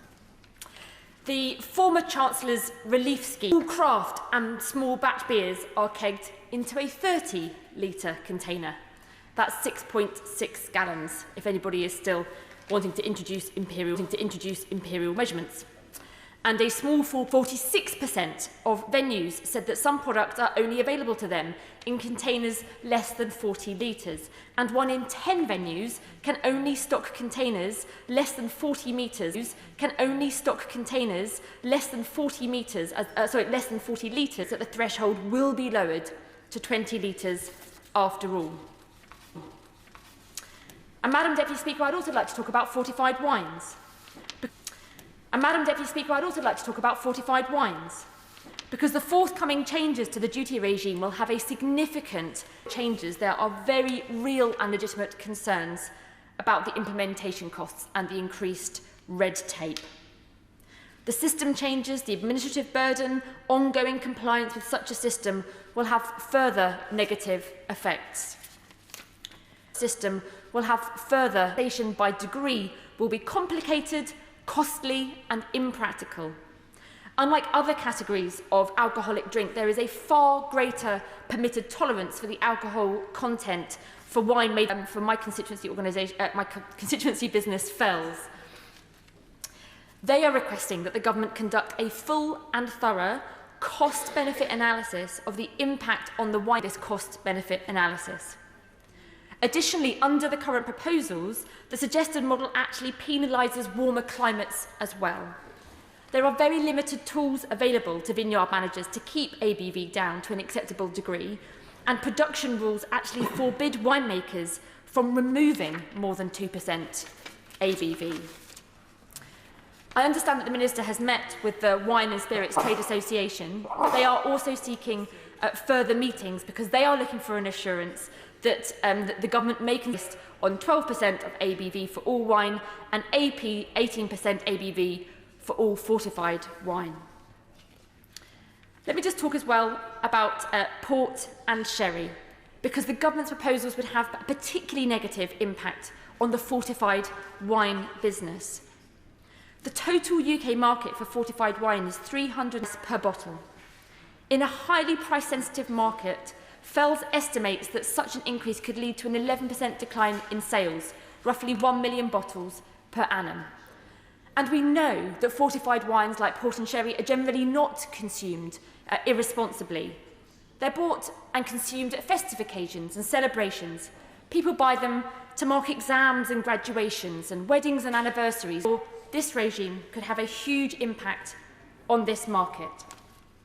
So I ask the government to think again, to consult more and not to rush this through, and to do that cost-benefit analysis. Finally, Mr Deputy Speaker, which remain uncapped for small businesses. We have food inflation and labour shortages. I would ask the government to seriously consider bringing forward a proper plan to protect British brewers.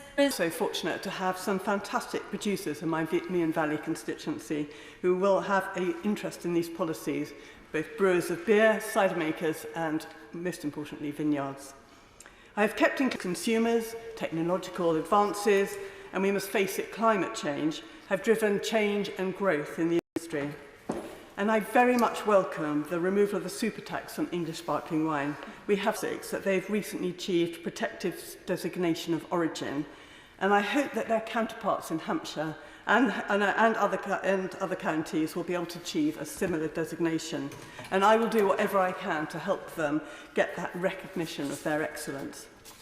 So in view of the challenges that winemakers and merchants face, I do think we have to look again at the proposals on wine duty. I appreciate the desire to simplify what has become a very complex regime. It would actually increase the price of around 70% of wines, and it would affect many SMEs in the wine trade. It would also create a regime of 27 different bans, as we've already heard. The burden this would impose on independent wine importers and merchants is a mountain of red tape at a time when we're trying to reduce that generally. I know the Wine Spirits Trade Association has put a range of proposals together, which they've put to the Treasury on wine and spirits, including bringing small producers of wine and spirits into the small producers scheme available to brewers and cider makers. But a solution point of 18%, and that provides a logical basis for another band. It would also tie in with the global market, which regulates all wines between 8 and 15% as just one product. Turning to brewers, I'd particularly ask the Treasury to look again at Make It 20. Turning to brewers, I'd particularly ask the Treasury to look again as mostly a mainstay of supply for small brewers, and with the limit at 40 litres, there's a good chance that many brewers would miss out. And when we come to look at the health of the pub sector, we know that consumers want to see small area of business which has benefited most from government support in recent years, and I'd urge the government to act on the same level for our winemakers and brewers. Because cider is a great British success story, and talking to cider makers such as Meon Valley Ciders, can't quite remember. Eat out to help. But even with the good weather that we're having this summer, it is clear that pubs and restaurants are still operating a constructive attitude throughout this process, and I'm confident that my colleagues will continue to make sure that we get the right policies in place to help our small brewers, cider makers. It's a pleasure in particular, obviously, to speak as chair of the all-party parliamentary group for beer and brewing, the largest all-party group in Parliament. Because almost every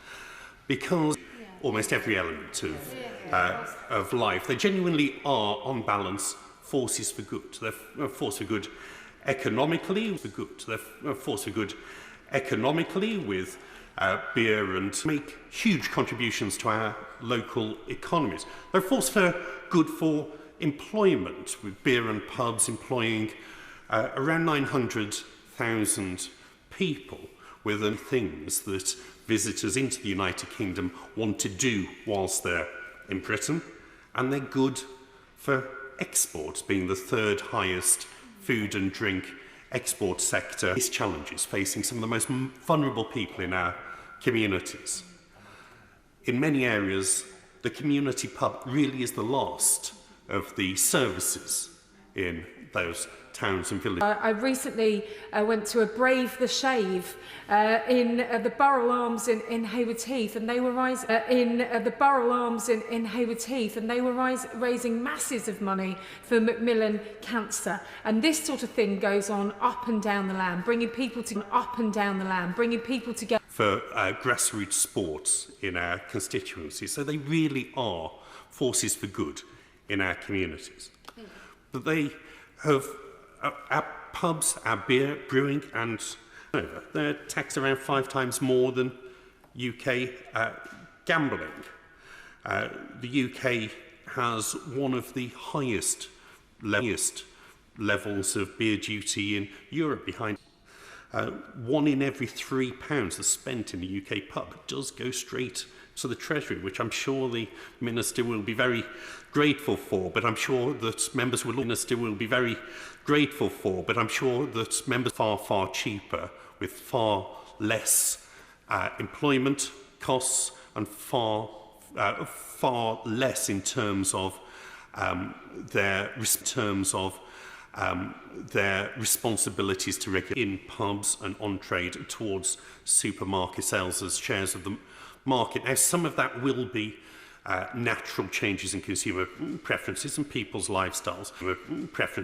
A massive step forward, because, of course, as well as the duty, the level of duty, which, as I've said, is much higher than most comparable countries, all of that is, of course, can charge digital and online companies as a starting point, and I think that's an important starting point. But we do need to make sure that our taxes on clicks, duty review, the reforms that are being proposed are hugely welcome.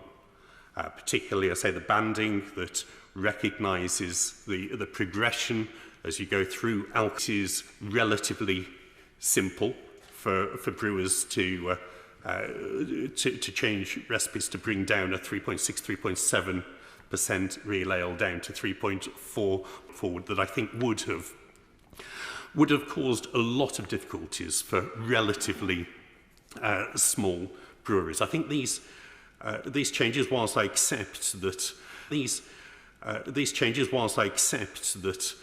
to invest in the extra staff and the extra capital to do so, I think the system that's proposed is far better, and it is very noticeable that what had lost so. I think the system that's proposed is far better, and it is very noticeable relief might be possible for wine producers as well, to extend it beyond beer and cider to include small wine producers, which I think would also have a particular benefit, mostly within the smaller category. And finally, on the proposals for the differential rate of beer duty, the draft. And finally, on the proposals for the differential rate of beer duty, the draft beer duty on the scale. The differential is a good start in establishing the principle, getting a new system beer duty rate. That differential is going to need to be widened. I think it's only really once you get to the 10-15 pence stage that you start to see a first available opportunity. I know that the Treasury were looking at something being introduced probably in spring of next year. Given the difficulties that we're referring to, that may be struggling, may be on the edge of either going under or just about managing to stay afloat through the winter, I think bringing this in early would make a big difference. I hope that incoming ministers will now reach the same conclusion. I think actually the previous Chancellor broadly accepted the argument that 40 litres was probably not the right containers. They don't. The 40 litres was probably not the right. They don't necessarily have to be connectable to either a gravity-pulled or electric-pulled draft system that's risking seeing a massive distortion in the market from people buying huge numbers of them for parties at low rates of duty. It is a minimal, but I think 20 litres will capture virtually all of the beer that virtually all of the small brewers that we're trying to support, that supply forward to these measures being introduced quickly, so that our brewers, our publicans, and UK hospitality as a whole, The of turmoil that the minister is in our place. I'm going to have to get to grips with two other ministers that I shadow, so it's nice to see some continuity somewhere in at least one area of the responsibilities I have for my group. I know it's something that could have been done at any time. There's contrasting levels of duty that are applied across the European Union. The UK was duty that are applied across the European Union. The UK was towards the higher end of that, but there were many other countries that had, possibly you may not even be Chancellor past the autumn, depending on how the cards fall. So it is a moment when I think it is ripe for debate and mind. And on that measure, I have always taken a dim view in terms of the review and the parameters that were set out so far about the apparent bias that there is against stronger alcohols such as whisky and vodka and gin. And I will go on to Dronach Distillery near the village of Ford. There's Ardmore near the railway at Kennethman, and also Glengarry, which sits unusually for a Scottish distillery, not in an iconic natural landscape, but slap bang in the middle of the town of Old Meldrum. If you're driving through Old Meldrum, you actually drive through the different buildings and the distillery. The excellent products. They're also right at the heart of Meldrum. You actually drive excellent products. They're also right at the heart of the visitor economy that we have there. And together with the rest of the whisky sector, they make an absolutely enormous contribution to the botanicals to go along with that. So there is a real innovation there, which is, I wouldn't wish to overstate this, but it seems to be iniquitous, which is, I wouldn't wish to overstate this, but it seems to be iniquitous that we are taxed. Important, significant this is, that it becomes very, very hard when trying to strike trade deals, which the government's obviously doing its best to do at the moment, but to encourage other jurisdictions to similarly, or to bring down sometimes the punitive rates of duty that they supplementary product because of the nature of ownership of the distillery, of the distilling industry, because quite often often it's of the distilling industry, because quite often it's multinational companies that own bourbon that are trying to sell bourbon in these months. I think it's fair to say quite controversial at the time. It was attacked for a number of reasons, quite controversial at the time. It was attacked for a number of reasons, good and not so good. But we've now experienced to invest in health measures, but it instead rested with the retailer. I think that was a very fair criticism, and I think just to finish the point, then I will give way. The point. And I think it's fair to say the Honourable Member for Caerphilly for that intervention. It has indeed been introduced in Wales, and I think that the evidence as it builds, which I will come on to, is that it has been a very positive thing in both jurisdictions. The 12 months following its introduction and pre-pandemic, that there was in Scotland a 2% reduction in off-trade alcohol sales, but most significantly a 10% decline in alcohol-specific deaths. So, Deputy Speaker, in conclusion, has been part of an initial suite of measures about trying to change the relationship that we sadly have in Scotland with alcohol. We can have an incredibly positive relationship with alcohol, but we can't be blind to the impacts that it can go on to have. And I'm very pleased that the Scottish Government is carrying out a review into the effectiveness of the tariff. This was all. Point of order, Mr. Mike Wood. Thank you, Mr. Deputy Speaker, for allowing me to raise a point of order. I should have drawn the House's attention to my entry. We find ourselves in this afternoon. I welcome the opportunity to debate the principles behind the taxation of alcohol and the details of the government's alcohol duty review. I'm very glad, and I'd like to thank the Honourable Member for bringing that forward.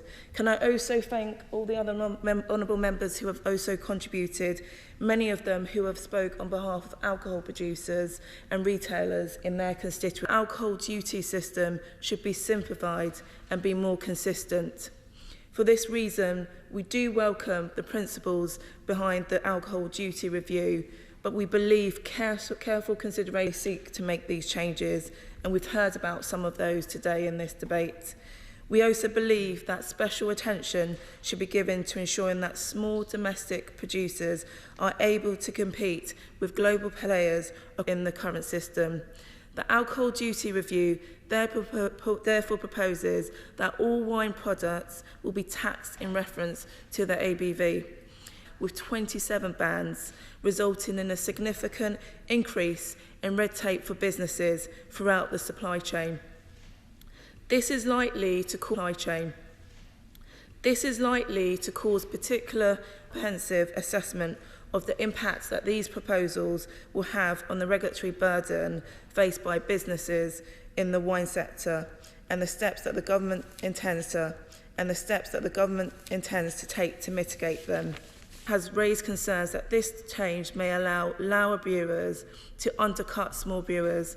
Could the Minister please look into this? The alcohol duty review, 40 litres at the minimum container size, risk excluding small brewers and small community pubs who often use about 20 to 30 litre containers. The review also directly links this to high rates of problem drinking associated with strong white ciders. But this review continues to treat cider amount of alcohol-related harm. I now turn to spirits. Spirit distillers, and in particular the Scottish whisky industry, make very important contribution in 2002 and is proud of the effect it has in supporting small brewers and creating the vibrant UK beer scene that we know exists. We therefore support in supporting small brewers and creating the vibrant UK beer scene that we know exists. We therefore support proposals to extend this and relief, and what assessment it made of the merits of including them. Thank you, Mr. Deputy Speaker. Thank you very much. Minister.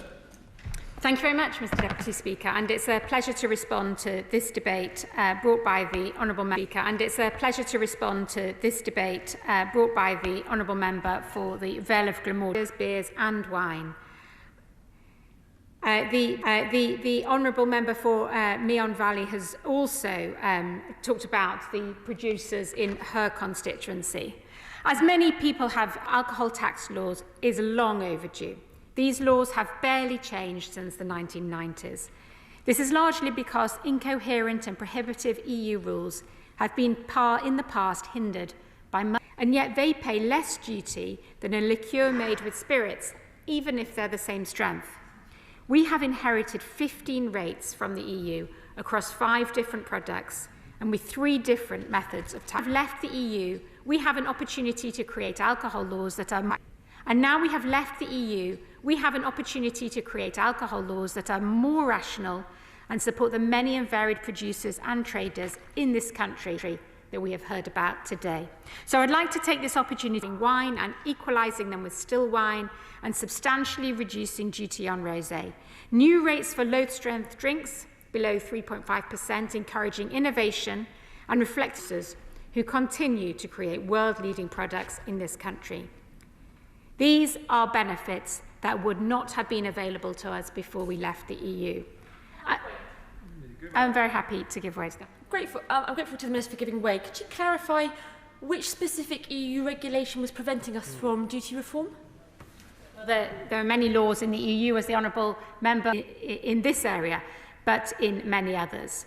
But coming back to the system that we are producing, we ran a consultation after the autumn budget until January. Actually, the former XST, who's responsible for this area, has met with colleagues from across the parties. We've spoken to and visited businesses from the smallest to the largest. We've welcomed representations from many of the most important trade bodies, and we've sat down with the Australian High Commissioner, all to ensure that at the Treasury we have heard all points of views on these reforms. And I can assure the Honourable Lady and others that we are listening. And I'm going to come on to the points that many Honourable Members have made. We've heard from those industries, businesses and colleagues where they have some concerns, and we have and we will continue to listen to the feedback, and the comments that have been made in this debate will form burdens on businesses while still preserving the many benefits of the system, not least the clear and obvious public health benefits of taxing products by their alcohol strength. Now, many members have talked about issues with keg size, the Honourable Member for Meon Valley. Now, many members have talked about issues with how small producer relief is too complicated, and I want to reassure Honourable Members and friends that we are determined to get rid of the cliff edge to support growth of small brewers. Other Honourable Members have talked about the duty charges on wine, and I know, because I have spoken to the former XST, and she has told me how she has been engaging with the sector to reduce the administrative burdens. The Honourable Member for St Albans talked about fortified wines, and it's right in those circumstances that they pay the same rates. The Honourable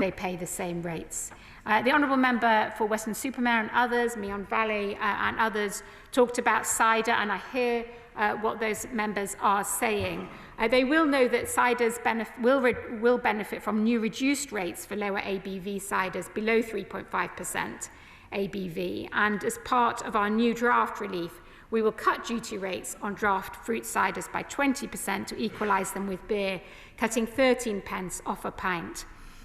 In addition, nobody has mentioned today, reiterate that we announced in the autumn budget of 2021 that we froze cider duty for the 4th consecutive year.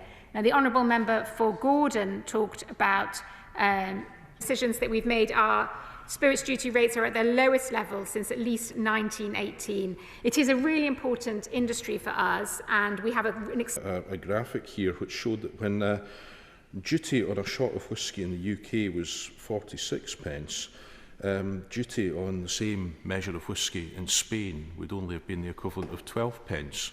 I'm wondering what Brexit benefit it might... I want to reflect that we have heard many positive responses to the changes that we have made, and we welcome the substantial benefits that they will bring to businesses.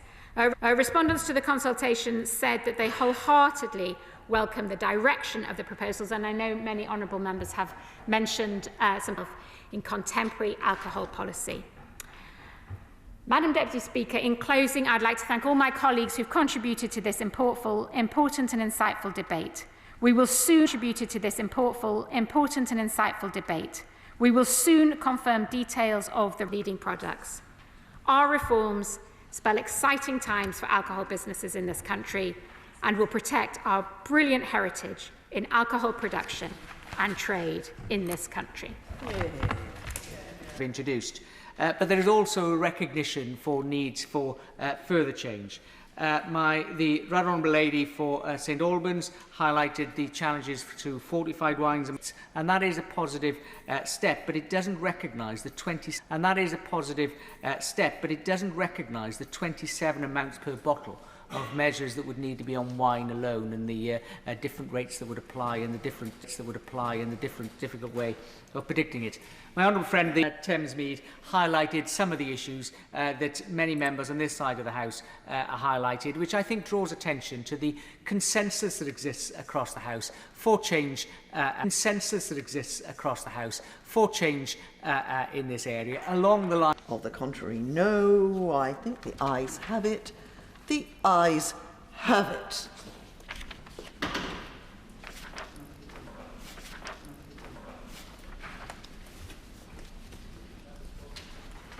Dog. The dog attacked and killed Jack in a neighbour's home. The dog was an American XL bully.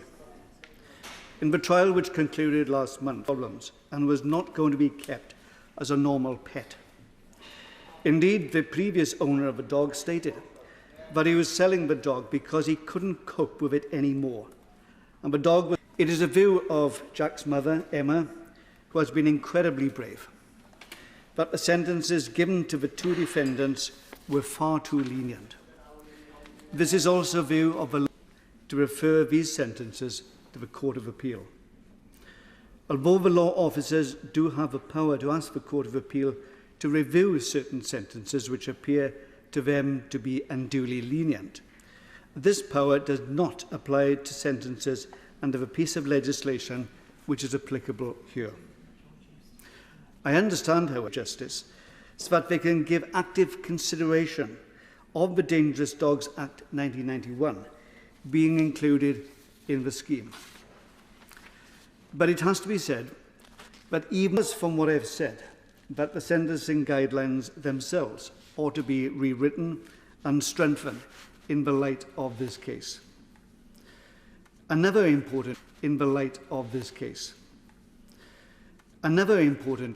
lesson from this terrible: more than 20 people have died after being attacked by a dog. Each year, some 200,000 people are attacked by dogs in England alone, who are 17 or under. The main piece of relevant legislation is the Dangerous Dogs Act 1991. This applies to England, Scotland. It would be significantly improved by strengthening the sentencing guidelines. But I believe that there does need to be a fundamental rethink of the law as it applies. The dog was attacked by 3 or 4 other dogs. The dog then was put down shortly after that. Indeed, it died shortly after that. An example again of legislation that doesn't work to address with the Northern Ireland Assembly and with the devolved administrations, so that we can all have better legislation, not just for the honourable gentleman's constituents, which is very tragic. I'm very, very sorry to hear it. But constituents, which is very tragic. I'm very, very sorry to hear it. But for all of us, I will certainly liaise with him in future when I pursue this issue further. Thank you. Madam Deputy Speaker, in the Dangerous Dogs Act, only 4 specific breeds of dog on the list. Only 4 specific breeds of dog on the list. But there are 2 fundamental problems with this approach. One is that because there is more and more crossbreeding, it is virtually impossible to maintain any kind of legislation to so-called dangerous dogs. Rather than relying on breed-specific legislation, which is clearly inappropriate, the government ought to bring forward legislation which is based on the public. I believe that there is a large amount of independent research funded by DEFRA, which lays the basis for a quite different approach. Due to of a whole range of organisations which have come together under the Dog Control Coalition. These organisations include the RSPCA, the Dogs Trust and the incident. But breed-specific legislation has another fundamental weakness, and that is the fact that it is to a large extent reactive in character. Licences.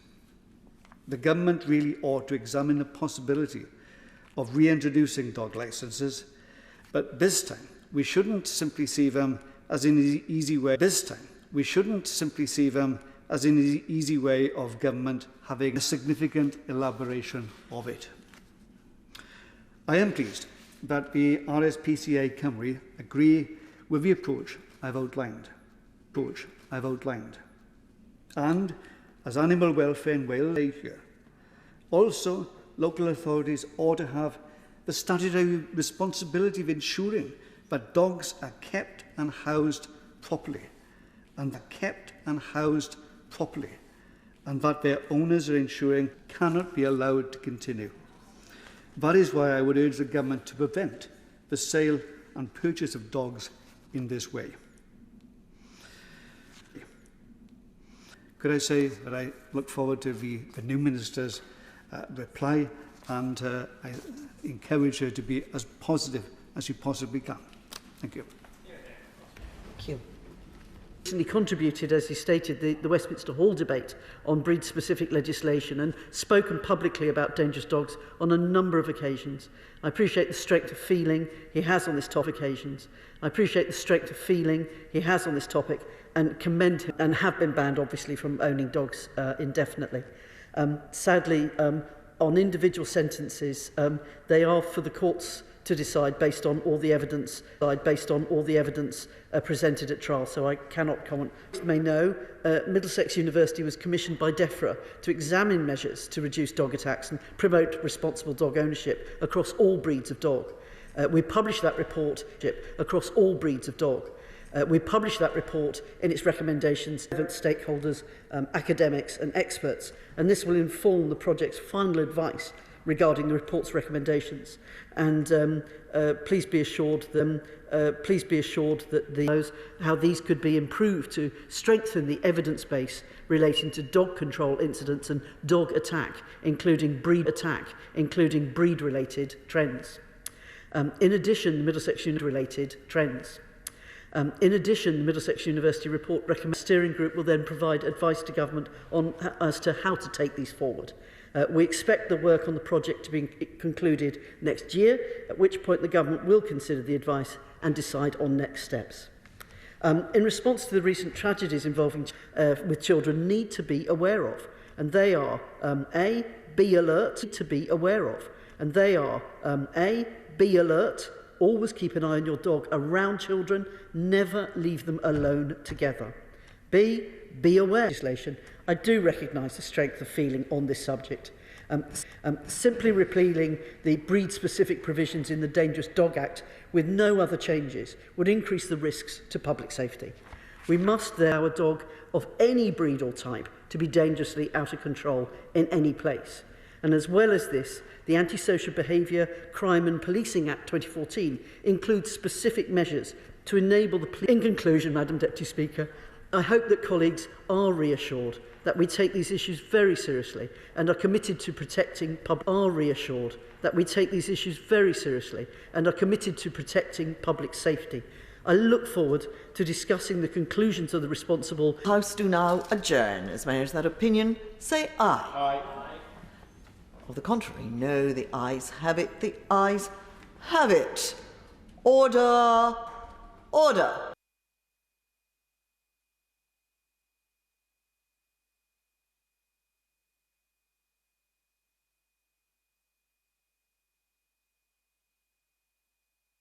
House of Commons sound. House of Commons sound.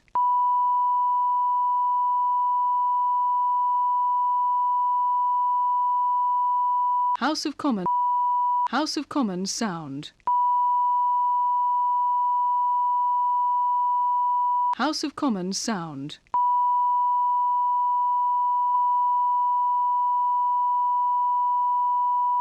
House of Commons sound. House of Commons sound.